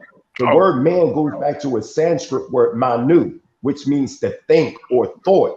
When you break down the word Adam, which is really properly ha-adam, the ha is an image of a man with outstretched arms. That's right. Allah is which you call force or power. The symbol is an ox head. The dalaf is a doorway to go within. The meme is waters. So when you say Adam, you're saying the firstborn or the first blood. When you put that ha there, it's a man, inclusive of woman, with outstretched arms. So Adam is the firstborn rising with outstretched arms. It's really defining an ecological system of man being birthed by the way of the earth or the soul plane. That's what it's talking about. It is not talking about a literal man named Adam. And furthermore, when you ask me about the 7 root races and how it's connected to the Bible, the word Yam doesn't mean day. It means that which containeth life. So each so-called day is really a root epic. It's not a literal day. And anybody that understands that understandings of who doesn't know, bro? Stop. Hold up, Lex. You got 1 more minute, Lex. Come on. Lex. Break your notes down. For the source, I want you to go to the 13,500 BCE, right, and known as the Stanza of Zion, and to do the demonstration to prove my point. If you can real quick adapt, could you please go to our inbox and I can show you without a shadow of doubt that the Comedians themselves say that they came from the Atlantean root epic. I can prove it right now in Comedian manuscripts right now. That's correct. Hold on. Yes. Hold on. We gotta go to a commercial break. Hold on. We gotta go to a commercial break real quick. It's a 30-second commercial. Creamer, go ahead and get that up there. You know. Hey, anybody want to advertise their products? The problem with a lot of people. All right, well, we're gonna skip the commercial, University. Yeah, when you come to the Mighty Hebrew University, you have to sit amongst adapts. I'm not talking about Masons. It's a difference from being an adapt versus a Mason. I'm a Israelite sovereign nationalistic adapt. Yeah, I'm the this adept is why here. we could take the print. Hold on, Lex Vortex. If I say to you, what's the stanza of Zion? Break that down right now. What's the stanza of Zion? Let's go. Bullshit. Oh no! We object to that answer. We object because that ain't right, man. You don't even know where. Yeah, that's right. Just say you don't know. We respect you more. Just say you don't know. You can't come back in after that answer. Hold up, man. We got to mute his mic for a second. All right, we gotta go to a commercial. Hold up, Mighty Hebrew. We gotta go to a commercial real quick. Go ahead. Right. Easy out of here. Easy out of here. Easy out of here. Easy out of here. Easy out of here. Easy out of here. I gotta get me some of that for my beard, man. Shine it up. Easy out of here. Easy out of here. Easy out of here. Get some of that beard off. Safarah Yashala. Look her up. We're gonna put the link in the chat, fellas. You know, she got brushes with no pork in it. You see what I'm saying? Oh, Look, shucks. brushes with no Hey, pork. Yeah. stop with the Hold up, Lex. Let us propaganda, do the bro. commercial, man. 12 tribe beard Yeah. brushes. It's 100% Much agave bristle. respect. I wish Yeah. if I ain't It's have all under the alopecia, I law. have one of them too. Copy yours Yeah. today. Get you one today.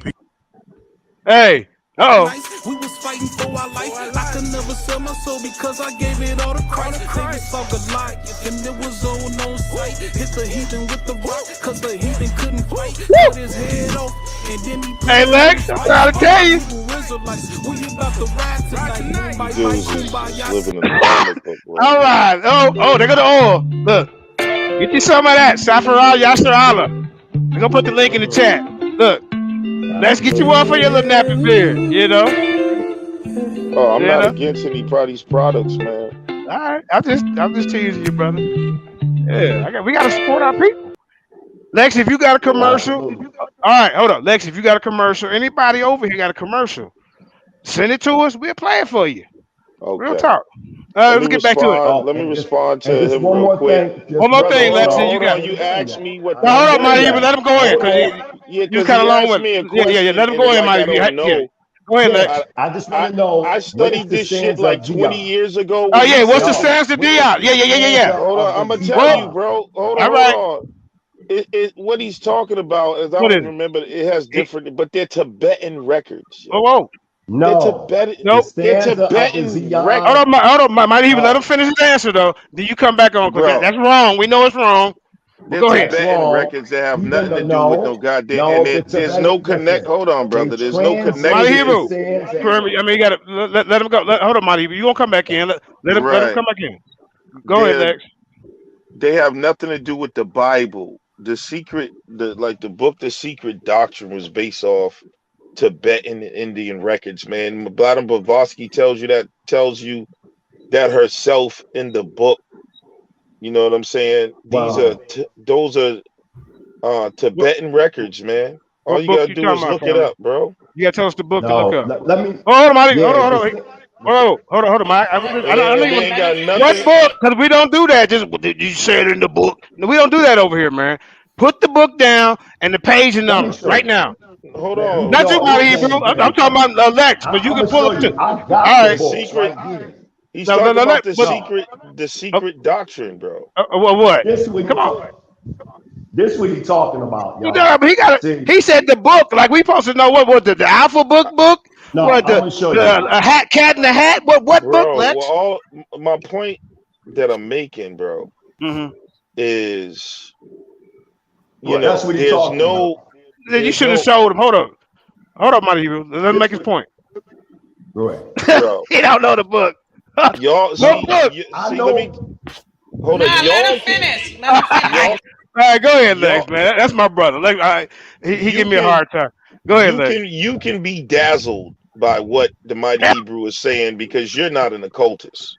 This is shit I was reading when I was fucking 12 years old. All this shit is.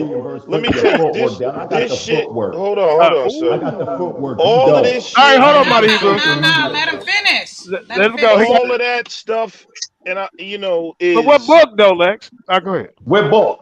Yeah, what book? But you can't slip out of that one. What book? You want to talk about the secret doctrine, or you want to talk? I'm talking about when he's referring to Madame Blavatsky's works, the secret doctrine, and her other work. He mentioned another guy that created this. Remember? He mentioned another guy. Came in, he said that brother came in point blank and said, "You came in." Bro. You came in and said that. I didn't get to finish. Maybe this stuff off. You gotta let him finish, even though he ain't got. All right, Kareem, operate the mute button, Kareem. If I ain't got too much to show, you got it, man. Y'all believe that? I'm not gonna. Y'all niggas want to remain in a pseudo echo chamber. No, let him finish. But you gotta give us some source. You gotta give us some source. You gotta give us some. You seen all this information being shared. You came up in here just talking and talking negative about the information. Yeah. You have to I'm give us referring to the information. same shit he's referring No, to you that he said just the book. showed you. You said the book. But he showed us information. He just didn't say Yeah, it. he The just said the book. secret doctrine, Oh, ISIS Unveiled, are the works of Madame Blavatsky. but Those are one of her two main works, and there's a third one. In that book, she tells you where she says she travels and studied amongst the Indians and the Tibetan doctrine, and what he referred to as the stanzas of Zion or whatever. And there's also another one called Zion or something like that. That's what I'm saying. I'm familiar with it. Y'all don't know, so it sounds like I ain't saying nothing. But he know. So, Well, he should know. so These tell are us what you're what I'm saying. telling you. They are Tibetan records. But here's my point. what's the point? Okay, nah, There's man. no evidence for them. No, they're not, man. Y'all They were motherfuckers is translated. silly, no. They bro. were translated into the You said the book. Let me. You might as well pull up the Incredible Spider-Man and do the same shit and say it was written. And this is what I'm trying to tell you, bro. What is the? Hold Watch on. this. Let's get some Watch order. the real Mighty Hebrew. story? Let me just Yeah, ask yeah. you this. Tell him, Let What's me the real just story? ask you this, sir. Out of the seven root races, what is the evidence for the Hyperborean race? Where is the records they What do left? you have Where is evidence of? anything? Then, Where bro? is I'm it? gonna answer. Let Bro, one at a time. that's all. Okay, hold up. The Everything Mighty Hebrew, go you, ahead. so So I tell us can the real answer his story. question. Yeah, yeah. All All right, right. hold on. No So one Mighty knows. Hebrew, go. Answer. Hold up. Let him go. Mighty Hebrew, your turn. Go. Yeah, first before I answer that question, don't try to Get up out of circumnavigate on what you tried to say. First of all, it was translated into the Tibetan. It was originally written in Zinzar, and the oldest records you can go to is in the Tibetan monastery that go back 13,500 BCE. I'll put it inside So it's Connecticut. Tibetan. That's what the And records are. hold on. Nope. He said it was translated. See? You don't Hold on. ask That don't questions on even top of matter, bro. questions. We're not playing No, Jeopardy. it Okay, don't. but maybe it was You translated from don't something even Oh, over do there. now maybe it was, y'all. I Hold never on. said it. Mute Hey, him. JJ, bro, you being childish. Mute Bro. him because when right. I'm dealing in this demonstration, I respect the footwork. It's a difference from reading something. This is versus all being a excuses, part bro. Of the Okay, Karima, get the Let him clock out. go. No, get the clock out, Karima. No, they get 2 minutes apiece. Get the clock out. No, Okay, all I but need still, is the Zion. No. evidence. I mean, Lex. We gotta Let get the him clock go. out. Let him go so you can He got understand one. what he's saying. Do some more What I'm saying to philosophizing. you, what I'm saying to you, bro, is that you're giving surface information. I can tell that you're not a adapt student in this understanding. I can literally tell, because if you really knew what we was talking about, Madam H.P. Blavatsky clearly says in Anthropogenesis on page 428, and you can also go to the Hidden History of Humanity. She said that the Bible is authentic if you understand it esoterically by what is known as the Chaldean Book of Numbers. Am I lying? Adapt, Comedian Adapt. Does not Madam H.P. Blavatsky say that the Bible in its absolute must be understood esoterically? Did she not say correct. that? I never. Okay. And why are you making a straw man? This is what I'm saying, Hold bro. up, man. He got one more minute, man. Then you come in, Lex. Hold on. Yeah, Why can't we just interact? What I'm saying to you, Lex Vortex, you cannot understand where I'm coming from if you're using classical Hebrew. If you use synotic, picturetic Hebrew, then it'll be clear what I'm saying, bro. And I've been saying this to you. Okay. All right. And time. All right. Start this time. Start this 2 minutes. I got the books. Okay, I got both sir. volumes. I don't Yeah, I talk. got All right, hold them on, too. Black Mighty I Hebrew. got All them right. too, sir. All right, First of Karima, all, whoa. Start this time now. Go, Lex. 2 minutes. And then, bro, hold up. After that, somebody else on the panel want to speak. Let them speak. All right, go ahead. First of all, Madam Blavatsky is an evil witch, first of all. But she did go and travel and get a lot of knowledge. But you can't take no quotes from her talking about the Bible's absolute. Madam Blavatsky also said Yahweh is an evil young God and is not the true God. That she agreed with the Gnostic view that this was the demiurge, basically. That's in her book, sir. That Yahweh was not even the oldest God. So you want to use Madam, that's what I'm saying. You using Madam Blavatsky all out of term to try to support the Bible when Madame Blavatsky didn't support that. When she says YHWH is a younger God and there was much older gods before YHWH and it's not the true God. Number one. And then when you talk about these records, my point I was trying to make to y'all is that fine, there is a lot of esoteric knowledge in this record, but a lot of it is philosophical. But when you start talking about the 7 root races and all of this stuff, there is no way to confirm it. That's all I'm saying. You can believe it. I mean, we can pull, I'm an esotericist.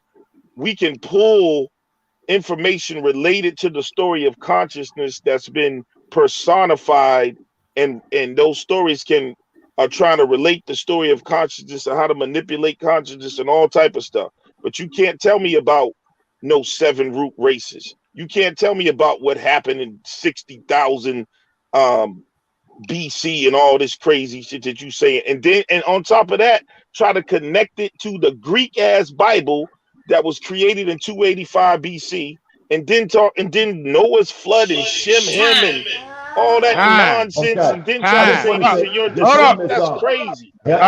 His time is up. Yeah, time up. All right, go. Your time is up. What you talking about Yahweh, you gotta understand it's a demigod in the sense of the understanding that came about 6,000 years ago. It's a difference from Yahweh versus Yahweh, I am so. That has to be made clear. Yahweh, that's what he's trying to tie him to. You see what I'm saying? You got to understand, she's talking about thought and consciousness coming into being 6,000 years ago, how the Aryan root epic started to, or the last of the Aryan root epic or the Euro-Gentiles started to view Yahweh as a demi-power. That's what she's talking about. That's number one. So let's separate Yahweh versus Yahweh, I am so. That has to be made clear. Number two, again, you cannot talk about philosophical writings if you haven't been even initiated. I'm going to ask you right now, who initiated you in the philosophical teachings? Oh, when I joined. That's my question that I'm asking you. Who initiated you? Want to know? You want to know the person? Yeah, the person that initiated you. You wouldn't know the person, but I'm gonna tell you. I'm a part of the Theosophical Society. Who are you talking about? No, you wouldn't know the person, but I can tell you this. Who initiated you in the Theosophical Society? A person that you wouldn't know. Why wouldn't I? Because you wouldn't know him unless you was a part. Robert Brown in the Illinois branch of the Theosophical Society initiated me as an adaptant in the Theosophical Society. Who initiated you as an adaptant? That's fine. All right, okay. No, I'm saying who initiated you. You claim to be one now, Nimrod. Come on now. I'm not. What? I have obligations, but I'll tell you this: when I started you want us to listen to you, but you can't tell us. All right, hold up. Why are you giggling about someone asking me about a like? Jay, no, bro, because you caught up. You caught up, bro. How you asked me a question. Come here, let me get my 2 minutes to speak on this now. So you asked me a question. Now you came in here, acting like you knew it all. We don't know what the hell we talking about. Then the brother asked you. You're not even the one talking. You don't even know what he's talking about. Can I get my 2 minutes? 2 minutes. Let him get his 2 minutes. And he did not interrupt you. Please, thank you. Look, everybody get 2 minutes over. I might want to talk about something else, but it's my 2 minutes. And if they want to talk about the stupidity of you coming in here, acting high and arrogant, now you're getting shut down. I love you, Lex, but you're going to have to do better than what you're doing, man. Yeah, now, once again, man. Y'all got it, man. Have a good night. I'm not gonna play these childish games, man. Like, I'm gonna leave Lex alone, man. Motherfucker want to engage in a conversation and not. No, but you see, that's still my 2 minutes, bro. Still my 2 minutes. Lex. See, I didn't interrupt you in your 2 minutes. Man, you had about 6 minutes. I just sat there and JJ, you're mad because I beat you up all the time and you're acting childish, bro. Like the dude has improved nothing. Okay, proved him. What did you prove? Right. Hold on. I proved that he couldn't prove the 7 root races. Let him get his 2 minutes in. He might prove some shit in 2 minutes. You gotta hit the mute. You gotta mute everybody. Boop, boop, boop, boop, boop. I did. There you go.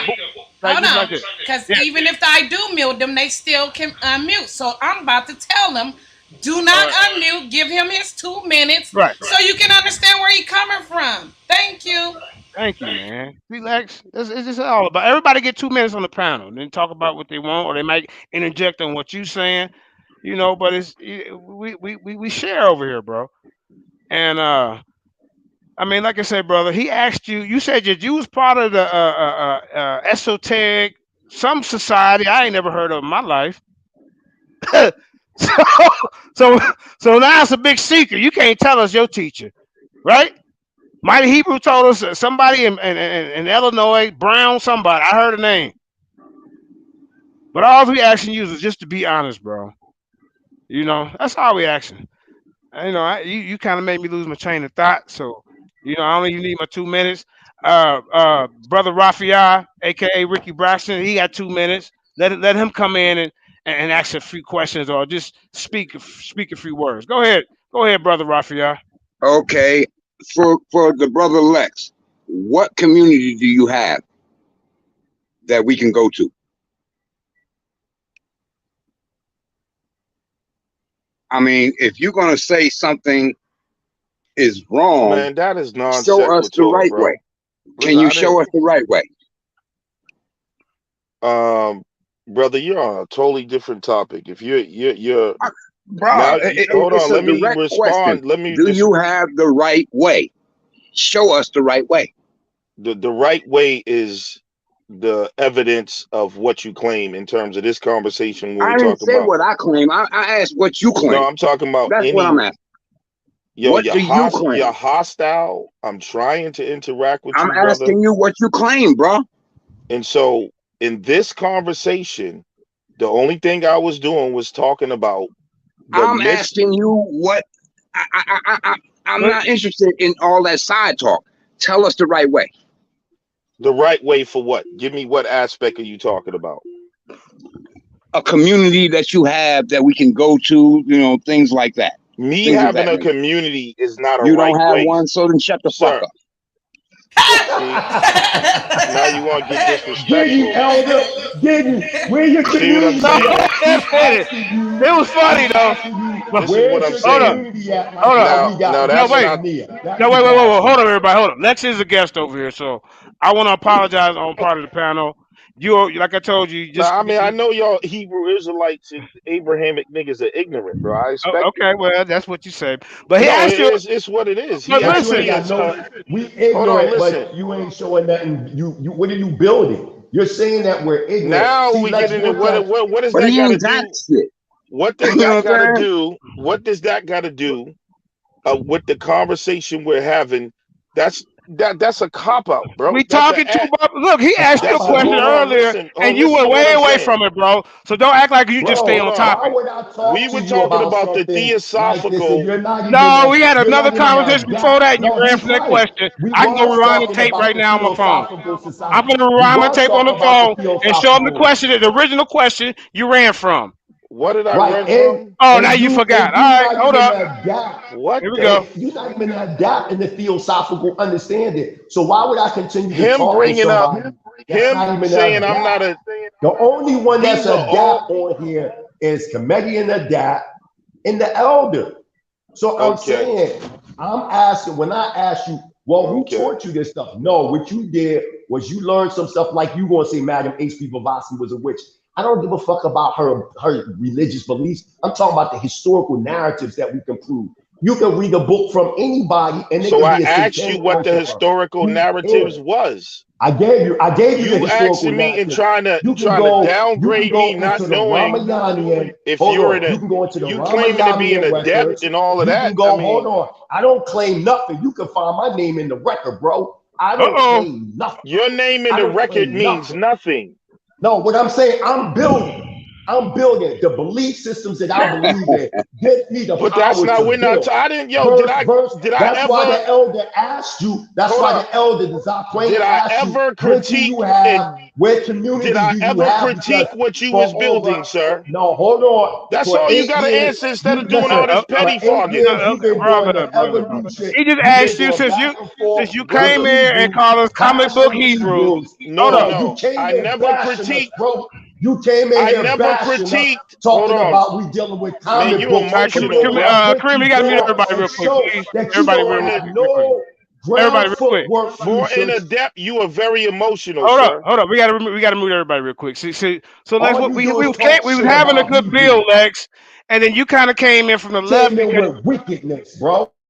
right, we having a good build, and you came in Because you here. always come with All I did contention. was You never challenge. come and build with brothers. Let Why the ever since I've host known you? speak. Hold on, Hold on. Modern Hebrew. Hold up. And this is what you did. I sat back and watched. And then when they asked you, well, what do you got to offer, or who is your esoteric teacher? And there was another question you kind of sidestepped. Now you on the defensive because now we hitting you. I mean, if you gonna come here to come build and add to it, but you came in, with shots fired. Yeah, this is a comic book and blah blah blah, and but Right. that's what we talking about, bro. And then like say Raphael asked you, well, what do the dark side offer? You say you say you're a demon. He didn't And ask me that, brother. This was his thing. He said, "What are you building now?" I'm gonna tell you what he has an organization called the Dark Side. Now go ahead and explain to us how the dark side can bring our people together. You got 2 minutes, brother. Go. Yo, bro, I can't build with adepts that are so-called adepts that don't even have control over their emotions.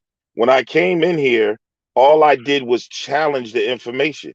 And the only adept I see would be the Moorish Kemetic brother, because even though I challenged him, he didn't get all emotional and lose control of his spirit like the mighty Hebrew did. I wasn't coming in here with no negative smoke. I'm saying that You what did you were come in with saying, negative smoke. what I was saying, But all I that ain't the said, question we just hold asked on, you, brother, bro. I'm Always come responding with to negative. everything. Let's But now build now something you're going responding. back to something else. That's what you're doing Now you're hopscotch, bro. interrupting. Answer one question, please, Because brother. Please. No, y'all forget all do that like, other stuff. you Hold up. do like Go, 30 things, no, brother. Hold Okay, on, let's start all over and we're stick gonna to the start over. information. Here you go, right here. And that's Let's just all stick to the. Let's All start right. all over and let's stick to the Thank you. information. Right. Now Thank here we you. go. Don't start Right here. asking me what color drawers I No. wear in the Listen, morning and all that Karima, type you of. gotta mute the brother, please. Now we asking you. We finna start over fresh. You came in calling us comic books and all that. So now we're gonna go back. We're gonna put the focus on you, right? Now, how do the Dark Side organization that you're the founding father of it explain to us how the Dark Side can bring us together? Go ahead, brother. You got the floor. The dark side is a think tank that promotes unity through the process of science, technology, engineering, and math. And we teach that all religions are division. When you look at the division upon our people, one of the main tools of the enemy is the different religions. That's why you got all these religious wars. That's why you got his brothers on the internet arguing right now over what's correct, the Bible, the Quran, the ancient texts. We say stop with it all. Do the math. Get the common denominator, just like they did at the Tower of Babel. One common goal, one vibration, and nothing was impossible to them. In order to do that, you have to get rid of all the divisions that stop you from manifesting God, because God represents unity. Hear, O Israel, the Lord our God is one. How can we be one if everyone's wearing different jerseys? So the first thing that has to happen is you got to put the same jersey on. And if you're a Christian, I'm a Muslim, he's a Buddhist, this nigga Shinto, this dude's doing this dude got on a fez, this nigga got on fringes, this nigga got on a kufi. That no matter how you try to fake it, you can never come in unity like that. So that's what the dark side teaches. And when it comes to information, deal with the scientific method, deal with the evidence, and come to sound conclusion and stop doing guesswork. Because we can philosophize all day and night. And when I came, that's why I came in and called that a comic book. that specific thing as he was showing, because it cannot be proven. We can only believe in it or guesswork about it and philosophize about it. But in terms of how to turn your lights on, that's science. You can actually flip the switch. In terms of how to heal somebody, you can study the science of plant. We can unite on that. We can unite on mathematics. We can unite on engineering. And we can unite on the fact that we got a common enemy. All the other stuff is fluff and division by the enemy. That's what the dark side teaches. Now debunk that. Okay. Now, I have one statement. Okay, go ahead, Zon. You big rock. I was about to get him. Go ahead. Yeah. You study psychology, bro? Social psychology? That was my minor in college, actually, psychology. Okay. So you know that human beings cannot be totally objective, right? I've heard that being said. Okay, so I don't know if I like agree with that totally, but it's actually, that's not a concrete, absolute thing. But I'm with you on it. Go ahead. Right. So even right now, there's subjectivity to whatever that we can have a scientific belief, but at the same time, there's still gaps. Like for instance, when my brother brought up string theory, and we don't have anything to prove string theory besides mathematics, equations, hypothesis, and theories, right? That's right. So that means that human beings cannot be 100% objective. True or false? False. All right, brother. And let me tell you why. Before you dismiss it, because I disagree with you, let's build on it. We cannot be 100% objective if we don't deal with the exact reality. Reality is subjective. There's something called love, like, and what I'm saying is we can be objective about things that are demonstratable. When it comes to the abstract, that's when we get into philosophy. You see what I'm saying? But yeah, we can be objective about the operations of electricity. We can be objective about our social political situation. We can be objective about how we should treat each other. We can be objective about all these things that are demonstratable. We can't be objective about our view of God. We can't be objective about what happened 1,000,000 years ago. We can't be objective about the 7 root races.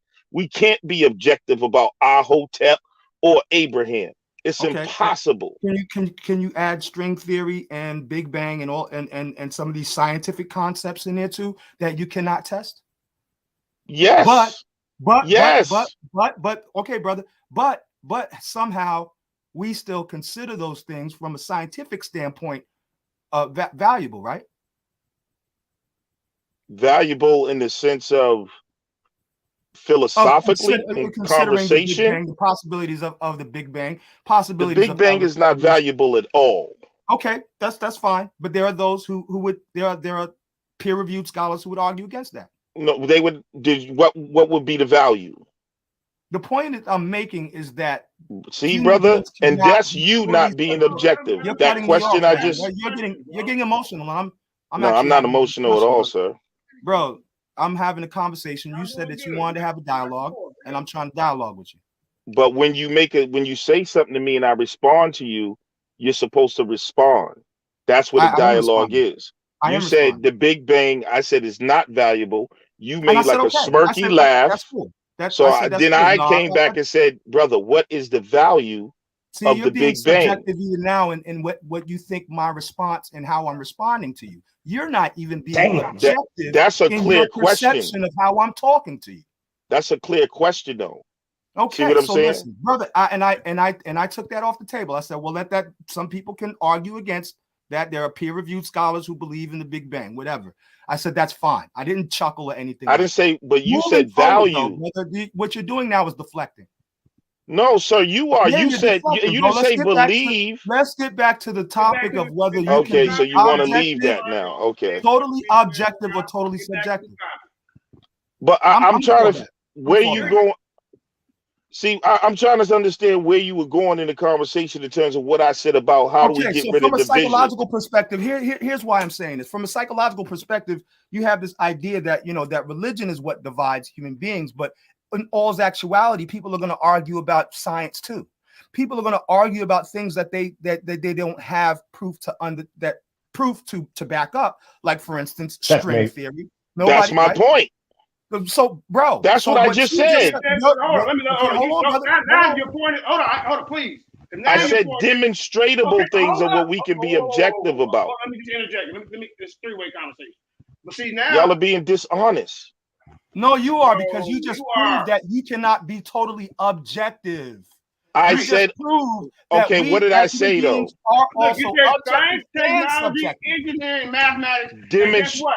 Hold up, bro. And all them people don't agree. God damn, brother. Right now. But you said, JJ, but you're arguing a straw man because you're not saying what I said, man. Bro, let me speak, please. See what you just said, that we can't have religion because everybody's arguing on it. So if we drop religion and come up with the science, technology, engineering, and mathematics, are we not going to argue? Yes or no? Not on thing. No. Yes. Listen to what I said, JJ. I said, why y'all leaving out the word demonstratable? No, bro. Did I not? And this is what I'm saying. Yo, this is why y'all don't understand the Torah. Thou shalt not lie. And let me finish it for you. To thyself. You know I said demonstratable, but you're lying. String theory, but do you agree with string theory? String theory has no value in what we're talking about. Okay, what are we talking about? Science. It does have value. Absolutely, it's relative. Is it demonstratable, sir? Why do you keep trying to? Objection. What? Hold on, let me answer that. What do you mean? Hold on, can I get in? Yo, this is crazy. I got it. So you say it's science demonstratable. Is that what you're asking? I said we can be objective about demonstratable science. Okay, so that's where we can't have no argument about the way what actually is operative, not philosophical. Alex, let me ask you this. Hold on, this is a whole nother stuff. So you're gonna skip over that? Hold on, let me ask you this. Hold on, bro. Is God light? I just want to get that out the way. You had a debate on it. Is God light? Or dark? Which one did you say? Oh man, which one did you say? We don't know what it is. Do y'all argue over that? I had a debate with someone about whether God was light or not, and I said it wasn't. What'd you say it was? Was he light or dark? What'd you say? I argued that it would be darkness if anything, but we don't know what it is. But it's in darkness, nothing but unconceivable light. It's not darkness. Now, hold on, now y'all. But that's just an argument. But hold up, but y'all were trying to use science to prove your point, right or wrong? Yes. All right, that's all I gotta say, man. All right, somebody else get in. So you see how y'all are playing childish games? No, we're not, bro. That. Hold on, you brought up a conversation I had with somebody, but I will tell you the same thing, JJ. I will tell you the same thing about that conversation. It is valueless. It is philosophical. Why you debating then? Because it's debate. It's philosophical. That's what you do. So what's value then? When science, right? Science, technology, engineering, mathematics, right? Yo, are y'all really demons? He's saying demonstration. No, that's go by. No, Jeremiah Judah. Listen, Zaquin, Elder. Like you acting like Jeremiah demons Judah. right now, bro. Listen, Elder Jeremiah Judah, he is correct. He said science in the sense of demonstration. And I have to agree with that. Your belief should be core to a demonstration. And that's what the elder was asking you, Lex Vortex, about your community. What do you have by the way of demonstration?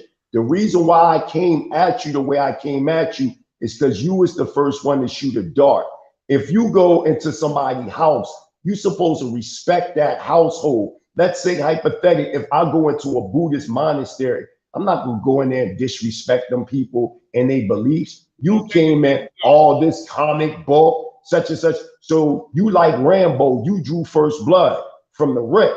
So naturally, Yeah, but it wasn't personal, brother. Hold on, but listen. The Lions didn't saying, debate league. I know. Let me finish to you, Lex Vortex. What I'm saying is, it's certain people that put in work that has to be respected, man. We got elders on the panel. We got people that put in work, and they've been demonstrating. So the elder came in because he kept hearing you assassinate people's beliefs. He's basically saying, well, what community, what do you have, and what is the story behind the subject matter? If you're saying everybody on this panel is crackpots, none of us know what we're talking about. I never said that, we sir. Know, brother, you've been saying it. I said that about the information. I never questioned. And what I'm saying is, Mighty Hebrew, did I ever question what you do in Tanzania? Did I have a question about what your crew, the work y'all put in with people? We're talking information, bro. Y'all took it personal. But let's make it clear. The information that I acknowledge is what's pushing me to manifest the community in Tanzania. People's beliefs, the manifestations of people's lifestyle is permeated on their beliefs. What drives me is my beliefs. So what I'm saying to you is, if you don't have any ground footwork, it just becomes intellectual masturbation. The things that you're saying that we're doing, we're showing you that. So let me tell you what my footwork is, since we want to make this personal and about me and my personal life. I am a part of a community called Black people. I don't hurt my community. I have a career in technology. I go to work every day. I don't rob people. I don't steal from people. I educate people. You know what I'm saying? That's what I do. Now, am I a part of some religious community? I'm a part of the Black nation, sir. And I am a functioning person in that nation. I don't have a church. I don't have a temple. I do me, and I'm a productive person in society. I don't got to have a damn temple. I'm a part of your community. Okay. Thanks for your response, man. Thank you. Okay. But that has nothing to do with the Lions Den debate league and information and what I'm telling you, what I disagree and agree with. And if you're talking beliefs, fine. You know what I'm saying? But if that's the case, then that means we can't have no conversations. Because I thought we was about getting to truth. You see what I'm saying? But it's the way you came. See, it's the way you came in. See, I don't care about Lex Vortex. I know you for years. I don't watch you transform many times. I know what you believe in. It's not about what you do, it's how you do it. If you come into somebody's house assassinating their beliefs from the rip, there's going to be contention.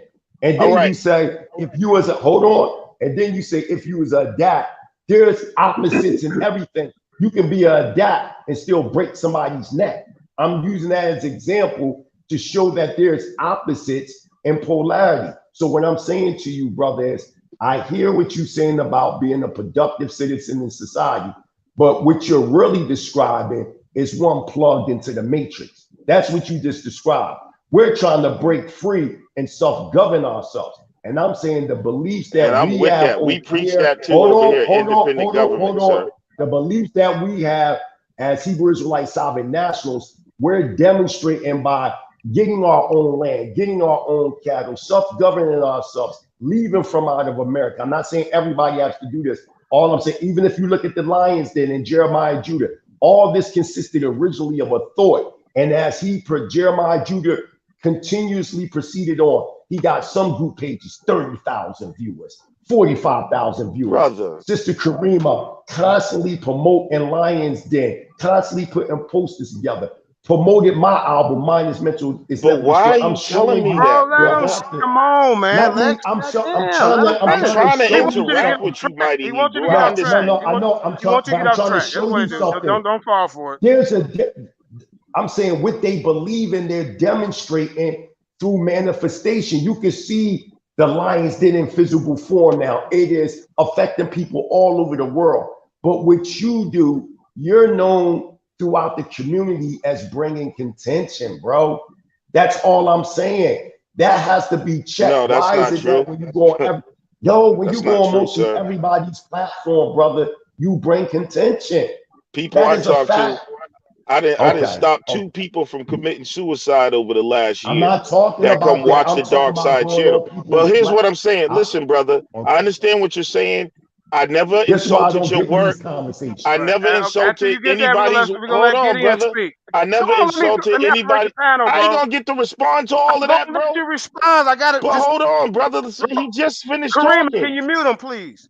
You know I'm what? gonna Fuck say that, bro. I ain't coming back here, bro. All right, then. All right, bye, man. If you're gonna act like that, all I'm saying, let Gideon. I just want to say, I just said Gideon. Yeah, he ran. You see, but he came in with contention.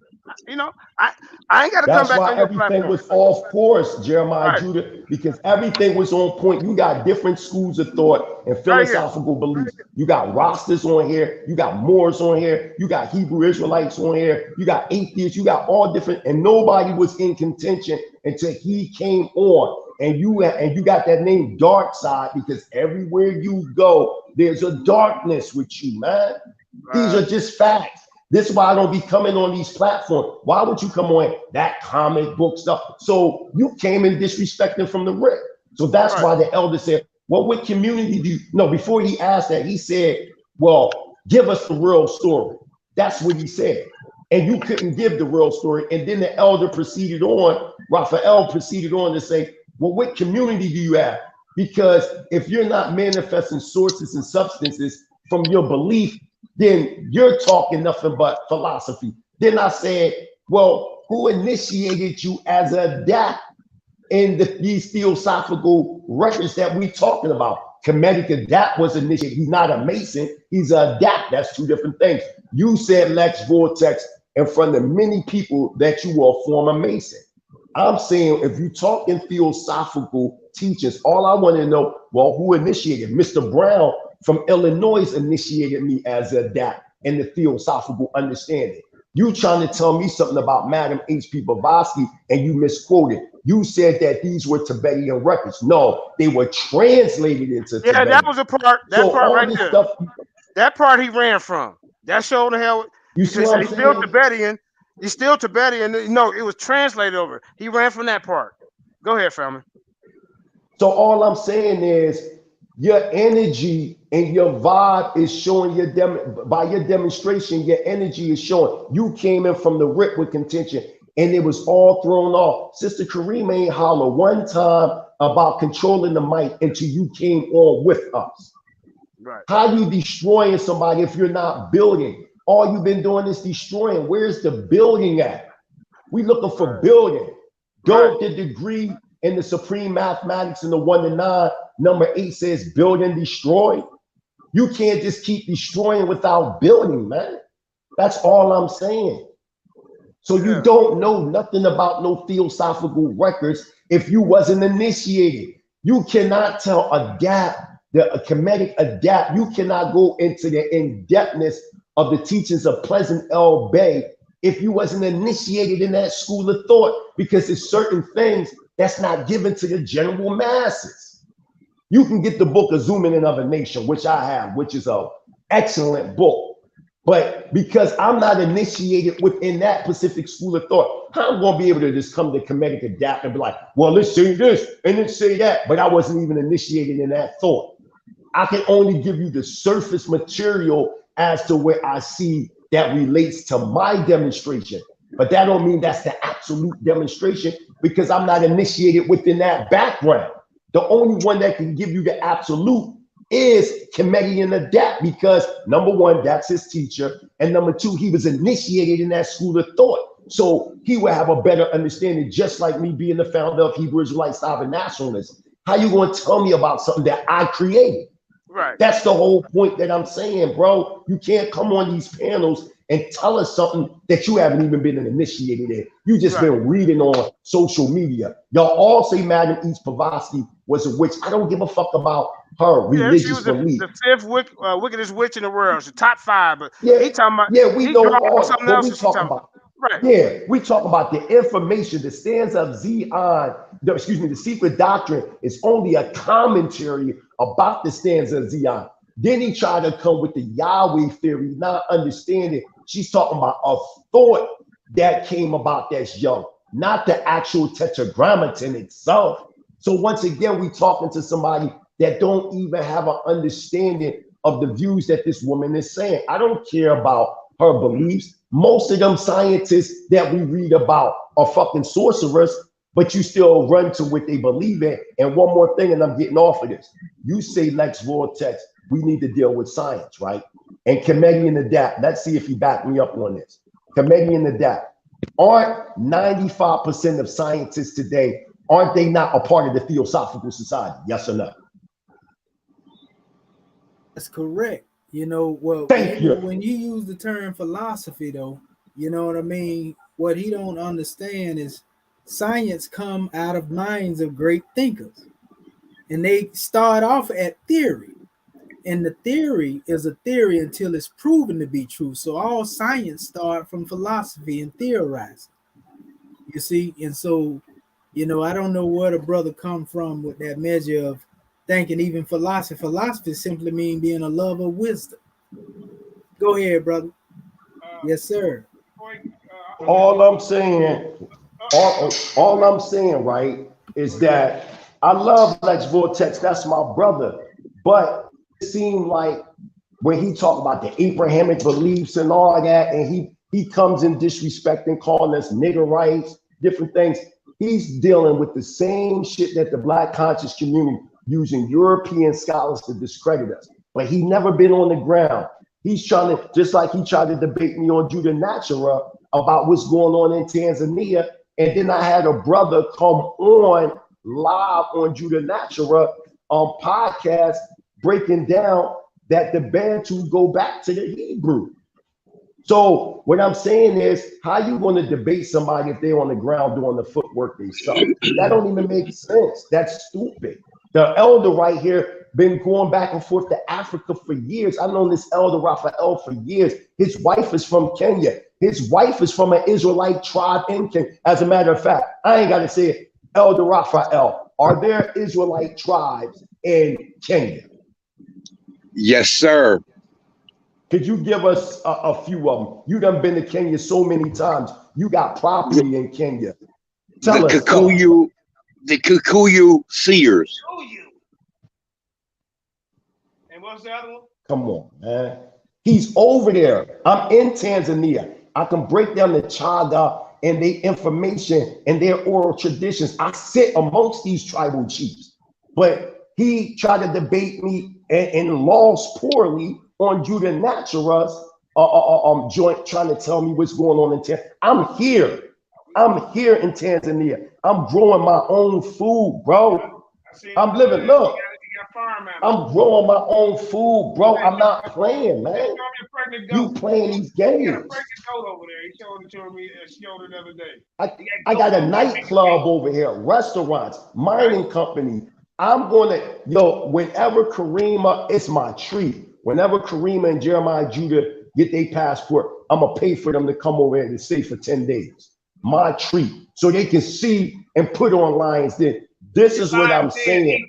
Africa. You know what I'm telling you is my beliefs is what's causing me to do these things. Out of all the beliefs that we hear about, why is it that the only ones that's demonstrating is the Hebrews and the Moors? I don't see none of them Black conscious. I'm telling you straight, and the Rastafaris. The Rastas also demonstrate. They got the Shashamani community in Ethiopia and here in Tanzania. I don't see nobody building but the Hebrews, the Rastafarians, and the Moors. That's it. When you talking about the Kemetic, you talking about, I'm telling you, they don't know shit about Kemet over here. Am I lying, Elder? Do they know anything about Kemet over here? Bruh. They don't know nothing about that stuff over here, man. Bruh. Nothing. I was like Kemet, and they didn't know. They was like, until I said Egypt.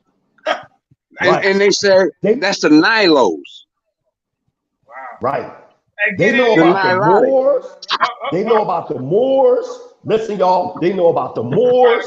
They know about the Hebrews. They know about the Rock. They don't know nothing about that Afrocentric / Black conscious. They don't know nothing about that, bro. They're not over here building. They're not. That atheist bullshit that they pushing. Hey, get in They here, don't bro. know nothing about no atheism, none of that. Shalom. Hold on, buddy. Let Gideon Israel come on in. What's good, JJ? I appreciate you letting me on. Shalom to the brothers that's on. Shalom to the mighty Hebrew. Shalom. We all know Lex Vortex, but I want to apologize. What's that?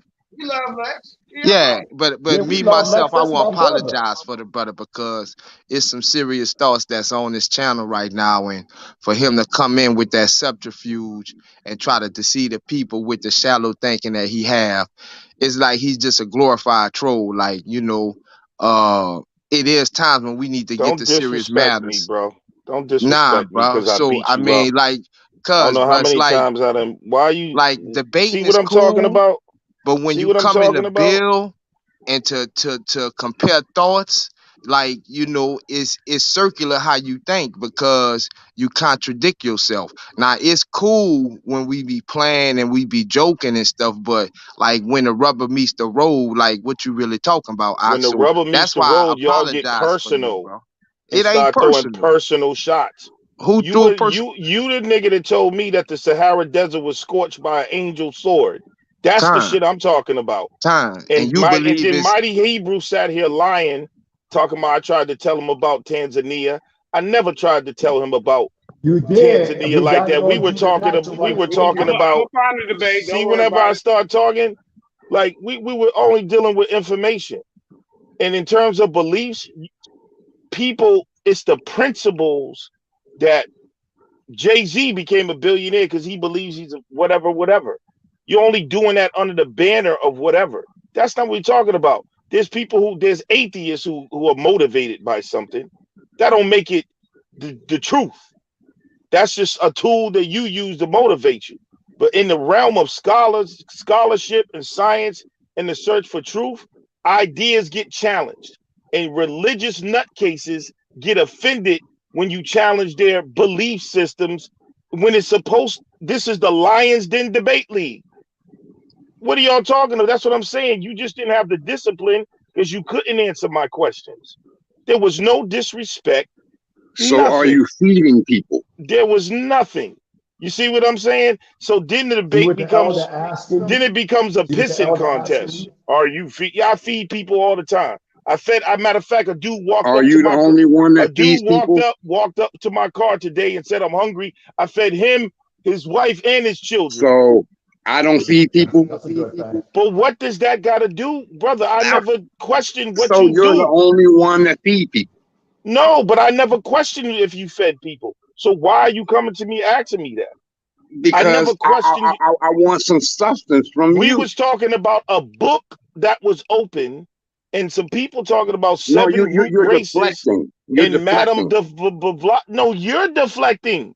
That's what I'm saying. Like, y'all are wicked, bro. All right, and this is the thing I'm talking about. I'm wicked. I'm wicked. Yeah, What did I do wicked? What did I do what wicked? you're doing wicked What is, did I do with that was I'm wicked, gonna brother? tell you.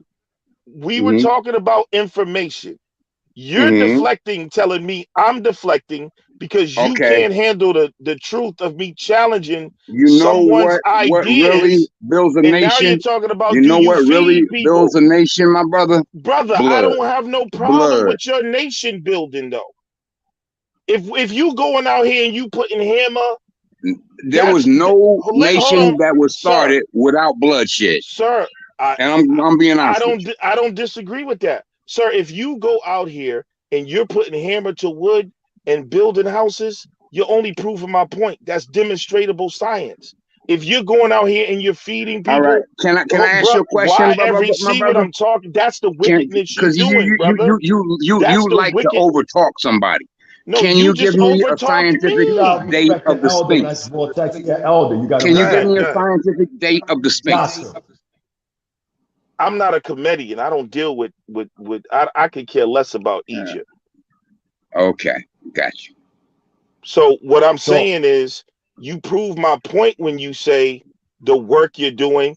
That only goes back to the truth. I said that the only thing we can truly unite on is demonstrable science. Prove that wrong instead of getting personal and asking me what size my shoe is. Yeah, but when you spoke about the root races, I think Comedic Gap You broke just it ignored down what I just clear. said again. But no, See what I'm saying? no, that you was talking to the elder. This the mighty Hebrew. When you were Yeah, but saying you just gonna think come in about and the just seven rule, hold on, because that was the source. You came in, you sir, said, "Oh, it's a common book." See, when a person is really demonstratable. hold on. When the person is really sincere, like say for instance, if I go to Bro, the you chat getting and into try, something else hold on, again. hold on, bro, You hold on, offended because I said theology, comic book. hold on, no. I'm offended because you was being disrespectful, and I thought after a certain amount of years, listen, I'm pushing 50, bro. He doesn't want Bro, you're accountability. deflecting Let me again, finish. bro. Let me finish, bro. Even if you disagree with me, let me finish. Have respect for men to men, man. We've grown to know each other for years. There has to be a growth and development stage where you stop doing certain childish things, man. You came I into agree. somebody I'm else's not house. doing nothing childish. Hold on. You did, bro. You are. You did. No, You're brother. crying and ranting right now I about never me saying once. comic book. Yo, That's can I what's finish? childish. Can I finish? Listen, you are being childish, bro. You cannot pull no receipt up on me ever going on anybody's platform being disrespectful. You came on this platform from the very beginning with contention in a disrespectful way. Go read the chat room. I'm saying to myself, hold on, Lax, hold on. So You're I'm lying. saying to him, in my mind, I'm saying, why would he even come off at people who are respected in the community? If I go amongst a Chaga chief and I see something that I may not agree with, I'm not going to go to them people and be like, what type of comic book shit is that? Is that not disrespectful? I'm asking the panel. Is that not disrespectful? Yeah, he's very disrespectful. So let's And he look wouldn't at say that to nobody's face. Sister Karima. now. If You I want come to into your house, get Sister violent. Karima. Like No, you. Sister Karima. I'm not Would you getting say violent. that to Sister somebody's face? Karima. Yeah, I would. Sister Karima. If there's somebody Yeah. was showing the book. Your house. What If I state you come live Hold into in? on. your house, Let me show you how I got invited in. He Let me show answered me you. a question. Hold on. Can I answer the question? I'm trying to asking hear. Sister Y'all are Karima a question. fanatics. If Don't I be come fanatic. into your house, see how he keeps slandering? You gotta peep the certain shit he be saying. Y'all fanatics. Y'all just Sister Karima. If I come to your hometown in Cali, right? I ain't gonna say what part you live in because that ain't nobody's business. If I come into your hometown in Cali, and let's say y'all demonstrating a certain way that y'all do y'all cookout out there, right? And then I'll be like, man, what kind of cookout shit is this? We don't do this on the East Coast. Would I not be disrespecting you and your household system? Yes or That's no? not what happened, bro. Yes. Come on, you came in somebody else's house in that retrospect, the Lions Den, and you said, what type of comic book shit? That's comic book shit. That ain't real. That ain't how you come to people, and even people on the panel you don't even know. You should You have gotta came be in. joking. This is the Lions Den debate league. Now look, now watch this. Let me show you how. Now watch, he won't let me talk. You supposed to be an Hold adult, on. and you supposed to be like, I understand what you're saying, elder. I understand. You talking to no, an elder. because you're Mighty Hebrew, but you got to understand, hold though. on. Let me That's why respond I though. Why are you explain him as scared a of my glorified response? troll. So look, Because it's all now fair another in a person's debate gonna type be of rude, setting. and But I coming can't into even somebody's respond. house, you'll never Gideon's do mad that. because I beat him up and made him look silly all the time. But look what was written in the chat room. I came in, somebody, JJ7000 wrote, link coward. That's the first response. This is what I'm coming into as I come in the type room and I'm just typing questions. I wrote the Atlanteans with a question mark. JJ7000 Prince, link coward. I write guesswork. Then he says, Lex, there go the link. So you tell me what's the energy behind that, you wicked lying ass niggas. Go ahead. Let me post the first comment What before he even conversation did responds. you have with No, him? hold on. Yeah, because I'm going to post the first thing you came in here saying. This the first thing. That's the second thing. This the third guesswork. And this is when Jeremiah Judah And says what's something. disrespectful about Every that? action has Hold a on. reaction. And what's disrespectful? Show me the disrespect. Bro. That's what he said. Okay. Then you said No evidence for these pseudo races. These guys need to stop. What's disrespectful about that? Right. That's contention, Okay. bro. And then he said, Yeah, It's this contentious statements. Lex, we waiting. And so I came up to show what I was saying. but you didn't come in here with none of this information right here. You came in there with exactly what he said. You said it was comic book and all that. See, now we going to something else. Y'all are wicked, bro. Y'all All are right, wicked. Yo, you use that word we get wicked ready very to, loosely, man. We wicked. yeah, Lex, we're gonna have to, you know, Yeah, because you're move lying. around. You just see, you just read the Listen, thing. No. He wrote Link Coward. All my statements. Let me show you something. All right, Link, Lex. All I said, we was having a good build. It's okay to come in and have, you know, your own views, but you asked questions. You came in with you guys are comic books. That's what you said. And it's like, okay, bro. So then we ask you, okay, what about the dark side? Where's the community for this? Where can we find y'all setting up teaching people? Then you said, well, we got to get rid of somebody mute the mic because it's like a echo. All right, thank you. Then he said, well, we teach we got to get rid of all spiritual beliefs. Marcus Garvey didn't believe that. Everybody could put their stuff to a side. You go to work every day, like you said, you're a technician, and you go to that job for 8 to 10 hours, 12 hours a day.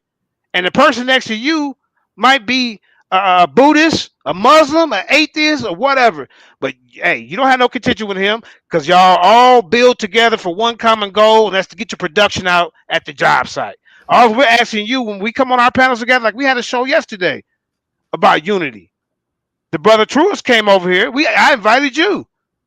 You see, we had people from all different walks of life on the panel talking about, you know what, let's build in a governmental way. Just like Garvey and them did. Just like the Moors and the Israelites did. You know, when they came over here in 1932, or what, you know, when it was established like in 1932. You see what I'm saying? That's all we doing over here. But we do respect each other enough now where we ain't got to throw shots like that. And you that's see? facts, JJ. Wow. And that's what we want to do. JJ, you gotta be kidding me. Lex. Hold on, Lex. Bro, JJ, are you the one saying we ain't gotta throw shots like that? Bro, come on, I wasn't done, man. I wasn't done, bro. Now me and you wrote Link Coward. Me and you joke around together. You know that. That's me All right, and you. and this is a debate league, but y'all couldn't take it. Listen. Lions Den is not a debate. It's the Lions Den. I didn't know y'all was having church. When you wrote Link Coward. Hold up, bro. Lions, let me clear it up for you. The debate league grew. Listen, the debate league, Raphael, tell him. Did we start off as a debate league? Sir, I get it, but you wrote Link Coward. If someone says Link Coward, what does that imply? Hit the link, Coward, and show me what you got. Listen. You came in here. You know me and you joke, but the whole panel don't joke like me and you. And you came in, that's a goddamn comic book. But before I said coward, right? I said plenty of time, Lex, there with a link. Lex, there with a link. You see what I'm saying? Wow, then you can say you guys are pseudo and blah blah blah. So I like jump on, coward. You know how me and you talk to each other. That's how me and you do. All right, and so when I came in here, I challenged in terms of what I was saying. You said link, coward. I didn't come in here and say call nobody. I didn't say you this and this and that, or y'all niggas ain't doing nothing.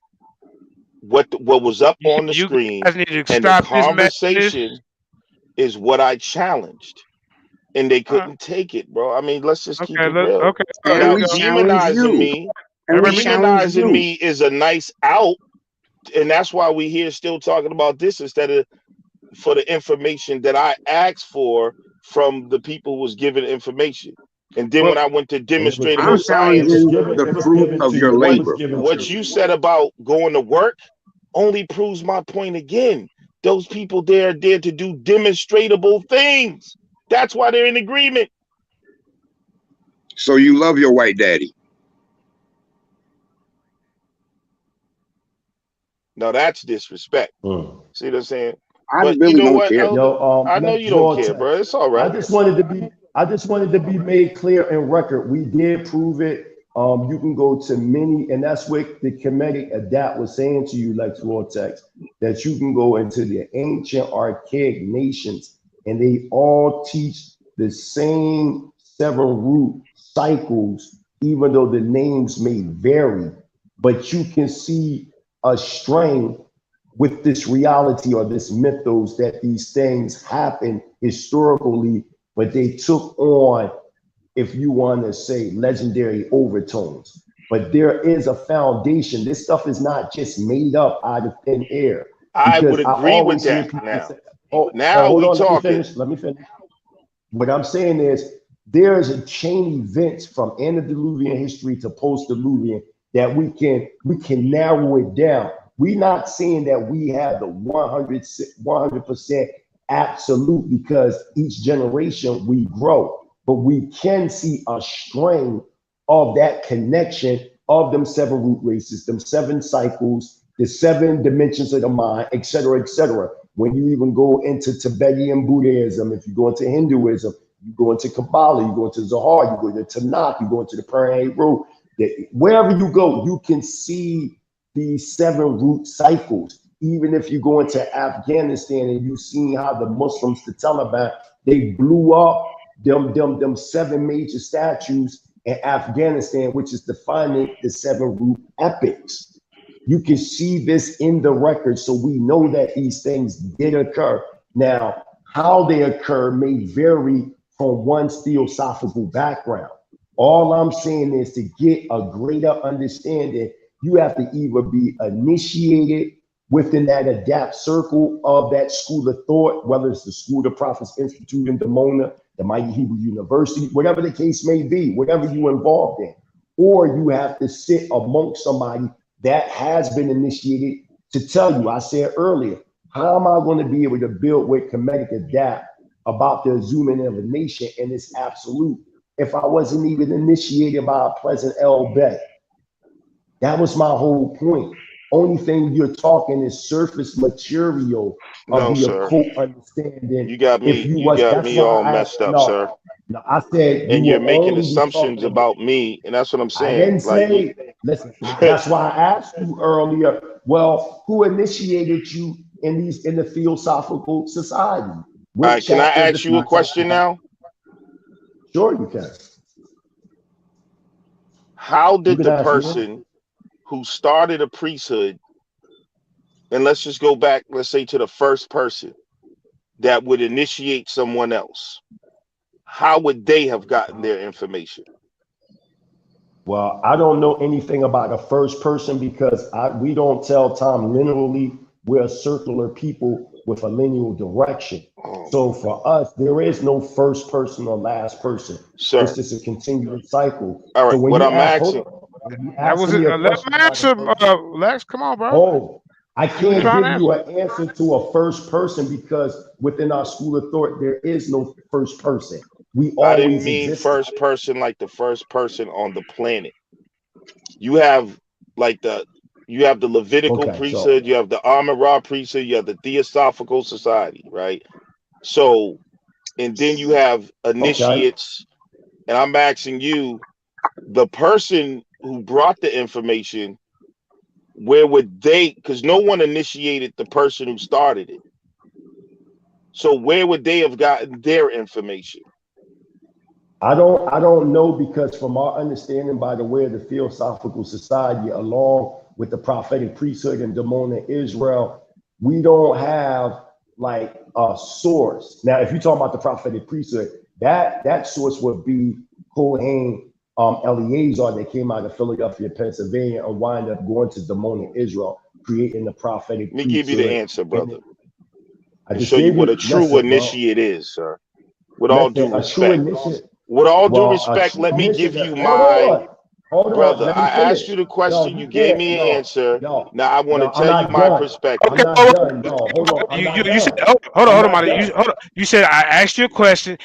You gave me an answer. Now it's his turn to ask you a question again. That's it. No, hold on, but I had a purpose for asking that question. I wasn't even done. Man. I wasn't even Come done. on, JJ, bro. Listen, I'm a grown man, so I don't need you, Lex Vortex, to narrate my statement. So I'm going to finish saying what I'm saying. Then from there you can go ahead. What I'm saying to you is, when you ask about what ifs, if a person is really initiated, they'll let you know there's no beginning or ending to this knowledge. So there isn't a first person. Now, what you may have is a first minute that may have been incarnated within a dispensation or a root epic. So if you asking me who was the incarnated one, we would say Adam Chokmah of 5.5 million BCE. That is the first initiated, incarnated adapt that brought forth this information to us. Now I gave you the answer. All right, sir. It was initiate the ritual of initiation that incarnated 5.5 million. So I thought you said you were done. So in the Madagascarian area. I thought you just said you turned it over, man. But I understand there's a lot of hostility and emotion going right now. All right, go ahead, Lex. It's your turn. The initiation process, the ritual initiation is not the initiation. And even the person. You asked me who was the first initiation. Brother. Initiation is personal.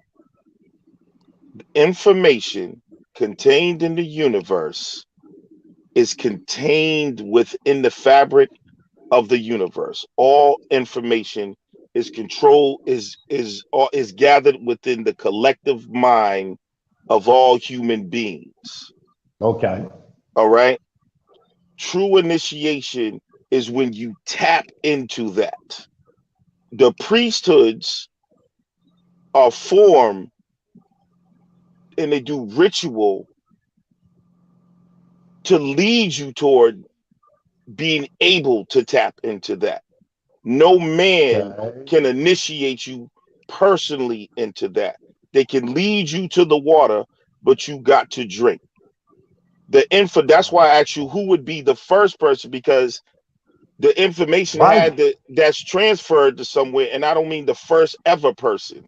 When you are initiated by God itself, or whatever term you want to call from. When you have made that link to get information that's not readily available on the surface. So it don't matter if, hold on, sir. It don't matter if Prophet Muhammad initiated you. It doesn't matter if Buddha. The true initiation is through God itself. Okay, so when you ask me the question, who initiated me, I already knew what time it was. So information, you talking about revelation. Now, so right then and there, an adept is one who is in tune with the universe, sir. They get revelations, sir. It's not, you can go through the ritual and you can have a teacher. A teacher cannot teach you, because when you talk about certain information, there's a difference. You can only a teacher guide you, but the only way you know information is through experience, sir. The only way you can know what Jesus stood for is to walk his path, sir. Yeah, I know, but the only way you can know God is that not, sound good, brother, but you won't let me finish. But see, this is what I'm telling you. I'm almost done. I'm almost done, bro. Don't let your ego get involved. Let me finish like I let you finish, sir. Based upon like can I finish? Into a silent JJ, why you ain't interrupting him right now? This is the wickedness I'm talking about. That's not true initiation, This is the wickedness I'm talking about. So listen, stop lying to the people. So what I'm telling you, how you initiate. Now he wants me muted because he don't like my response. What he's trying to do is make it seem as though you have what I'm trying to do. No. That is not just. Listen, I'm getting tired anyway. Right. Listen, this is what he did, Jeremiah Judah, because he didn't know that I was going to give him the answer about the Ramorhos. So what he did, mute these brothers, please. Listen. Hold on, Mighty Hebrew, please. Hey, why don't you just tell Mighty Hebrew to let me finish, sir? Oh, I'm trying to go. Listen, everybody get 1 minute. He go 1 minute. You go one. That's but I was still talking, sir. I let him finish when I asked him the question. He said, "Let him finish." You gave your answer. Now that I'm going, no, I did. I wasn't finished. That's not true initiation. What you talking about? You're lying. I'm finna go.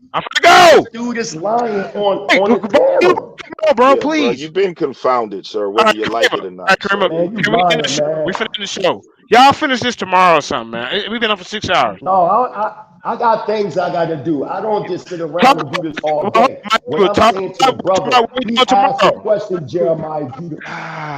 See, that's what I'm talking about. Talk about what we got going on for tomorrow. But introduce what we got to show for tomorrow, and then we finna play. We gonna close it out. Maybe everybody get 1 minute to close out, and then it's getting late because it's turning into it ain't even fun no more. It's just like it ain't even fun no more. Yeah, exactly. It's never fun when people don't face the truth. Well, and you're not in the echo chamber. You must be looking in the mirror, bro. You made something. Yo, Jeremiah Judah, Connecticut Dad. He made that up. I'm gonna tell you, Moses was initiated when he talked to God himself. You're just initiated when that burning bush appeared to Moses, without nobody there was no mediator, sir. There was no mediator. Listen, I gotta go to bed. Listen, you don't know the esoteric sciences, sir. You wouldn't be a Hebrew if you did, sir. God damn. Y'all can fuck up a goddamn show, boy. I mean, I'm sitting there trying to get order, and y'all just keep going back and forth. All I want is peace, bro. And it's getting late, so let's go ahead. And Mighty, he would tell us about what's going on tomorrow, about this brother you bringing on tomorrow, and then we gonna close it out. Yeah.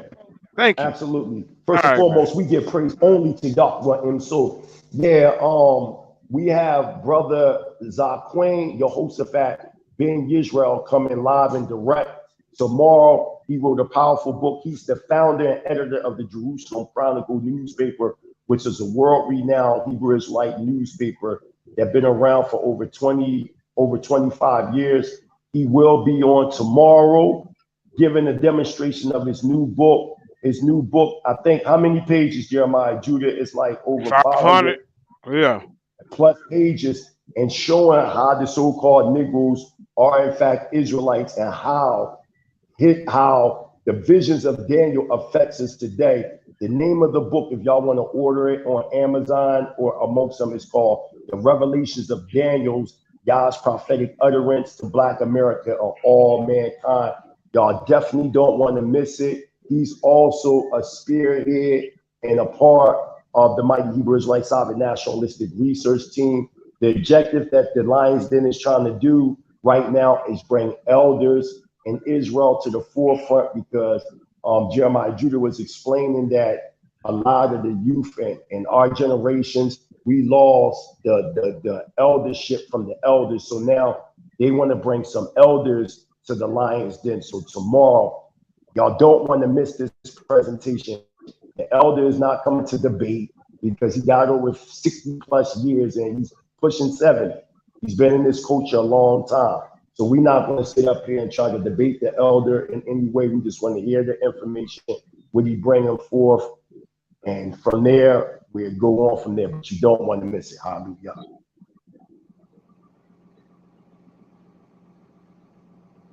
Did you make the flyer? Did you make the flyer? Did you give the information to Karima, Jeremiah Judah?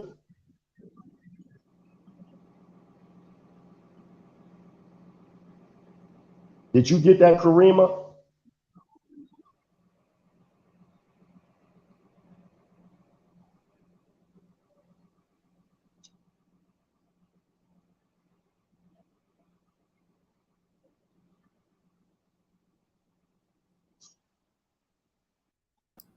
I think he on mute, bro. But yeah, man. With that, bro, I'm shalom, you brothers, man. It's always nice to hear from you, brothers, man. All praises to the Most High in the name of Hamashiach. I'll catch you brothers later, man. Peace out, JJ. Shalom. Shalom, family. Sir, peace and love, family. Peace and love. May we all keep the love out front, whatever the case may be. All right. Will. Let me. Yeah, right. Go ahead. I'm sorry, Kamisha. Go ahead, champ. Oh yeah, no, I was just encouraging our family to keep the love out front. You know what I mean? Because at the end of the day, look at it like this here. I like to draw off that self. You know, I love that self, Judah. You know, think about it like this. I got the 7 and the 1,000. You know what I'm saying? Yeah, Yeah, and buddy. if you go from the center to the outer bound, we can say, well, 4 plus 3 is 7, right? Then we can say 5 and 2 is 7, right? Then we can say 6 and 1 is 7. And all those different measures by which we come about getting to that same point, you know, all is well. Right. And it's just that simple. You know, we just got to keep the unity out front and love out front, and, you know, not be offended by what it is that we hear per se, you know, from other individuals, you know, and I'm speaking of when we come forth, even brother Lex Vortex, when you come to a platform, we give honors to you. But know that anytime when we put a thought out there, we become rivals, you know, in thought. When we put a certain thought on the manifest, you know, that's being man to man, with all due respect to you, brother. You know, stand on what you stand on. We just got to respect each other. So peace and love, family. It's all love. All right. Good bill, though. Yeah, it was a good bill. Still sharp and still. Elder Raphael, you got anything you want to say? Yeah, I want to say peace to that Moorish brother. I really took in what you said, my brother. Yeah, Raphael, this is Commission. Commission is Raphael. He be in the back chat. Raphael he been on the team for 8 years, man. Like I said, the Lions Den is not a debate league. A debate league grew up out of the Lions Den. Like I said, we have created groups over Facebook. We got like 9 or 10 of them, maybe even more. And what I did, I put all the administrators in one group and called it the Lions Den. That way, when we in here, we can all know what's going on in each group. That's how the Lions Den was formed, right? And then we started doing these back chats, and then we start debating each other. Then we start going in front of the camera. We would go on Black Jesus Minister platform. We would go on Sister Ivy's platform. We would go on Jeremiah Please Say the Yah platform.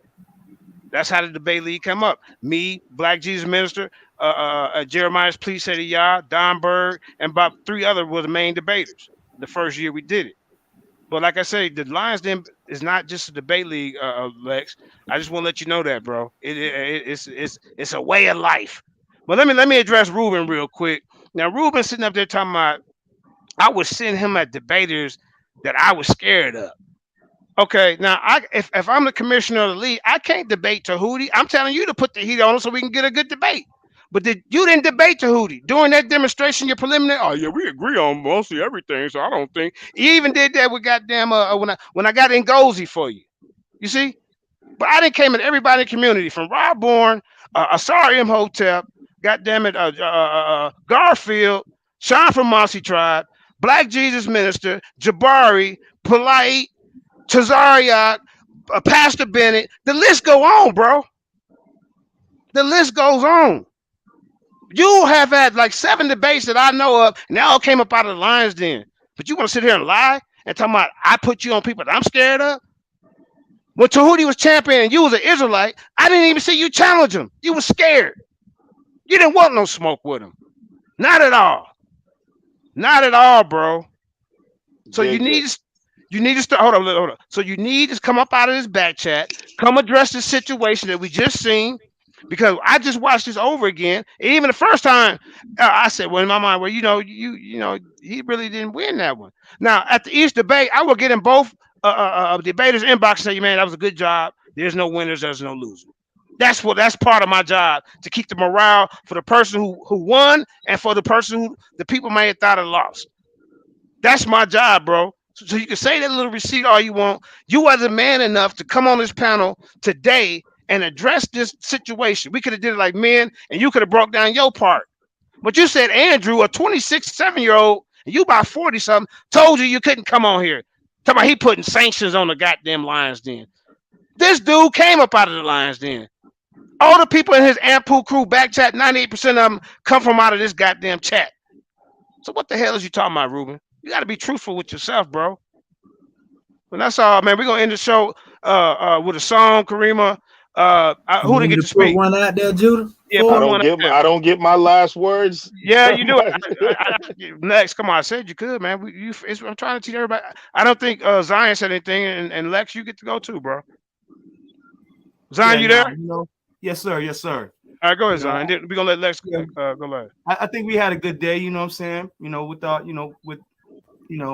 with a little hiccups here and there. You know what I'm saying? Big respect to brother Lex. Not getting into anything, but you know what I'm saying, look forward to more debates and stuff. Look forward to what my brother Comedian is going to be bringing forth too as well. So, you know what I'm saying, more material, more stuff, more subject matter coming. All right. Okay, now, brother Lex, before you go, I'm gonna let you get in, but Karima, we're gonna let Kamisha play a song, and then not Black Jesus, but Mighty Hebrew want to play Black Rain. Promote his new album. Mental is Never Destroyed.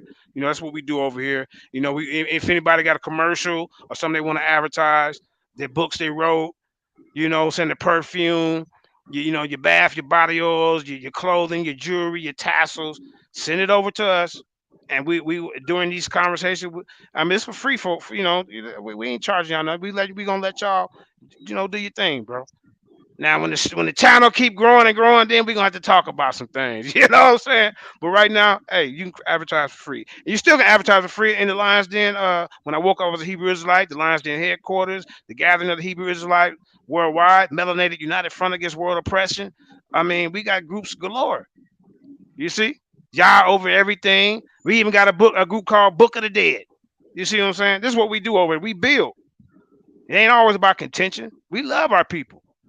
And if the Lions Den was a bogus or a biased platform, it would only be Hebrew Israelites.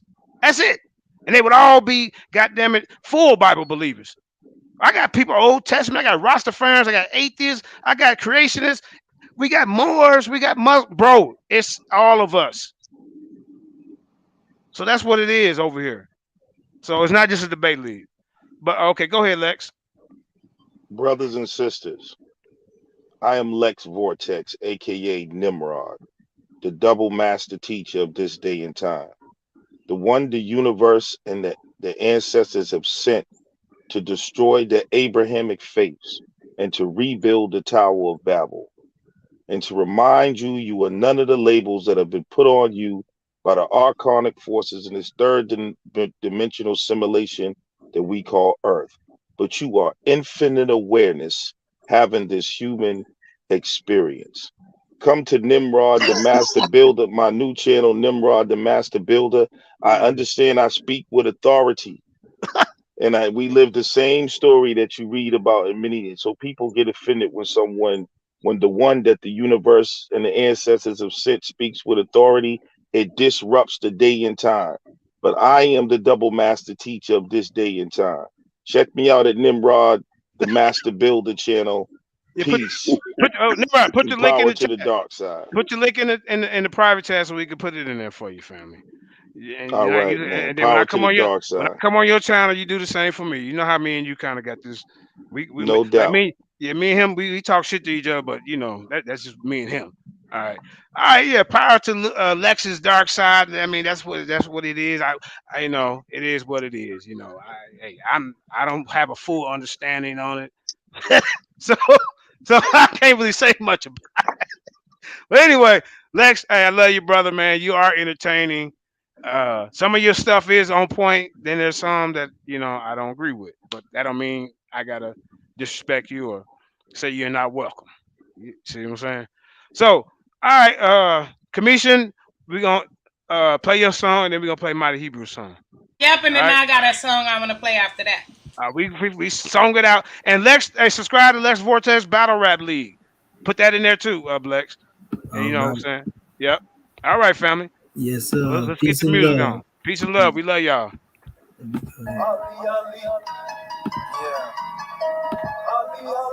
been talking about living in the last days, and watching hell unfold right here in front of us.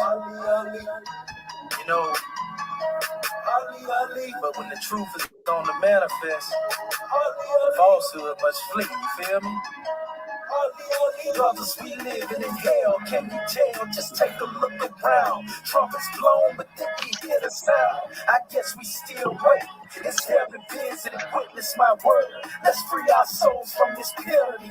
Brothers, we living in hell, can you tell? Just take a look around. Trumpets blown, but then we hear the sound. I guess we still wait. It's heaven visited, witness my word. Let's free our souls from this penalty. I see no future as an adolescent. My head was solid and still, so my mother was stressing. Cursed with this blessing on September the 27th. I was convicted from the womb as a young felon. Daily rebellion, see my only father was my crew. A group of thoroughbreds, a few bad, but they was true. And I think the law for pulling me through. Despite the madness, I'm never neglecting the youth. And sleeping masses, we bleed from a single wound. So why not heal together? Cause in the meantime it's getting better. But see, this game won't last forever. I seen a change in the policies. So pay attention to my prophecies. And please, let's give the babies a chance to grow and breathe. Then with these loads we can feed more. Believe, when will we ever learn to love ourselves and see that hell is a cell filled with black brothers, we living in hell, can you tell? Just take a look around. Trumpets blown, but then we hear the sound. I guess we still wait. It's heaven visited, witness my word. Let's free our souls from this penalty. Brothers, we living in hell, can you tell? Just take a look around. Trumpets blown, but then we hear the sound. I guess we still wait. It's heaven visited, witness my word. Let's free our souls from this penalty. The greatest wars within, being we all sin. But then again, let's check them foes we consider friends. Cause like casino, they flip when the issue is chips. But rather than slip out, be secure, so I'm fully equipped. And this a trip is right or wrong when we label beggars. Let's congregate in commemoration, respect your elders. Maybe this life will be the one to bring your Savior's day. If you consider this hour to be, I lead the way. Knowing this world is crooked, why do we deviate? Missing the mark by miles because of arrogance and self-hate. But I guess we see it in our own time. See, nothing profits a man lacking his own mind. It's a terrible thing to waste, brothers. We need power. Our resurrection is rising above the ways of haters and cowards. See, the beast devoured the lost sheep, roaming alone. So it's a must that we protect our own. Brothers, we living in hell, can you tell? Just take a look around. Trumpets blown, but then we hear the sound. I guess we still wait. It's heaven visited, witness my word. Let's free our souls from this penalty. Brothers, we living in hell, can you tell? Just take a look around. Trumpets blown, but then we hear the sound. I guess we still wait. It's heaven visited, witness my word. Let's free our souls from this penalty.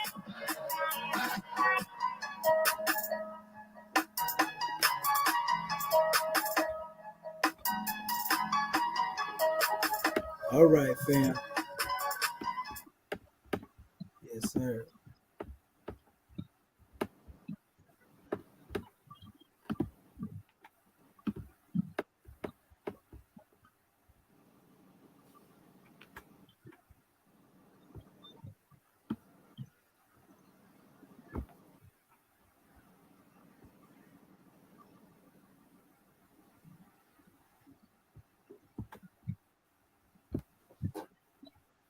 Fire. That was fire, comedian. That was fire, man. Appreciate your family. You need some tracks, beats, man. I make them. You know what I mean? Absolutely. Absolutely. Matter of fact, I have like 4 more songs left for the newest album, Journey to the Dark Side of the Moon, that drops May 22nd, 2022. So I'll give you my email. Let me hear some of your tracks. And I might throw that on there and probably just have you on there. We'll drop a collab together. Again, I want to also give a shout out to Sister Karima, because if it wasn't for her, you know, the momentum of the new album that's out now, Mind Mental is Never Destroyed, where it's at today. So I want to give you a big shout out, Sister Karima. Good looking out. Sister Karima was the one that promoted the introduction of the album, which is Visions from the Mind, featuring the late Ben Ami. Israel on there, and now it's blown up. It's being sold all over the world. You can go to Spotify, you can go to YouTube Music, anywhere, Amazon. It's being sold all over the world. Good looking out, Karima. Thank you. That's right. Karima, a beast. Oh yeah, she be on the job. Yeah, she definitely be on the job. Yeah, soaking all that information in. Soaking all that information in. Absolutely. Yeah. So Jeremiah Judah, where you at?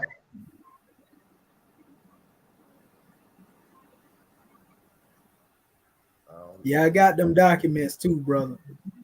You got them, right? So you can look over that, and if you want to use, if you need any more, that's just a little portion from out of the new piece. My mental is never destroyed. Not my mental. I'm talking about my book 311 trillion 40 billion BCE to now. So you can definitely use the information if you want to commit it. You there? Yes, sir. Yeah, please. I want to see this. I can't wait to see the PowerPoint, because I break down. And if you want me to shoot you the information on my the chronology too. Do you want the chronology that I put together in my book? Do you want to? Yeah, you can put it all in there so I can observe it. Want me to send that to you? Yeah, go ahead and put it in there. Okay, I got you. Observe it and I got you. put a synthesis on the manifest, so to speak. Yes, sir. All right, I got you. I'm doing that right now too. I'm gonna send that to you too. Oh shucks, it looked like Karima setting it up right now. This is off my album. Yeah, I got it. I'm about to turn it on. All right. This is My Mental Is Never Destroyed album. We're gonna play Rain, since it's Jeremiah Judah's favorite song, Rain. You know what I mean? This is what the Lions then represent. Let's get it. Hallelujah.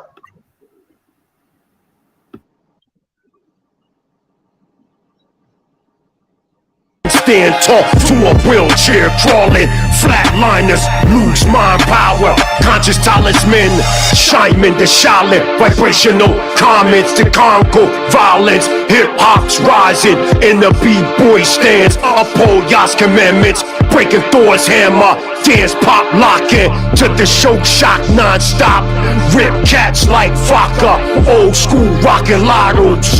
Who want the flex? Effects like DAWs. Who wanna test the best architect on record?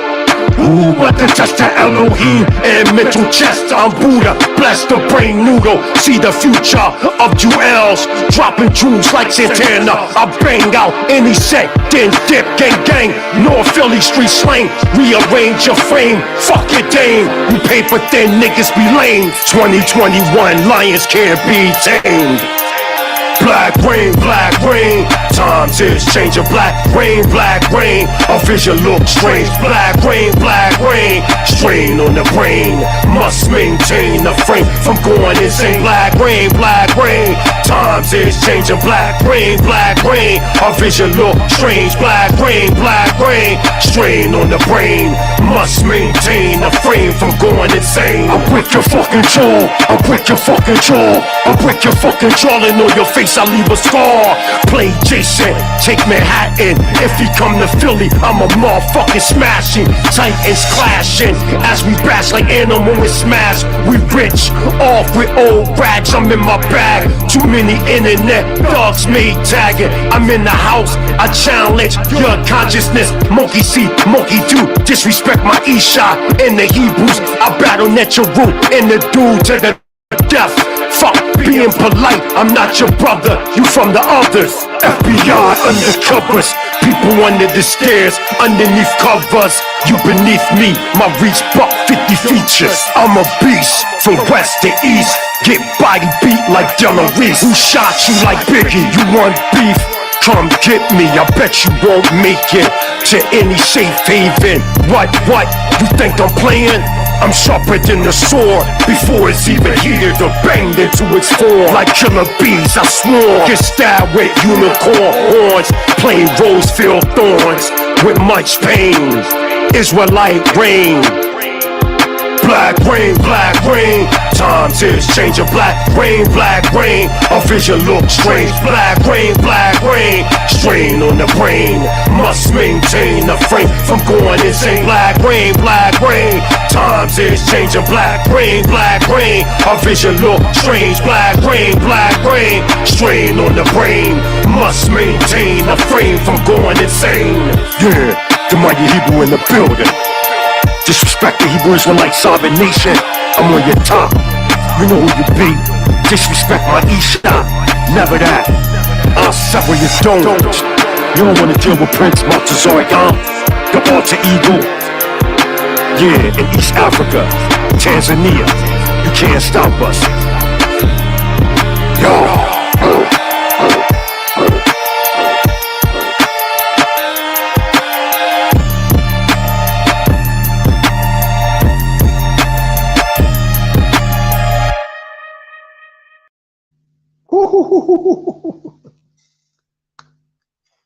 JJ. Yeah, that's what I'm talking about, man. That's that fire, man.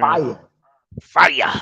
Oh, you understand me, what's man? your name? Next Vortex say, I challenge you to a rap battle, Mighty Hebrew. Yeah, that's what. Yeah, now, that's what he do. He got to, he got to. Oh, Karima, put before you play a song, put Lex's link in the chat. So that's what we do. When I go over there, he put our link in the chat. So it's all good. And anybody in the back chat, the private chat, put it in there. If your link for people to follow y'all on Facebook, whatever. That's what we do. We promote each other. We support each other over here, man. Yo, Karima is so dope. I love you, Sister Karima. Yeah. All right, let's get this new one we got going. That's what's up. Yep, ain't nothing but love over here. Let's get it. We're gonna end the show with this one. Let's Raphael, you ain't got no Elder, you ain't got no rap, do you? All right, let's go.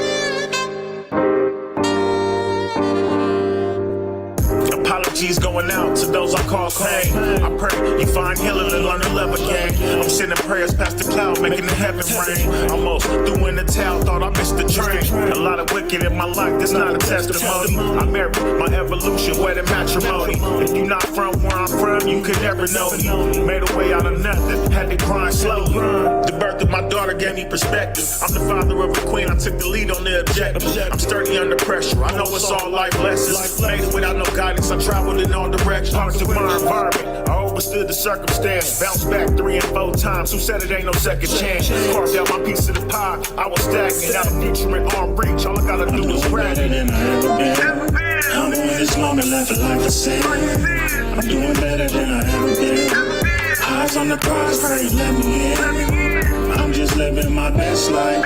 We only get one, can't live it twice. I'm just living my best life. Trying to be the best me and make my wrongs right. I'm doing better than I ever been. I'm in this moment, left a life of sin. I'm doing better than I ever been. Eyes on the prize, I pray let me in. I'm just living my best life.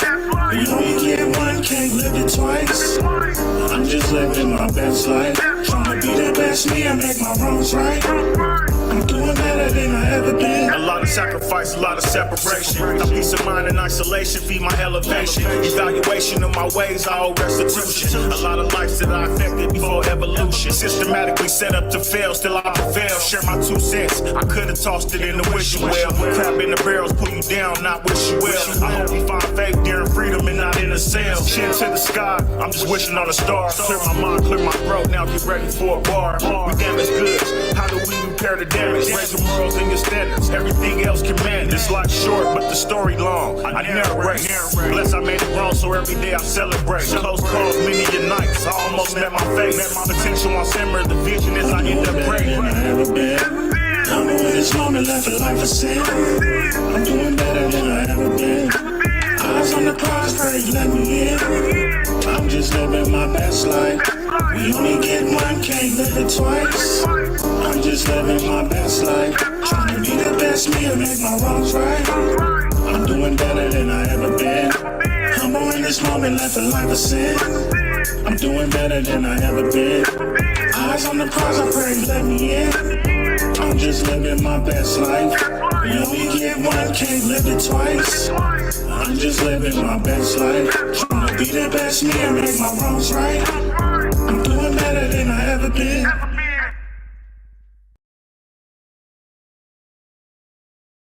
All right, man. Listen, we over here doing shows, but we ain't got time to be playing with you clowns in the back chat. All right, man. Like I say, man, this was a great build, man. You know, I get a little distracted. I get a little distracted because you know we got the trolls in the back. These guys who just want to sit in the back chat for hours and troll. You know. Jeremiah Judah. Yeah, family. Can I ask you for a favor, Jeremiah Judah? Yeah, family. Can you play one more song for me? Karima got it. Yeah, Karima is a technical. Karima, can you play one more song for me, Karima? Yeah, I'm gonna play one more song, but I'm gonna play Pop Pop because y'all don't never choose that song, and then I'll play what you want. Right, okay, Lex Vortex. What I'll do is I'll do a collab song with you, but I'm OG, man. I don't, battle rap. You know what I'm saying? I got some students in the Mighty Hebrew University that'll take on that challenge. But damn, Karima picked the song, so Pop, then that's what it is. I was gonna play Black Man Wake Up, but nope, Pop. I like that. And as a matter of fact, Pop is about police brutality. A lot of people misquoted my song Pop, saying that I was promoting gun violence, but I wasn't. What I was promoting was or showing that the police been murdering our people all up and down the United States and the West Indies. So the one that got the Glock hot on the palm is the police. So yeah, I'm with that, Karima. Let's listen to Pop. Check this out, Lex Vortex.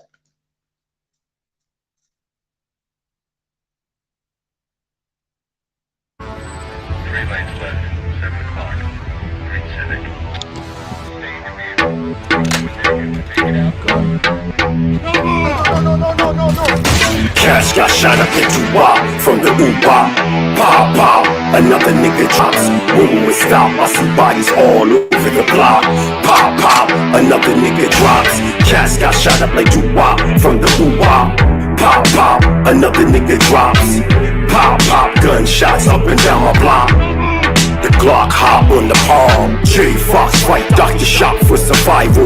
Blood spill on a strike, fighting like comments. Generation cold vet, 19 cool. For visions and dreams, we be Elohim fight Anunnaki. Kai Bichi, Divine Being, Prince Landine. Hanasi, one with Musha King, respin on me. Completeness emerges. Welcome to the new age. See through eyes, Hezekiah King, Zion, Roar, Lion, Shine, Onyx, Yard, Diamonds. Shelled out with that conscious, 12 tribes rise. Praise Yahweh, solid power, rock, truth, light, gold collars, hot vodka shots when I blaze into riots. Daughters of Zion, God is the thought, guapa, stink boxes, door of return. Suckers be spooked out, chins of Holy Spirits. Kitty feel offended, fuck it, 400 years, I'm going in. Nemesis, number Israel through census. Lost tribes be endless. Cash got shot up into WAP from the Uber. Pop, another nigga drops. When we stop, I see bodies all over the block. Pop, another nigga drops. Cash got shot up into WAP from the Uber.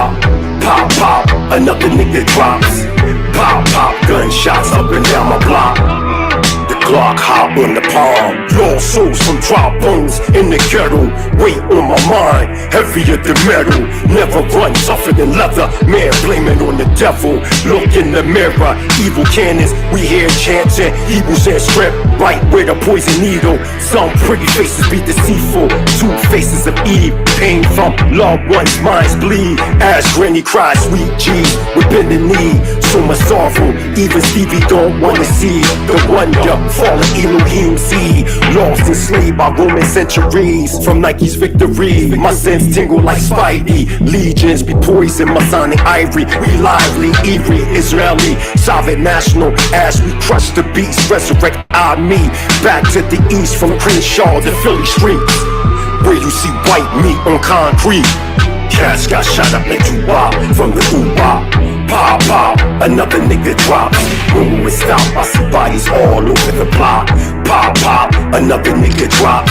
Cash got shot up like WAP from the Uber. Pop, pop, another nigga drops.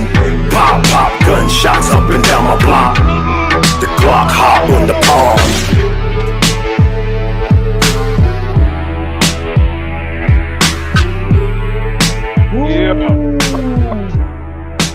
Nice choice, Karema. Pop. If that mind mental is never destroyed. Yeah, that's Beat Street. That's that Beat Street. Yeah, the old school. Ah, Chuck, here we go. Let's Mind get mental it. is never destroyed. The mighty Hebrew on deck. Let's get it. Angels Records. Yeah. Tanzania on deck. Demon scheming in the belly of behemoth ass righteous creeds. Selling out the poor people with political dreams. Car houses and cream. Original man. Selling soon to be on the team. Integration. Technology. Landing him on the mean streets. Infested with drugs, rat guns and bombs. From Cali down to North Philly. With female minds that be filthy. Men grimy and gritty. Drug users and alleys. Smoking on hot glass. Why they bodies get skinny. On every corner there's a church. Waiting on the white Jesus. The lying preacher teaching that God has many mansions and looting money for shiny things and investments. The usher's wife he be sexing. Forgotten Israelites in ghettos turn to Islam in the mosque. The day of Mauri read Quran, say salam. Walk outside, watch Koreans next door, so liquor, cigarettes, sex and swine. As last poets would say it best, this is madness. African, Hebrew, Israelite kings became niggas and fiends, drug dealers, white beaters and faggots. Our women are now bossy men, bitches, and lesbian savages. Our daughters are having sons, naming them bastards. We became a nation captured for disobeying universal laws of Yahweh the powerful. Gunshots and mothers screaming out like outbursts. Cop bust in abandoned row homes with the Monaco and the road. Watch plots to destroy through binoculars. Stop a Messiah from rising, no prevail. Israelite wise men manifested a messianic personage. The 1967 rebirth of the shining, bring forth 6-point talisman, resurrected 12 tribes. Shalom to the enlightened one, Ben Ami. Black man, wake up, break the mental chains in the cuffs. Rhymes is rough and tough like leather. We must keep our heads up for the better. Whatever the pressure, we always stick together. Black man, wake up, break the mental chains in the cuffs. Rhymes is rough and tough like leather. We must keep our heads up for the better. Whatever the pressure. Our babies in their mother's wombs dying of viruses. Wise don't search for answers through old papyruses. And at the same time we see images that's preposterous. We adopted socialistic mind frames created by Karl Marx and Keynes are imposters. The wicked philosopher. We became a nation lost from oneness to corruption. The sea became out of touch, so now we gun bust. But at the wrong shadow, we fell into the depths of hell, forgetting Jacob's ladder. Sold our spiritual for material matter. The truth's been hit with white cloaks and daggers. Signs and symbols of Masonic Shriners. A premortal man that worship the dead through the cross talisman and the all-seeing eye of a sword. Some say Osiris, the new Egypt resurrected. Capitol Hill, the reproductive Washington Monument, aka the obelisk, the worshippers of the serpent. Deuteronomy 28:60 years. See prophecy fulfillment of the truth of the vision. Yo, that was revealed, the Yah's chosen black man, wake up, break the mental chains in the cuffs. Rhymes is rough and tough like leather. We must keep our heads up for the better. Whatever the pressure, we always stick together. Black man, wake up, break the mental chains in the cuffs. Rhymes is rough and tough like leather. We must keep our heads up for the better. Whatever the pressure. Yeah, the mighty Hebrew, live in the rap. From Philly to Motion, live from the 215 to plus 255. You know how we do. There ain't no stopping us. We don't play no games. Yeah. Hallelujah.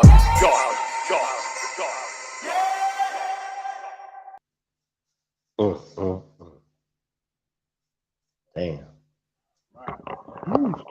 Yeah. What you think, Raphael? That album is fire. You know what I'm saying? Fire. The whole Yeah. And yo, Mighty Hebrew. Yes. You know we go way back. Absolutely, I like that one Elder. with that Onyx beat. Which song? Which one? Like 7 years ago or so. Oh damn. Oh. You had a song with that Onyx beat. Yeah, I remember that. I remember that. You talking about the joint when I was in Black and Nobel Books, and I was in front of Spado and That Meek joint was Mills and hot. all them. I bodied that joint. You got to bring that back up, and you know what I'm saying. But yeah, man, man, I don't get these guys in the back chat. I just don't understand it, man. Yeah. I don't understand it. And then they want me to throw them out. Now, I don't want to throw you out. If you don't like it here, No. go ahead and leave. All right, this On is what your I'm own. going to do. Lex Vortex, I'm going to send you a beat. Give Jeremiah Judy your email. I'm going to send a beat. I'm going to have you on his newest album and drop in May, Journey to the Dark Side of the Moon. We going to bring the dark side, aka Nimrod. He going to be featuring on this album here. He got bars? Lex Vortex a beast. Lex Vortex is a beast. All right. What? Lex been rapping for years. You know what I mean? I know he got Lex rap back in the day. No, we know Lex Vortex can rap. So he's going I definitely wanted to be on this album. I'm gonna see if Comedic adapt. I want Comedic and adapt to be like on the prelude, whereas though he just dropping some high science, like for like 2 minutes. You know what I mean? You know how the Wu-Tang, they would have like the late Papa Wu come on real quick and just drop something real fast. Have Comedian Adapt just come on there and just spill some fire. Or have Jeremiah Judah just come on there and drop some fire. Oh, you're going to like the song Lion's Den that's on there too, Jeremiah Judah. You know what I'm saying? I'm about to break out my 1980s flow. You know what I'm saying? Not that. Don't make me put that picture up of you back in the day, man. When you was a little muscular. I got a copy of that joint. You do that. You was like, yeah, I got a copy when you was like 16-ish, 17, something like that. Hair. Yeah. Had some hair too, boy. Good old days. You, man. You was looking real bossy in the 80s, man. Yeah. Like I think I seen that one. You had an afro, right? Yeah. I had one with afro. I had him one of them. I gotta say this one thing live. What's up, Clive Diva? Please hit the like. Thank you. That's all. I much love the sister Clive Diva. I'll be watching your show, sister. And that's her catchphrase. You are beautiful. You're a beautiful sister. That's all. I just leave it right there. Yeah. Hey, that's her catchphrase. Please hit the like. Thank you. Who be saying? Oh, Clive Diva? Yeah, that's her catchphrase. She'll be going in for me. She'll be going in, and all of a sudden she say, "Please hit the like." That's Miss Bossy. That's her commercial. Yeah. I like Clive Diva. You know why I like Clive Diva? Because she made you want to come back on her podcast, because not only she be dropping, but then she give you the sexiness with it. I think that's dope.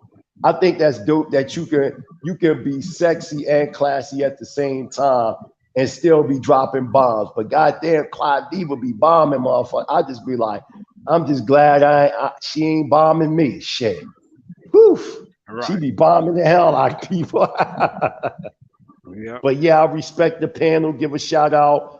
Of course, the diva, Sister Karima, JJ 7000, Elder Raphael, Zion that was on there, Comedian Adapt, Gideon, the Dark Side, Lex Vortex. Me and Lex Vortex, we go back, but at the end of the day, it's all love. You know what I mean? At the end of the day, I love y'all brothers. You know what I'm saying? And like he said, and I'm glad, and there was one positive thing that I did catch. Lex said, I'm a part of your community too. And he's absolutely right. Anytime he want to come over here and visit and chill out and get away, he can come to Tanzania too. Hey, check it out. He said, he got mad, I ain't coming on here no more. And he was back in 2 minutes. Man, Lex Vortex ain't going nowhere. We need Lex Vortex. We need that balance.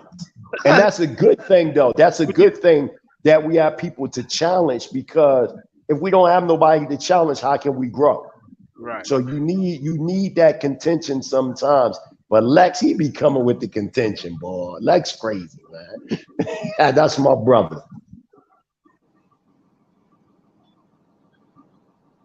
We're gonna go and close it out, man. Stay tuned tomorrow, 7 p.m. Eastern Standard Time. The elder, how you pronounce his name again? Mighty Hebrew. Zaquin Adon Yehoshaphat ben Yisrael. See, I would have messed that up. See, yeah. Once I get to know him, I'm gonna get it right though. Yeah. Karima, I thought you was gonna play one of your songs, Karima. She probably. I did already. Yeah, that's what she's played tonight. So, hey, Kareem, you got that flyer? Or are you still working on it? Yeah, I only got like 3 things to do on it. I was doing this, so I had to stop. Oh, okay. But yeah, Karima, have it ready tomorrow. Yeah. Close out with something for the ladies if you can. Play Etana. Yeah, he like that. Yeah. Then we out of here. We're trying to end it right now. It's 6 hours and something. Yeah, we'll play each other next time. Like I was about to call you Mighty Hebrew. That was 3 songs already. Yeah. Okay. That was 5 songs. What did we play? About 5 songs. Yeah, we got it. I don't know what time. It's morning time over there now, ain't it? Yeah. It's 9:24 a.m. and I'm about to go live on my Facebook because the students be up late waiting for me to come live at 11 a.m. So I'm about to go live anyway. All right, everybody tune in to Mighty Hebrew's Facebook page. He getting ready to go live because he's like I say it's morning time over there in Tanzania. You know what I'm saying? But shit, it's like 12:25 Mountain Time. So I know it's like what 2:25 on the East Coast. You know what I'm saying? So we've been up for 2 days. You know, but hey, that's all right, man. It's a good build, man. Stay tuned tomorrow. And peace and blessings. We love y'all. Shalom. Barakatah. Shalom. Shalom. Peace and love. Shalom.